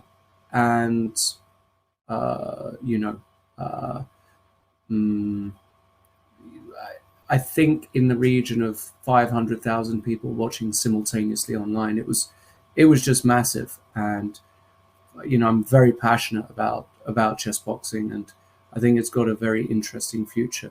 So fingers crossed we get some more big events. And thanks everybody for railing and watching. Yeah, but no rematch with Aman. I heard that he doesn't want to fight you again. No, he's not interested in fighting. Blitz? He wants to do his chess stuff, which is fair enough. Whereas, for me, I belong to a chess boxing gym, and I was very good friends with the creator of chess boxing, and he passed away, unfortunately, a couple of years ago now. And I really feel like it's something that I should continue with. So I will. We'll see when the next event is, though. Yeah, glad to hear it. And meanwhile, this game, it still feels very much like a draw. Narayanan trying every trick in the book to trap this Black Knight, to catch it on a poor circuit. But Black's Knight feels like it should have enough squares. Knights are pretty decent at kind of dancing around and avoiding getting trapped. If you are careful about things, Aman there giving way with the Black King. I'm not so keen on that one. I don't think there's a direct punishment. If White's King shuffles across towards that black pawn, then Knight F4 is going to come in. For example, King F5, Knight F4, as you pointed out this trick earlier, Lawrence, and saves the day. H4, Knight G6 check yet again. And I think he's calculated it all. I think he's still within the drawing realms, but Narayanan, can he find one final trick to trip up the Canadian? I think Black can continue waiting here with his king, with his knight. Knight F8, for example, okay, has been played. And yeah, I just don't see any way forward. Black's king will happily sit on G6, defending the pawn. Black's knight then, as long as it's on a decent circuit, will be able to find safe squares. This could be a long, long game. Holding up the rest of the round. We are itching to get started with the final game of the day in the open section. I believe the women's section has, however, finished for the day. You mentioned 8 leaders going in tomorrow. Yes. We will check on those a bit later. But yeah, this game still on that merry-go-round. The white bishop standing opposite the black knight. This is typical. Normally, in order to dominate an opponent's knight with your bishop, you want to place it just as white is doing here, 2 squares in between. Control all the squares the knight can jump to, or at least the forward squares. But knights can retreat too. Yeah, I don't see any progress being made here, Lawrence. Fair play to Aman. Digging deep, holding on, suffering, but doing it gracefully. And a draw is in sight. I wonder when the 50 move rule will kick into play, because I don't think Narayanan is ever going to offer the draw. He's not going to give up his winning attempts anytime soon. Yeah, absolutely. It will be a draw. I think, Aman has demonstrated now. Can he even go Knight F4? Yeah, I think he's calculated well, because after H4 by white, which I guess is Narayanan's idea, Black can just take. Black can take that pawn, and Aman is doing this. He's going straight for the draw now. This black pawn will distract the white bishop, and Black is just in time, one tempo in time to remove the white pawn from the board. Yep. Finally, we get the handshake and a draw. Well played, Aman. Good draw held there. I think we still are not finished for the round. I think Injic is about to beat Shankland, who's having a torrid tournament. He'll be on 50%, way below what he would be looking for. And I think that will be the last game for this round. Yeah, we see an almost empty playing hall. Some fans sticking around, just sitting there, enjoying the atmosphere, which is nice to see. But yeah, I think you're right, Lawrence. We will be waiting for those pairings. We're waiting for those final results to trickle in. And yeah, the last round of the day coming up. It's going to be a big one as they jockey for position, ready for the final day of the World Rapid Championship. Indeed. And what we are going to do is we are going to take a very short break while we get those pairings for what will be the final round of today. Don't go anywhere. It's going to be a big round. Are we going to get a standalone leader going into the final day? We'll soon find out. See you in a few minutes. Your subscription makes shows like this possible, which is why our Twitch subscribers will never see ads on chess.com. Connect your chess.com account and Twitch account at go.chess.com/connectaccounts, and bang, boom, voila, you're done. 100% ad-free bliss forevermore. Whether you're following our events on site or on stream, type the command connect in the chat, and thank you for helping bring these shows to life.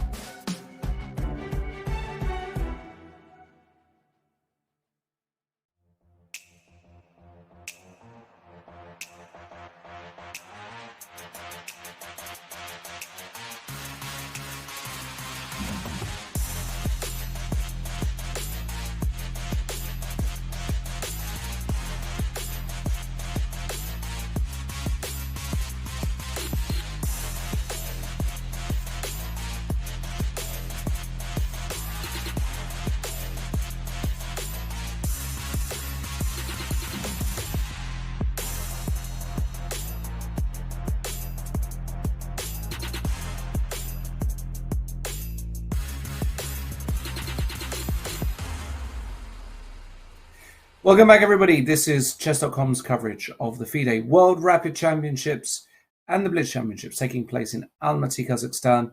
It is day 2 of the Rapid Championships. We've got one more round left in the open section.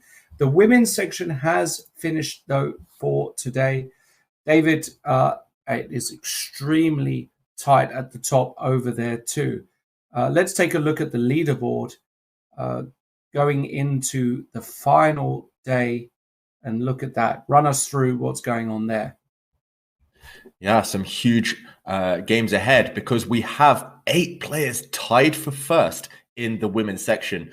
And those 8 players, as we can see in front of us, they are headed by Tan Zhongyi, Alina Danielian, Alina Bivol, Nino Batsiashvili, Dansaya Abdumalik, home favorite from Kazakhstan, Alexandra Goyachkina, Bella Kotenishvili, and finally Shri Savitha from India.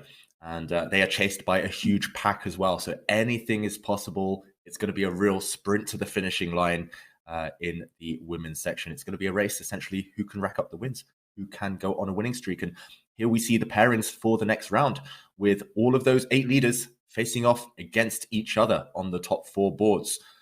We see Tan Zhongyi against Alina Bivol, Goyachkina against Alina Danielian. That is a huge pairing. Danielian, clearly the informed player of the tournament, but Goyachkina, one of the highest rated. And Nino Batsiashvili against Abdumalik, Savitha against Kotanishvili, and the chasing pack behind them, Lawrence. It's going to be crazy. We might even see mass tiebreaks tomorrow, playoffs for the title if it continues to be this close at the top. Well, given that it is this close and this bunched with only 3 rounds to go, is it 3? Let me think. Might be. It is 3. Yes, it is 3 to go. The likelihood of a playoff is very, very high. We've got a whole bunch of people there on 5.5. It's going to take a lot to get some separation from the field. So we could be in for a very exciting finish in the women's section. In the open section, Magnus Carlsen, Abdusaturov, Fedoseev, and Kama all leading so far with 1 round left today, followed by Dubov and Quparadze having an amazing tournament. Giga Quparadze from Georgia, massively overperforming in 6th place at the moment. And then a bunch of more household names in the following positions: Erigaisi, Duda, Artemiev, Giri. Yu Yang Yi is in there, Jan Nepomniachtchi, Fabiano Caruana, Tomaszewski, Matsudlu, Neiman, Mamajarov. A massive group of players on 5.5. We will see how things go with those guys. But for the moment, a nice bit of separation at the top. Carlsen, Kama, Abdusaturov, and we also have Fedoseev. Now, the pairings are up. Is this a gift or is this a potential banana skin? Magnus Carlsen playing black against Giga Quparadze, who he will outrate by around 400 points. David, do you think Magnus is happy at that pairing? I mean, he can't be too unhappy with that one. Facing an underdog, which is always tricky, as you mentioned, it's actually easier to slip up, easier to underestimate your opponents if they are so much lower rated. But Magnus is Magnus. He's very professional. He's black, so it won't be easy. He will still go 100%. He will still go all out at his opponent. For Quparadze, it's the chance of a lifetime playing board 1 at such a late stage of the tournament against the world's best player, and he's got nothing to lose. He can throw the kitchen sink at Magnus. He can continue playing, taking risks as he has done so far in the tournament, and it's paid off. Giga Quparadze did just beat Jordan van Foreest in 19 moves as black in the last round, so he's on fire, form of his life. Why not go at the world champion? And we should mention the other pairings: Fedoseev against Kama, 2 joint leaders there. Another joint leader, Abdusaturov, as black, taking on Daniel Dubov. And there's a whole bunch of players ready to pounce if there are slip-ups at the top of the table. Those include Jan-Krzysztof Duda playing against Dmitry Andreikin, who got off to a slow start in the tournament. Erigaisi up against Vachier-Lagrave, who's also been playing catch-up. And some huge names, as you mentioned there, Lawrence. Caruana, Nepomniachtchi, Grishuk, Mamajarov, Neiman, they're all rising to the top now. They do say the cream always rises to the top. And we are seeing, after kind of mixed starts by these giants of the game, they are all up there now. They all have their chance as we enter the critical rounds. Tomorrow is going to be so tense, but they need to get in position. They need to end today on a high to give themselves confidence. And the winners of this final round of the day, they'll sleep better. They will be ready tomorrow when the time comes. We see the players entering the tournament hall. Meanwhile, Anish Giri in the foreground there. He's slipped down the table slightly since his stellar start to the event, but not out of it yet. I just can't wait to see these matchups. I'm also looking at Daniel Dubov against Abdusatorov, just as Alternative Cerebral says there in the featured chat. That is going to be an incredible battle. Both of those two players are maximalists. They take big risks when they play. And Fedoseev as well, just marching into the camera. Adiban walking past. He got off to a really poor start. I think he had half out of his first 4 games. That's how strong this field is. And Lawrence, predictions as we enter a critical round for the day. I have to say that I'm not hugely bullish on Quparadze. It's really hard playing Magnus on top board when he feels like he's got a chance. When you know he's the better player, yeah, sure, Quparadze is at an awesome tournament, beating Van Foreest. He's beaten Svana and David Anton and Ganguly, but Magnus is a different quantity altogether. I think this is a very, very tough spot for Quparadze, a great spot for Magnus Carlsen. I think Fedoseev Kama can go anyway as well. It really depends on how ambitious Fedoseev wants to be. And Dubov Abdusatorov, again, another one where things can go completely crazy depending on how outrageous Daniel wants to be. So I've got no strong opinion on anything except Magnus Carlsen is a slam dunk victory in this particular game. And he may very well be alone at the top come tomorrow. Yep. Magnus down floated to Quparadze. Big pairing there. We do see in front of us Fedoseev and Koma ready to start their game. In the background on the right there, we do see Andreikin having a chat with Daniel Dubov, having a last-minute chuckle as they get in the right mindset for their games. And here we see board 1, Giga Quparadze. He is famous for being a speed specialist. His opening repertoire is so well-rounded, and he's phenomenally strong. I've played him many times on chess.com, played him in person at the World Rapid Championship before. He's not to be underestimated. He's ready. He'll do his usual thing. He'll play super fast, put pressure on the clock with 1e4. He always plays that opening, always goes for the Spanish, very predictable. Magnus arriving slightly late as usual, maybe doing some last-minute preparations.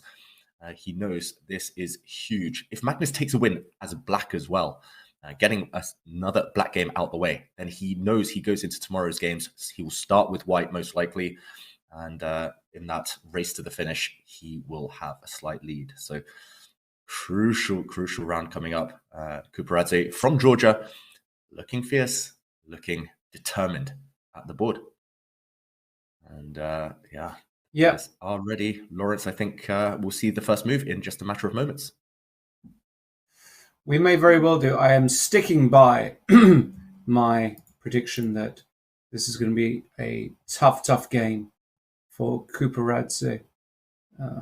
He looks chilled. He looks, relaxed. But as I say, Magnus Carlsen just finds ways. Very, very curious to see how this one does play out, though. Moves are not in yet, waiting for players to get settled. And very shortly, we will see these games all kick off. Yeah, we see Magnus and Jan Nepomniachtchi enter the playing hall there, some of the last to do so. It was nice to see Quparadze let some of the tension out just by having a chuckle. I think that was at the announcement from the arbiters. And there we go. Handshake, and the clocks have started. Quparadze opens with 1e4. He is so predictable in the openings. I prepared against him a few years ago, and he never, ever deviates. He plays the same stuff every single time almost. And what will Magnus choose? Which opening? He's played everything, as we mentioned. Any name that has an opening, Magnus has played it at some point or another throughout his career. I'm not sure what to predict. Maybe a Carlsen, maybe a French defense. Don't think Magnus will play 1e5. His normal move in solid, when he's in a solid mood. Okay, he goes for the French. And Quparadze quickly bringing his knight out. It looks like a Tarrasch variation of the French defense. Very, very solid stuff. Go on, Lawrence. Yeah. CD4 and ID4. Yeah, look, I do have some experience here in this position here. I think Magnus as well has some experience on the tour. There was some recent update, I believe it was in Anish Giri's course on this particular opening, where some new ideas for black in this interesting structure have taken place. I'm very curious, though, what Quparadze will do. Bishop d6, queen e2, all fairly standard stuff. And now, is it the move e5 that was the new idea by Giri? I think it might have been. Yeah, I think... Yeah, you're right, Lawrence. The move e5. Also, the move queen c7 is traditionally one of the strongest. And then if white plays knight f3, then black blocks the center with e5, just preventing white from advancing forward. And I know white can play moves such as c4 in this position, and or even taking on d5 and then c4. It's very flexible for both sides. Magnus pausing now, maybe smelling a rat, because white has played instantly up to this point for sure. Quparadze has studied this before. As I mentioned, he knows his openings inside out. He could play blindfold the first 20 moves, Quparadze, because he knows exactly what he'll do against every single opening. But Magnus will want to cause a surprise at some point. That value of the first shock, the first opening, not necessarily novelty, but the first opening surprise, that is extremely high when your opponent is predictable. So, I think Magnus wants to get a surprise in, whether that's maybe not playing a standard move like queen c7, whether it's playing e5, whether it's developing a knight to e7, whatever it is, Magnus will try and get his opponent out of book. And there we go. Knight e7 is provocative. It allows that pawn push you mentioned, Lawrence, pushing forward with the white e-pawn. But black will happily step back and argue that now the center is closed, he doesn't have to worry too much about the tension. He can just push forward the black c-pawn, for example. What has Quparadze chosen? Early b3. Wow. Surprising. Unusual. It does allow the move bishop e5. Which does hit the rook on a1, forces white to lose a tempo, and the black bishop can plant itself on c3, for example. As far as I know, you shouldn't be allowing this type of thing for white, but okay, I'm not as big an expert as these two in this opening. I've dabbled in it myself, but never with great results, I must admit. A bit of a strange one. I do think Magnus will try to cut across white's plans here, because if white gets a bishop on b2, it will look very strong from that post. Also, what if you go knight g6 here with black, which is another typical idea? Because now the f4 square is very, very weak. Yeah, good point, Lawrence. The white bishop, the white dark square bishop normally guards that square, but not if it's about to fianchetto itself on b2. Yeah, and a move knight f3, you can still go knight f4, but you can even start to get creative. Maybe some queen a5 check suddenly exists. Yeah. Queen f6 is also on the radar. Queen f6 exists. Bishop b4 check exists. Yeah, there's a bunch of very tempting options here for black. And yeah, knight g6, the more I look at it, the more I like it. It does feel like Quparadze, I will mention, he plays instantly no matter what, whether he's winning, losing, drawing. He's a very instinctive player. He trusts his calculation. So I think b3 is kind of the product of kind of freestyling, essentially. I don't think it's opening preparation, but Magnus does have those tricks up his sleeve. Knight g6 looks very, very pleasant for black. Extra central pawn. Yep. No, I certainly, I'm not a fan of B3. I've never really ever seen it in this opening as well. And I am worried about these dark squares. So I think Magnus will be quite happy. He does play knight g6. And Quparadze g3. Just trying to limit the knight like this. But this looks, I don't know. It looks strange. Yeah. What if I castle now? Bishop bizarre, B2 to be and honest. try and get some central space with e5. Now maybe even f5 in some positions starts to exist, and I'm just not buying this for white. Yeah. No matter where you put the king now as white, you will potentially get attacked. And Magnus has reacted very quickly after g3. He decided the black knight has no future on g6, so why not plant it in the center? He's going after the bishop pair, Magnus. I think this is, again, the maximalist approach. He wants the pawn center, but only after grabbing the pair of bishops. And Quparadze, in trademark style, plays instantly. Very disconcerting. When I first played him, Quparadze, I think he gained 5 minutes on the clock, and I had like 10 seconds left, and it was like move 40. He was up at 25 minutes. I was up down at 10 seconds. It was, giving me a heart attack almost. But bishop b2, Magnus looks like he's about to chop off that bishop with his knight. Which he does. He's got the bishop pair. That's step one. And now how does he neutralize the pressure that white's b2 bishop is exerting on the long diagonal? Not instantly obvious. Does black castle? Does black play that e5 move that you mentioned, maybe at the cost of a pawn, just trying to break free? He castles first. And looks like c4. Have you ever done this? Have you ever tried playing every move instantly, Lawrence? Because I struggle, even when I tell myself I have to.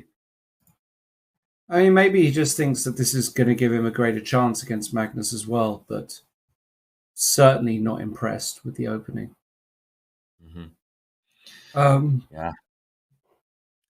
As mentioned in the featured chat here by Wash Your Cup, it does look like a good start to the game for Magnus. I mean, we can't say it's been a great success, the opening for white, but there's still a lot of tension. Despite lacking the bishop pair, white does have nice central control. When white finally does castle, bring the rooks to the center, it still looks like a playable position. I'm not saying that black has the advantage. I'm not saying it's decided anytime soon, but maybe not the challenge in the opening that Magnus is used to facing from some of his younger kind of rivals at the top there. Bishop c8, is that really just been played? I believe that has been played. Bishop c8. This one is a little bit strange to my eyes. He wants to put the bishop on a6. Clearly that's his idea, to cause the queen some grief and obviously try and dissuade white from castling. But white just castles anyway and says, I don't really care. Interesting. Feels like maybe. Sorry, go on, Lawrence. No, I was going to say sometimes he might want to put the bishop on b7 as well, if that diagonal ever gets opened up. What were you going to say, David? Yeah, I was going to say it feels like Quparadze has kind of baited Magnus into speeding up and playing quickly, and bishop c8 to me just looks counterproductive. Not only was it a kind of undeveloping move, just putting the bishop back on its starting square, but even if it lands on b7, it will be blocked. If it lands on a6, it will be blocked. It feels like it's given white a free turn. So if I were Magnus, I would maybe slow down, not get tricked into pre-moving, as I think someone was calling it there in the featured chat. You don't need to play bullet. You could just take your time in this very tense middle game. And okay, bishop b7, you were right. You called it. Lawrence, that bishop has potential. Doesn't look great right now, but great potential if the center opens up. And it's back to Quparadze. This is now the planning phase where you maneuver, you put your pieces on good squares, and that often takes grandmasters the longest. Planning is definitely not something you can do intuitively. It's something you have to kind of break down step by step. It's a process. Calculation is intuitive for these top GMs, but Quparadze, I expect to take the first real think of the game. And there we see, oh, look at that. The young fans with their binoculars watching the games from afar. Fantastic. That is the cutest image I've seen in a long time. Oh, chess. Very, very nice. So inspiring. And, very, very cute. Meanwhile, a tactic by Quparadze. He doesn't pause. He sets up pretty elementary trick. C5. What do you think of that one, Lawrence? Nice trick. You don't want to take that pawn off, that's for sure, because Queen C3 would be a nasty double attack. So you can't take it. So you have to move the bishop probably to C7, maybe E7. I mean, there is an argument to put the bishop on E7, and he does that. And now I guess he just wants to take. And here, Magnus probably is going to take with the E pawn. The problem with taking with the C pawn is this guy suddenly becomes a protected passer. B4, but A5, and we can't go A3 because of bishop A6, or can we? And then B5. Maybe this is still playable. Things are getting a little out of control, though.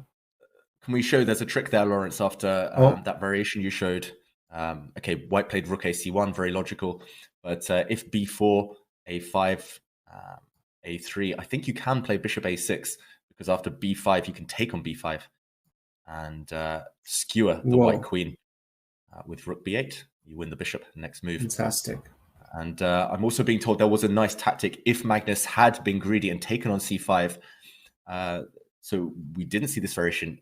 We'll catch up with the current game, but Queen C3 isn't the most direct way to get an advantage, because Queen F6 saves the day for black.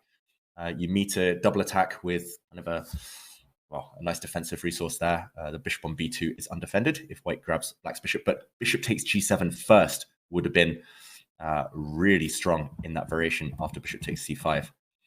And king takes G7, Queen C3 check. Black's king just too open on the dark squares, and white has a big advantage. So let's catch up with the game. Talking about ketchup here, not catch up. Let's catch up with the game. The queens are off the board. Interesting decision by Magnus. He didn't want the tension anymore. Yeah, but this is no longer really that great, because you go knight d6 here as Quparadze every day of the week. And the... Excuse me for the coughing today, guys, as you can still hear, getting over my sickness. The resulting opposite color bishop games are just dead equal, right? Because after bishop takes d6, you can throw in rook takes d5, and this is just a draw, surely. I mean, white is very active.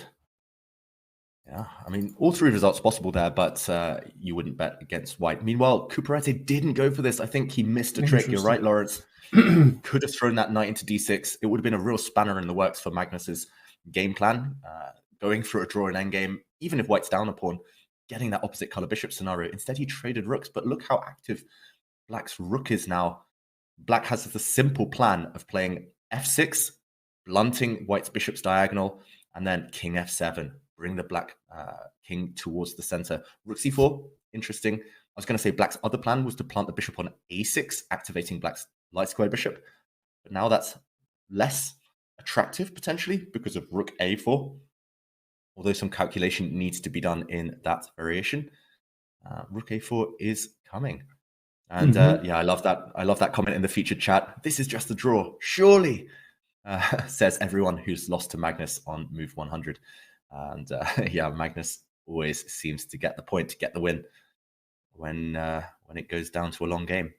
But look at the clock times as well. Quparadze still with 14 minutes left. I mean, if there was a bullet world championship, I think he'd be one of the favorites to win it. Just the speed at which he plays. Rook c4, interesting move.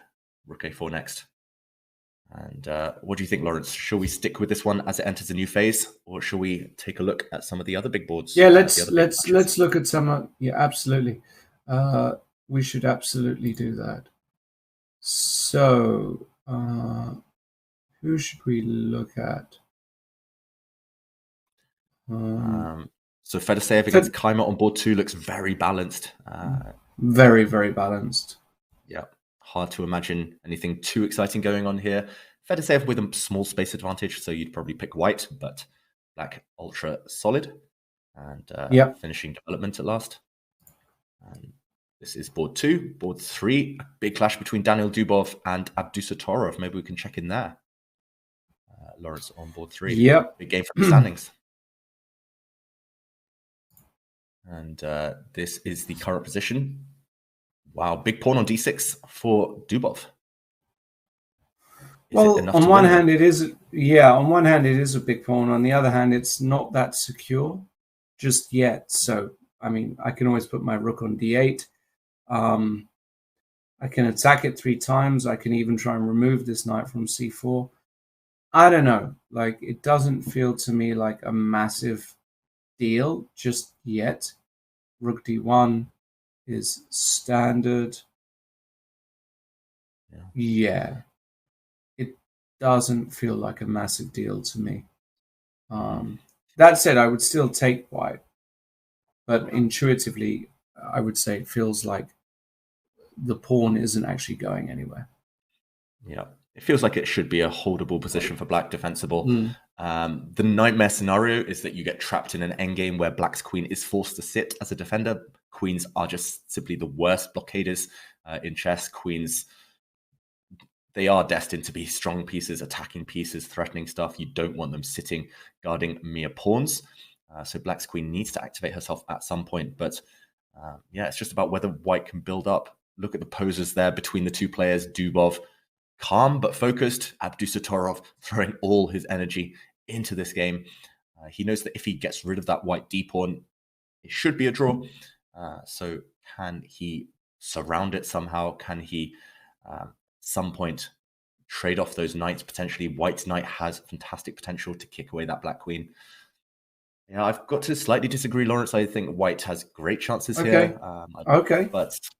But as you mentioned, it's not direct. It's not immediate. It is a long. It's going to be a long battle surrounding that d pawn. And yeah, how about other games? We'll check back in on this one later.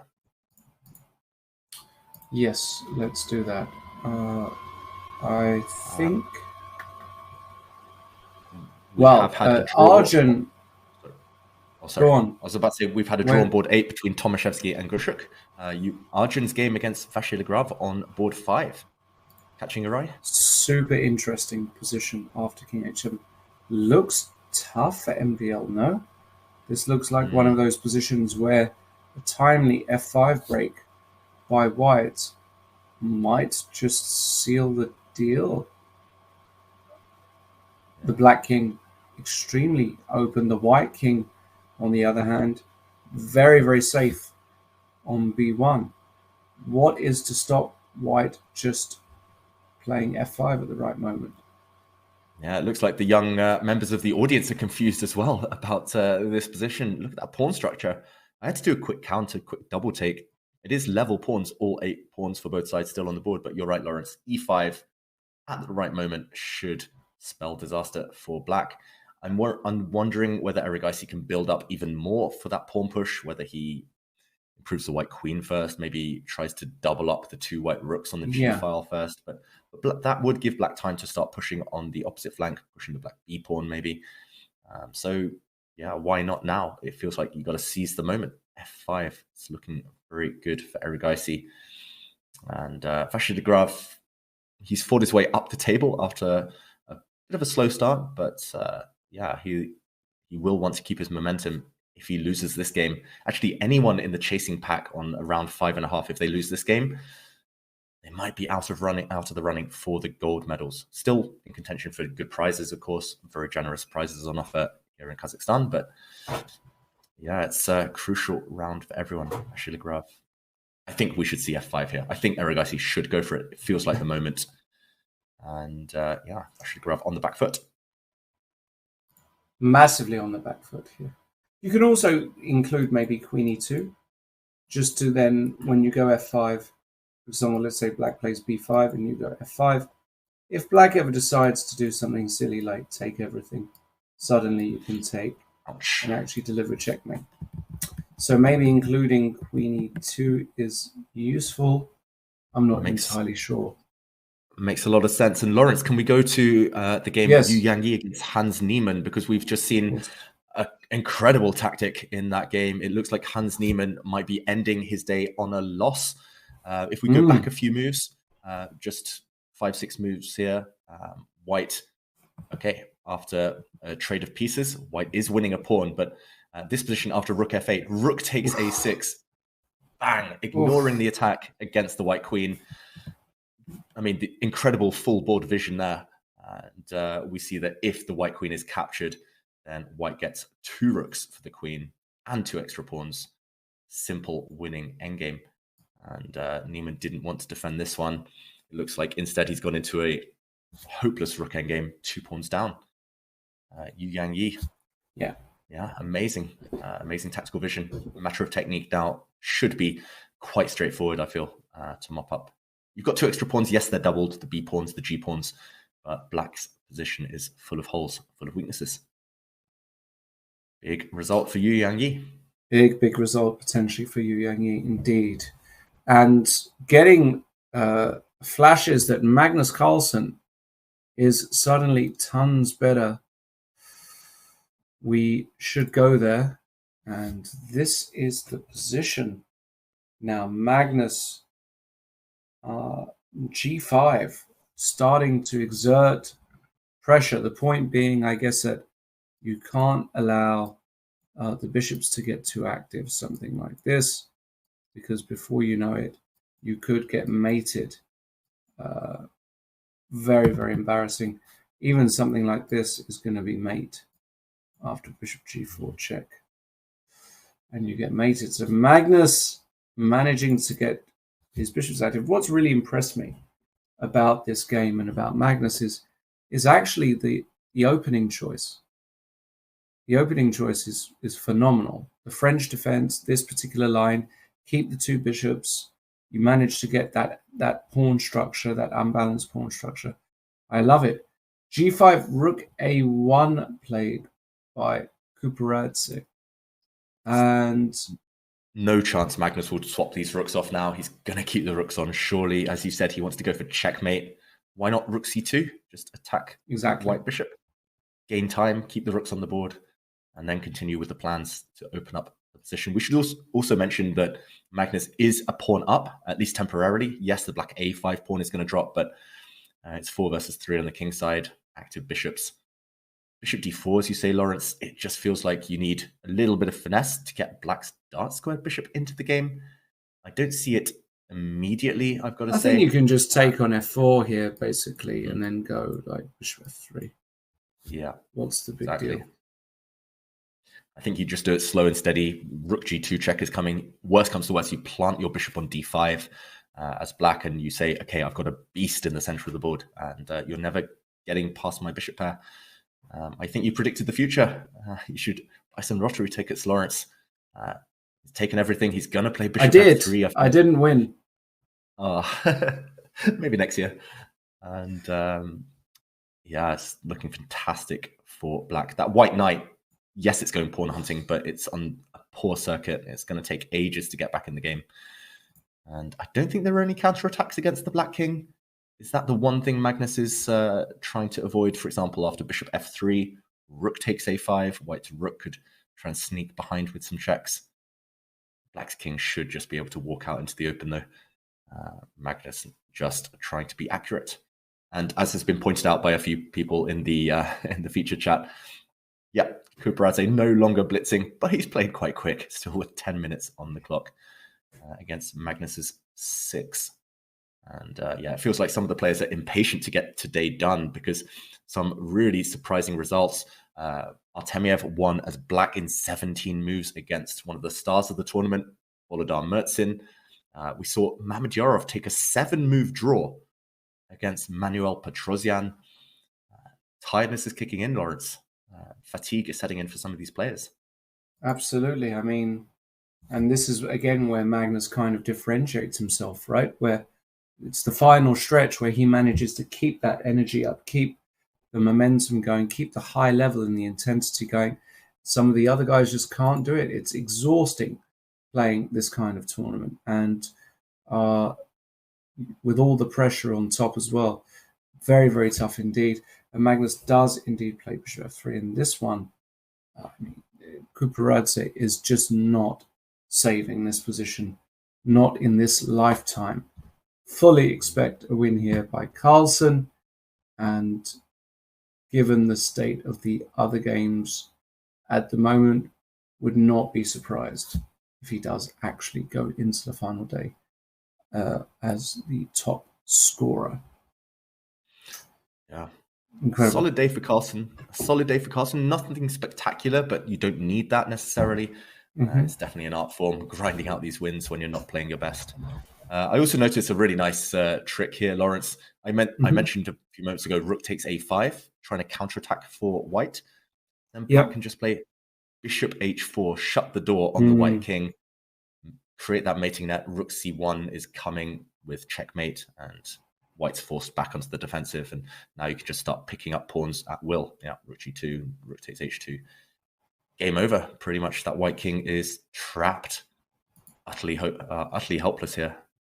Yeah, it looks like Giga has started to realize the kind of, the severity of his troubles. He's really slowed down, spent, 2-3 minutes on this one move. That, for him, that is an ocean of time. And eventually he has, I think, just captured this pawn on a5 with his knight. Yeah, black can just play bishop d5, assert full dominance, assert full control. Bishop h4 still on tap. Rook g2 check tempting. Everything looks good for black. Yeah, I just think the position is hopeless for Giga. We can go elsewhere if you would like. Yeah, and there is a round actually in the women's section. They are playing their final round of the day. Tomorrow will be 3 games. Today they're playing their 4th game of the day. And remember, there were 8 leaders in the women's section. I'm just looking at those top 4 boards right now between those 8 leaders. And all of them look pretty balanced, Lawrence. Looks like nobody really wants to give ground, take too many risks in that women's section. Maybe we check over there a bit later when the action begins. And nice shot there of all the flags of the competing countries. What are we zooming in on? Some spectators. And meanwhile, Magnus has grabbed that white h2 pawn. The white king is in mortal danger. I can't see this one lasting too much longer, I've got to say. Yeah, b4 played by Quparadze, but this is more of a inertia kind of move. I think Magnus now will probably put the bishop on d5, consolidate that bishop. You also completely cut the knight out from action, so bishop d5 is a very intuitive move. Then the bishop is going to come to h4, probably come to g3, target this pawn.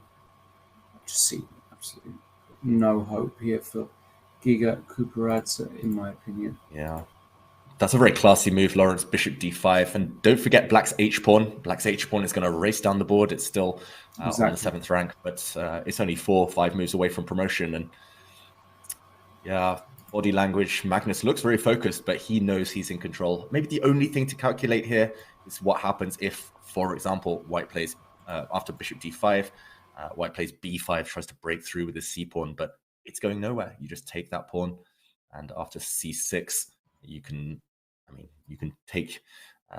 choose anything here. Rook c2 at the very, very minimum to keep an eye on that white pawn. Yeah, this one is winning.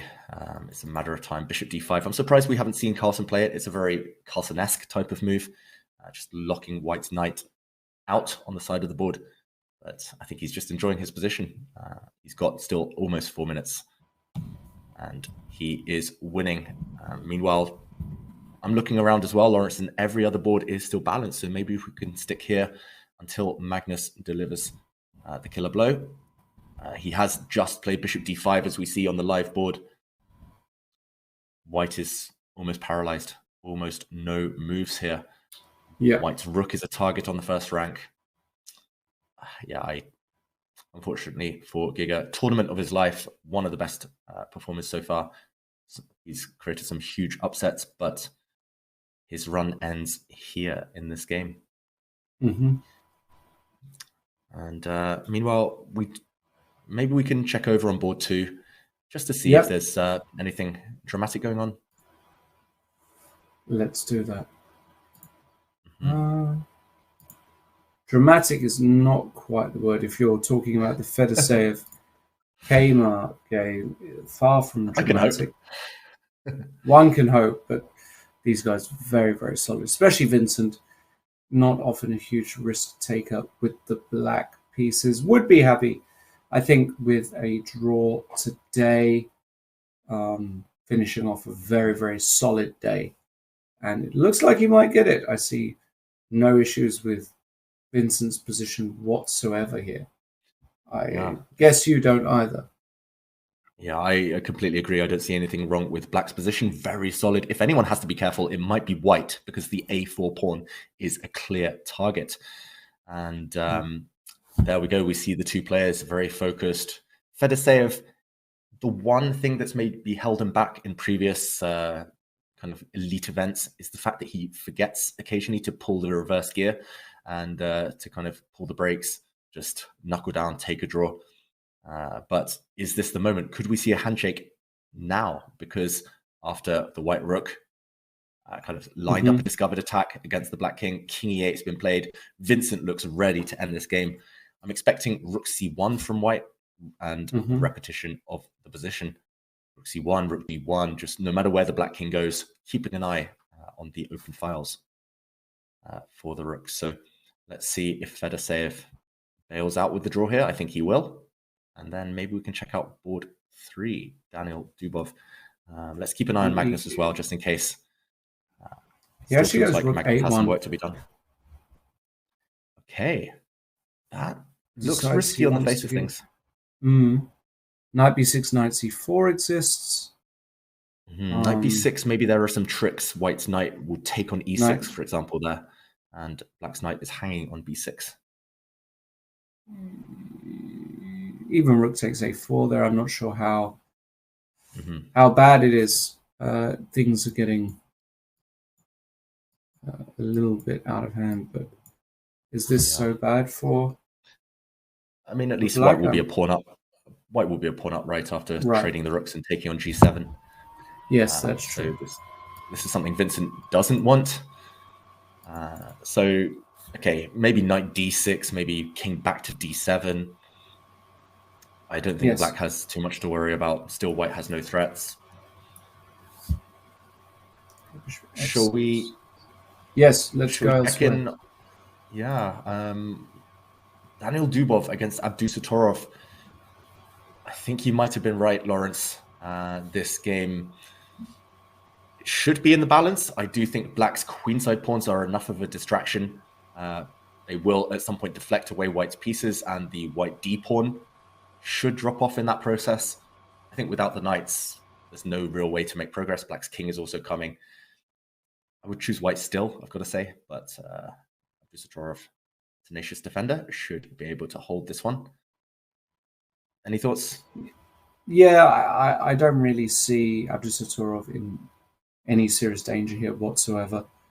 It feels like this is going to end peacefully one way or another.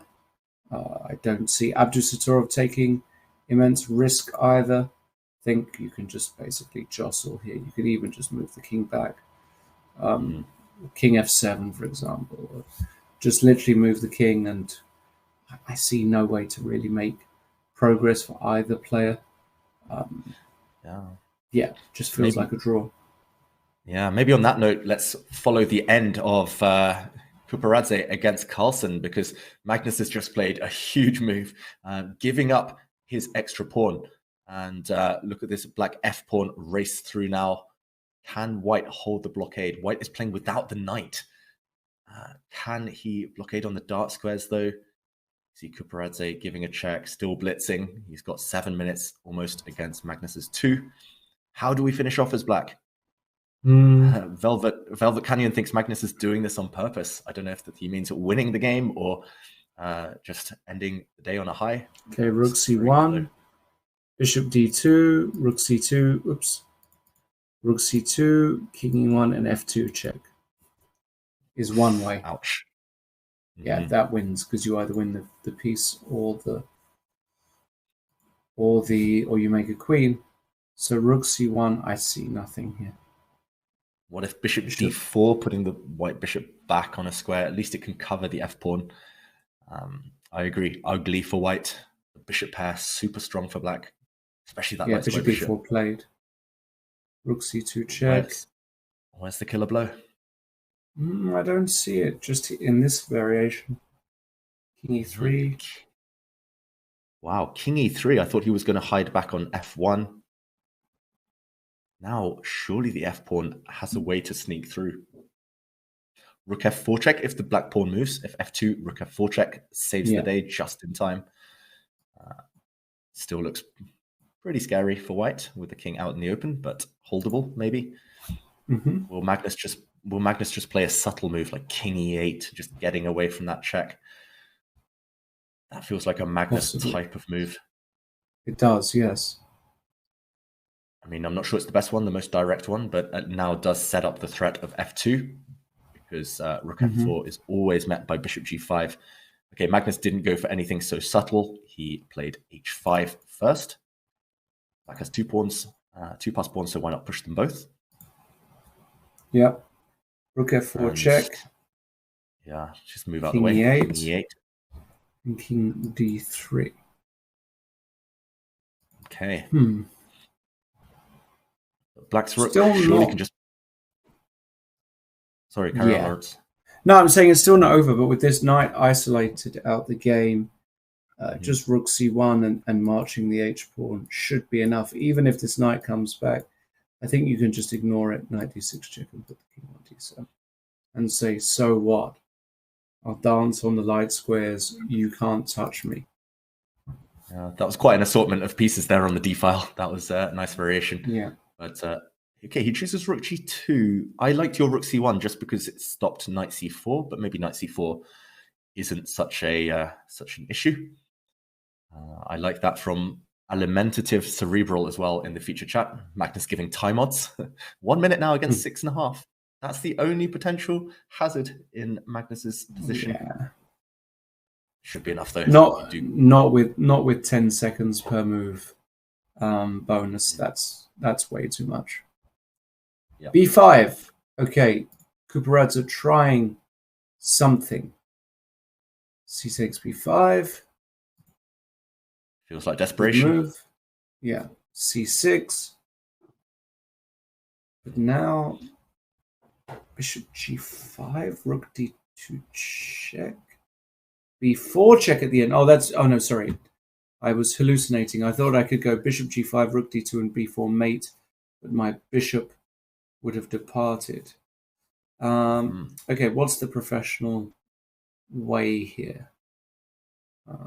I'm seeing some tricks. For example, if black plays bishop d8, which looks tempting just to stop the pawn, just to kick away the white knight, then after bishop d8, maybe bishop c5 for white, Lawrence. What do you think of that? Black king trapped. Give me a second as I've just got to readjust something here. I'll put that on the board Magnus in just 1 second. But he went rook g4. Yeah, rook g4. You talked about professional approach. That is very professional. Just getting the rooks off the board. Forces the rooks off the board. Rook f5 runs into bishop e4 check. Yeah. And if white pushes with c7, then I think the black king can safely stop that pawn. The king comes across. You go no further. And yeah, and once the rooks come off the board. Game over. Black has too many pawns. Yeah, nice technique. 39 seconds, though. Should be enough for Carlsen. Quparadze giving him a scare, but yeah, unfortunately, two bishops, too strong. And this is one thing I never... strong in general. Yes, tell me, David. I was going to say, if I play Magnus, I will never, ever give him a long-term advantage like the better pawn structure, bishop pair, because I know long-term it will decide the game. Agreed. And, there have been some results. In the meantime, I'll just quickly update you all. Dubov Abdusatorov was a draw that game we looked at. Duda and Draken draw. Nepomniachtchi, Sarana, draw. Tomaszewski, Grishchuk, draw. Petrosian, Mamedyarov, draw. Hans Niemann did, in fact, lose to Yu Yang. We looked at that briefly, that good spot. And Volodar Merzin's good run has come to an end. He loses with white to Artemiev. His only loss of the tournament so far. That will be a nasty one to take home tonight. But it is what it is. Let's go to Arjun, surely. Maybe we can stay here just okay. for a little bit. I think we might be about to see a result. Okay. Magnus just putting the finishing touches to this game. And then, as you mentioned, Arjun beating Vachier-Lagrave. Caruana also looks like he's doing well and winning. It's just the time scramble, Lawrence. Magnus down under 20 seconds. Looks a bit nervous, looks a bit twitchy. Yeah. Fiddling with pieces. It got less easy, right? Suddenly. I think it's still pretty easy. You march the B pawn forward and distract the white king. And that should be that. Quparadze with 5 minutes. I think he'll resign. White simply has nowhere to go with his pawns. They're both blockaded. Black's pawns seal the deal. And 37 seconds now for Magnus. More than enough. Look at him. He's ready to end the day. And Quparadze just looking for one final trick. I don't think you're in time, unfortunately, to run the white king towards the black kingside pawns because black's B pawn too fast. And one tempo too slow for white. And that's what it comes down to. Magnus has calculated this out. We see the evaluation bar confirming the fact that black is winning. White cannot stop the pawn coming to G3 long term, costing white his bishop. Final throws, Lawrence. Do you think we'll see a handshake now? I think we'll see it in just about any second, yes. Magnus is ready. Look at that body language. No problems whatsoever. Look at this, Lawrence. He's staring down the camera, staring into all of our souls here at home. And Magnus, he's seen everything there is to see on the board. He didn't even need to look. There we go. B4 coming. B3 is coming. B2 is coming. B1 queen is coming. And white's king is overstretched. I think this is the moment we will see Quparadze give up. What a game it's been. Nice instructive win, actually, long term. Like you said, opening choice, 2 bishops, stretching, playing on both sides of the board. Magnus shaking his head. Yeah, totally agree. Bishop d4. But now B3 seems to be winning. Yeah, B3 is 100% winning. King e3. Now, how about the move bishop b6 here? Is that you've got to necessary? Calculate that one. You've got to calculate that, Lawrence. Maybe we can quickly show it on the board. Bishop b6 would have been met by a capture, and it would have been a race. I'm not sure you want to enter a race after b2, c7. I think white's actually doing well here. E8 equals E6 queen, e8-6. Yeah, I missed that. Yeah, but let's catch up with the game position. White is trying to set up a blockade, but it won't last for long. Surely just king d5. Magnus about to put his king into the center, and everything collapses. Yeah. There we go. White's bishop can't hold both the F and B pawns. Black can just actually start snatching the white pawns. Exactly. And not much to say about this position, unfortunately, for the Georgian Grandmaster. And I think he'll cause some more shocks by the end of the tournament. He's still in the mix, of course, Quparadze, but Magnus taking the lead in the tournament. And then we have the handshake, the result confirmed. Magnus takes an important win. Massive win for Magnus Carlsen. He has really just been on it since round 1. He moves to 7.5 out of 9.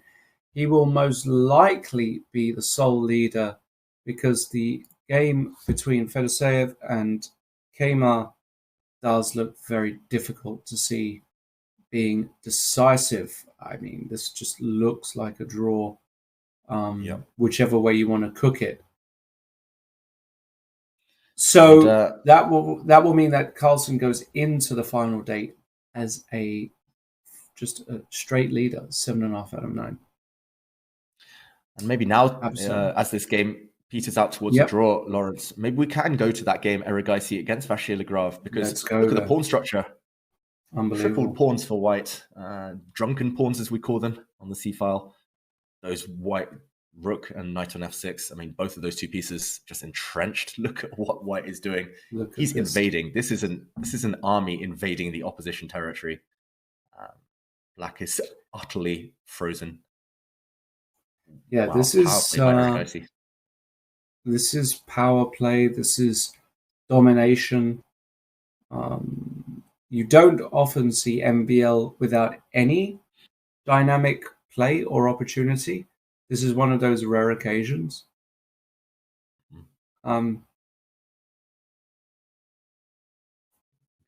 Just looks hopeless. I was about to say, I'd be tempted to start moving the king.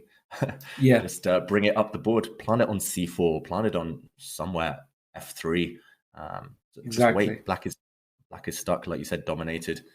Black can't move. Black doesn't want to take the rook on d6 with his bishop because that would just improve the white pawn structure. Just to show this, maybe c takes d6, and even without white's knight, I think you're winning here. Black's rooks are just powerless against the massive pawns. Likewise, you don't really want to take the white knight because then you part with your bishop. Black's king is stuck in a mating net. Okay, the king is coming. White still needs to break through a plan to finish this one off. I'm not sure where Erigaisi's running with his king. Let's catch up with the game position, maybe. And it just feels like a matter of time before the breakthrough does happen. Can Maxime Vachier-Lagrave try and get one piece active at least? He's trying to get his queen across now. Rook b1, at least the black rook can start to enter. This is one of those scenarios. I love this great book by Dave Smurden about the ultimate chess swindler. And it's the type of position when you've had so much control for so long, it's easy to take your eye off the ball for one move and let it all slip. Sure. So Vachier-Lagrave still not out of it.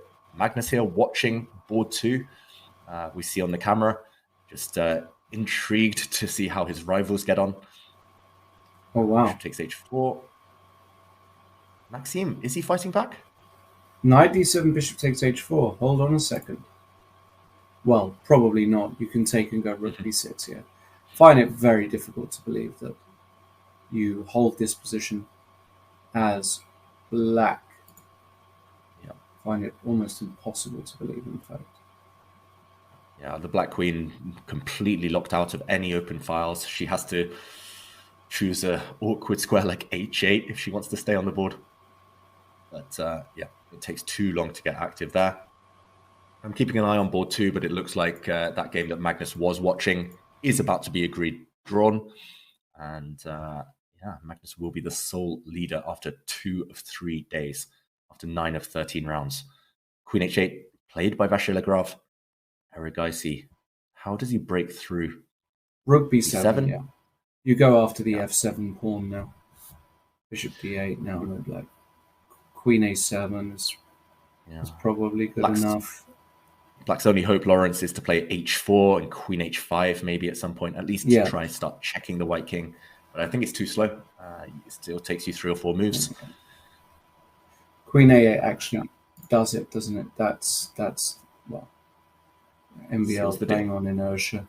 He wants to give one check on h5. Queen takes d8, queen h5, king f2. No more checks. Then there's a queen f6 check. And this is also good enough. Queen h5, king e3. And MVL does indeed resign. Massive win for Erigaisi. Means that he is still up there, a point behind Magnus with 4 rounds to go. Still possible. In fact, the majority of our games are over. Let's have a quick look at the women's section. Tanzhongji with a massive win against Alina Bivol. Massive win for her. It means that she maintains her lead. Goryachkina finally beating Elina Danielin. Moves aren't coming through there. Here they are now.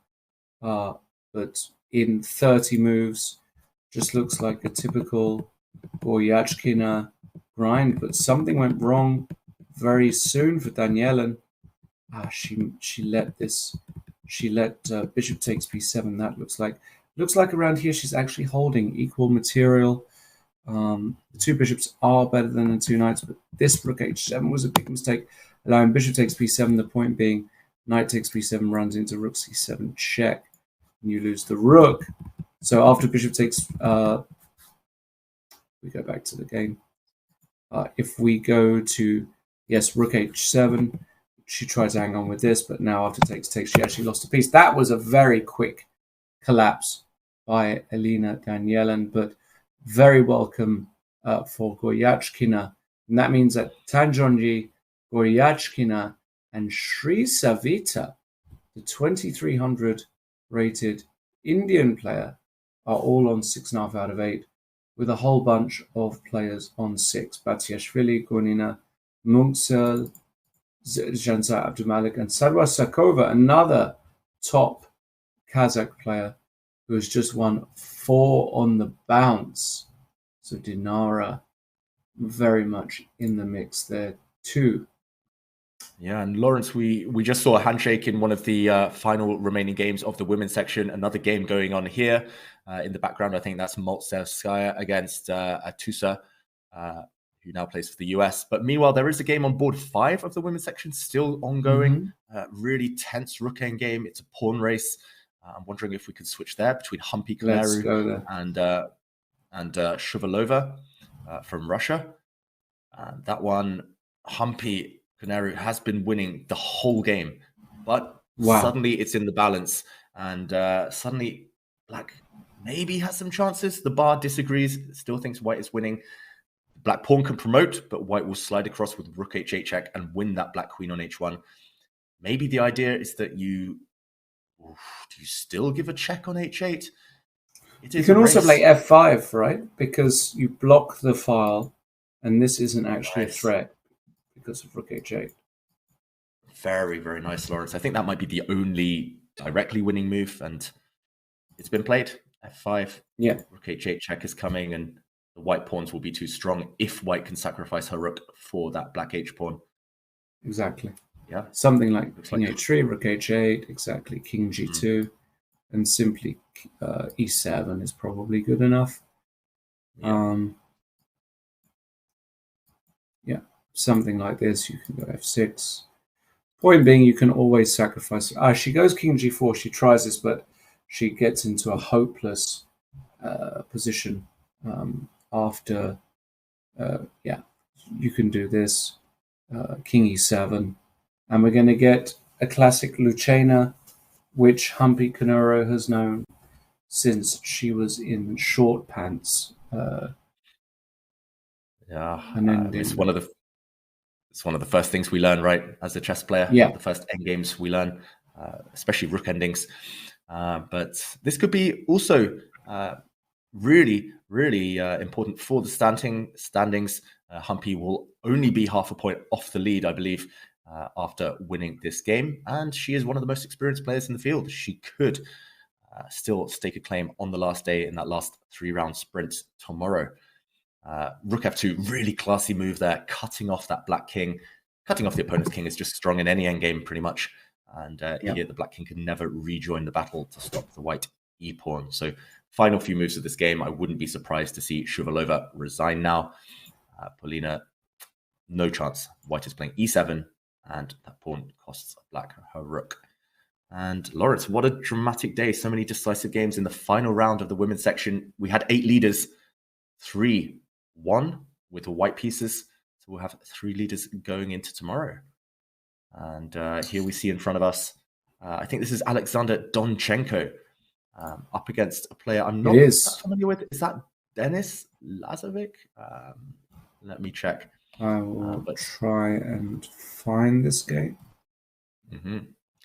So this is indeed Alexander Donchenko with the Denis light Lazovic, pieces. correct. Actually, Magnus was talking to me about Lazovic as well as being a super talent from Belarus. And Donchenko in big trouble here as white. Needs to find some resource, and it looks like he might have found a resource here. H4. Maybe white can now eliminate the remaining black pawns. Anyone who's watched Title Tuesday, who's played Title Tuesday before, will be familiar with Denis Lazovic, who's playing the black pieces. He's crushed me many a time. Super quick, very tactically alert. I think he's won Title Tuesday at least once or twice, which is no easy feat with players like Hikaru playing. And okay, the black king attacks the white rook. Bishop e7. Wow, it's really loose for white, but maybe it's good enough. The black pawns are kind of stuck to each other like string. Just as soon as one falls, the other one will fall, even at the cost of white's bishop. And now, I think we will see rook and knight versus rook, a long grind. Should be a draw because Donchenko has found a way to give up his bishop for the remaining black pawns. Could be here a while, Lawrence, watching this. Oh, goodness. Game. Yeah. Well, we might be. We might be, we might not be. That will depend on our lovely producer if he wants to make us suffer this rook and knight versus rook. And He's giving us guessing. Donchenko gonna draw this with his eyes closed. You would expect. We'll watch it a little bit. Okay. Yeah, this rook and knight versus rook, it is one of those endgames that, again, most grandmasters do know. They have practiced or they have faced it in their practical play at some point in their career. And unlike rook and bishop versus rook, the drawing method is quite straightforward. You usually want to just give checks from afar, pin the black knight whenever possible. And the problem is black's king and knight are bound to each other. As soon as the black king tries to escape any possible pins, any possible checks, the white king runs the opposite direction. And there's just no real way to checkmate unless you're given a helping hand by your opponent. That being said, we have seen luminaries of the game, such as Judith Polgar, lose this ending to Kasparov years ago. And it is possible to go astray. Meanwhile, a bit surprising that Donchenko has allowed his king to be caught on the edge of the board. It's not the end of the world, far from it. Black will now give her a check with the rook. We see Denis Lazovic force the white king to the edge of the board, but this is not terminal. Black's king is too far away from the white king to close any mating nets. And you can see on both players' body language, Lazovic as black resigned to the fact that he was winning earlier. Now it should be a draw. Donchenko, relieved, knows he's close to a draw, but still needs to be accurate, needs to be careful. And I would just, for example, rook f7 would run into knight g5 check, just as you can still blunder. Ooh, so got to be careful. Yeah, I think the easiest is to run the white king as far away as possible from the black king. So I would start advancing the white king up the board as long as that's safe. He did retreat his rook, but not the square that was losing, as you pointed out, Lawrence. He retreats it to the safer square on f5. And black's king's got to come back now. You need to combine the rook, the king, and the knight together in order to have any chance of trapping the opponent's monarch. So there we go. The black king comes back, but still very difficult for black. The king is cut off, just as we saw in the Humpy game. Black's king cannot cross the f-file. And finally, we see Donchenko improve his king's position, advancing away from the black king. Yeah, this is one that I remember my first coach playing against him, and he would mate me every time until I realized how to defend as white, but still not easy. And it's pretty much the most dangerous version of this endgame that you'll ever see. Can he hold it, Donchenko? Great question. Well, we'll soon find out. We're not going to follow this until the end. This could go on for quite some time. What we're going to do is we're going to take a quick look at the playing hall as things empty out. You can see most games have finished for today. Tomorrow, we've got the final day of the Rapid tournament. We start at the same time We will take you through, of course, all the action, 4 rounds, and if there is a playoff required, of course, we will be there for that as well.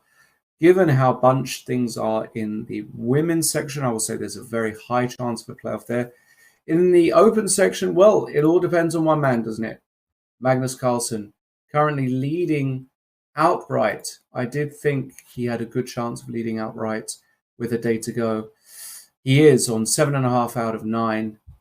Just a very, very solid performance by Magnus, winning when he had to. And, you know, it's now on the rest of the field to show something else. Magnus is just going to win this tournament. Who can stop him? We'll have to find out tomorrow. David, just very quickly, your impressions of today? Yeah, firstly, impressed by Magnus. He's not been at his best, we should clarify, but he's ground out those results. He's survived difficult positions, and he took his chances when they came. I'm really loving following some of these young players. Vincent Keimer's really impressed today. Abdusatorov, as always, impressing. And also, today's been special for some of the quick victories. We saw many of the top grandmasters in the world lose in less than 20 moves, especially Daniel Dubov's Queen H5 move. That blow that destroyed Nihal Sarin's defenses. I recommend everyone who's just joined us recently to go back and check that one out. The move of the tournament so far. And of course, in the women's section, it's so close. It's you have to toss a coin in order to pick a favorite there. And I can't wait tomorrow, as you mentioned, Lawrence. If we do see tie breaks, playoffs, it's going to be extra dramatic. So yeah, it's lived up to expectations so far this tournament. I'm hoping that continues tomorrow. Indeed. We sure hope it does. And we want to thank everybody, of course, for watching today. We're going to be back same time, same place tomorrow. Before I go, though, make sure with the new year around the corner to get ready for the 2023 Daily Championship starting on January 1st. $5,000 in cash prizes are up for grabs this year. Don't miss your chance to enter this tournament and improve your daily chess prowess. If you like playing daily chess, make sure you drop exclamation mark Daily Champs in the chat for more information on that specific tournament. That's going to be it from us. Tomorrow is D-Day for the Rapid tournament. Is Magnus Carlsen going to coast his way to another title or not? We'll soon see. In the women's section, up for grabs. Anything can happen. I still think there are a few twists and turns left, though. Make sure you join us same time, same place tomorrow from me and from Grandmaster David Howe. Cheerio for today. Stay healthy, stay safe. See you tomorrow. Bye-bye. Life is full of exciting events, but it is our first impressions that we remember best. Your first diploma. Your first job in a big company. Unforgettable emotions from the first date. The first expensive things you bought when you got your first paycheck. And your first investments with Freedom Broker. Freedom Broker. Look at your favorite brands from a new perspective.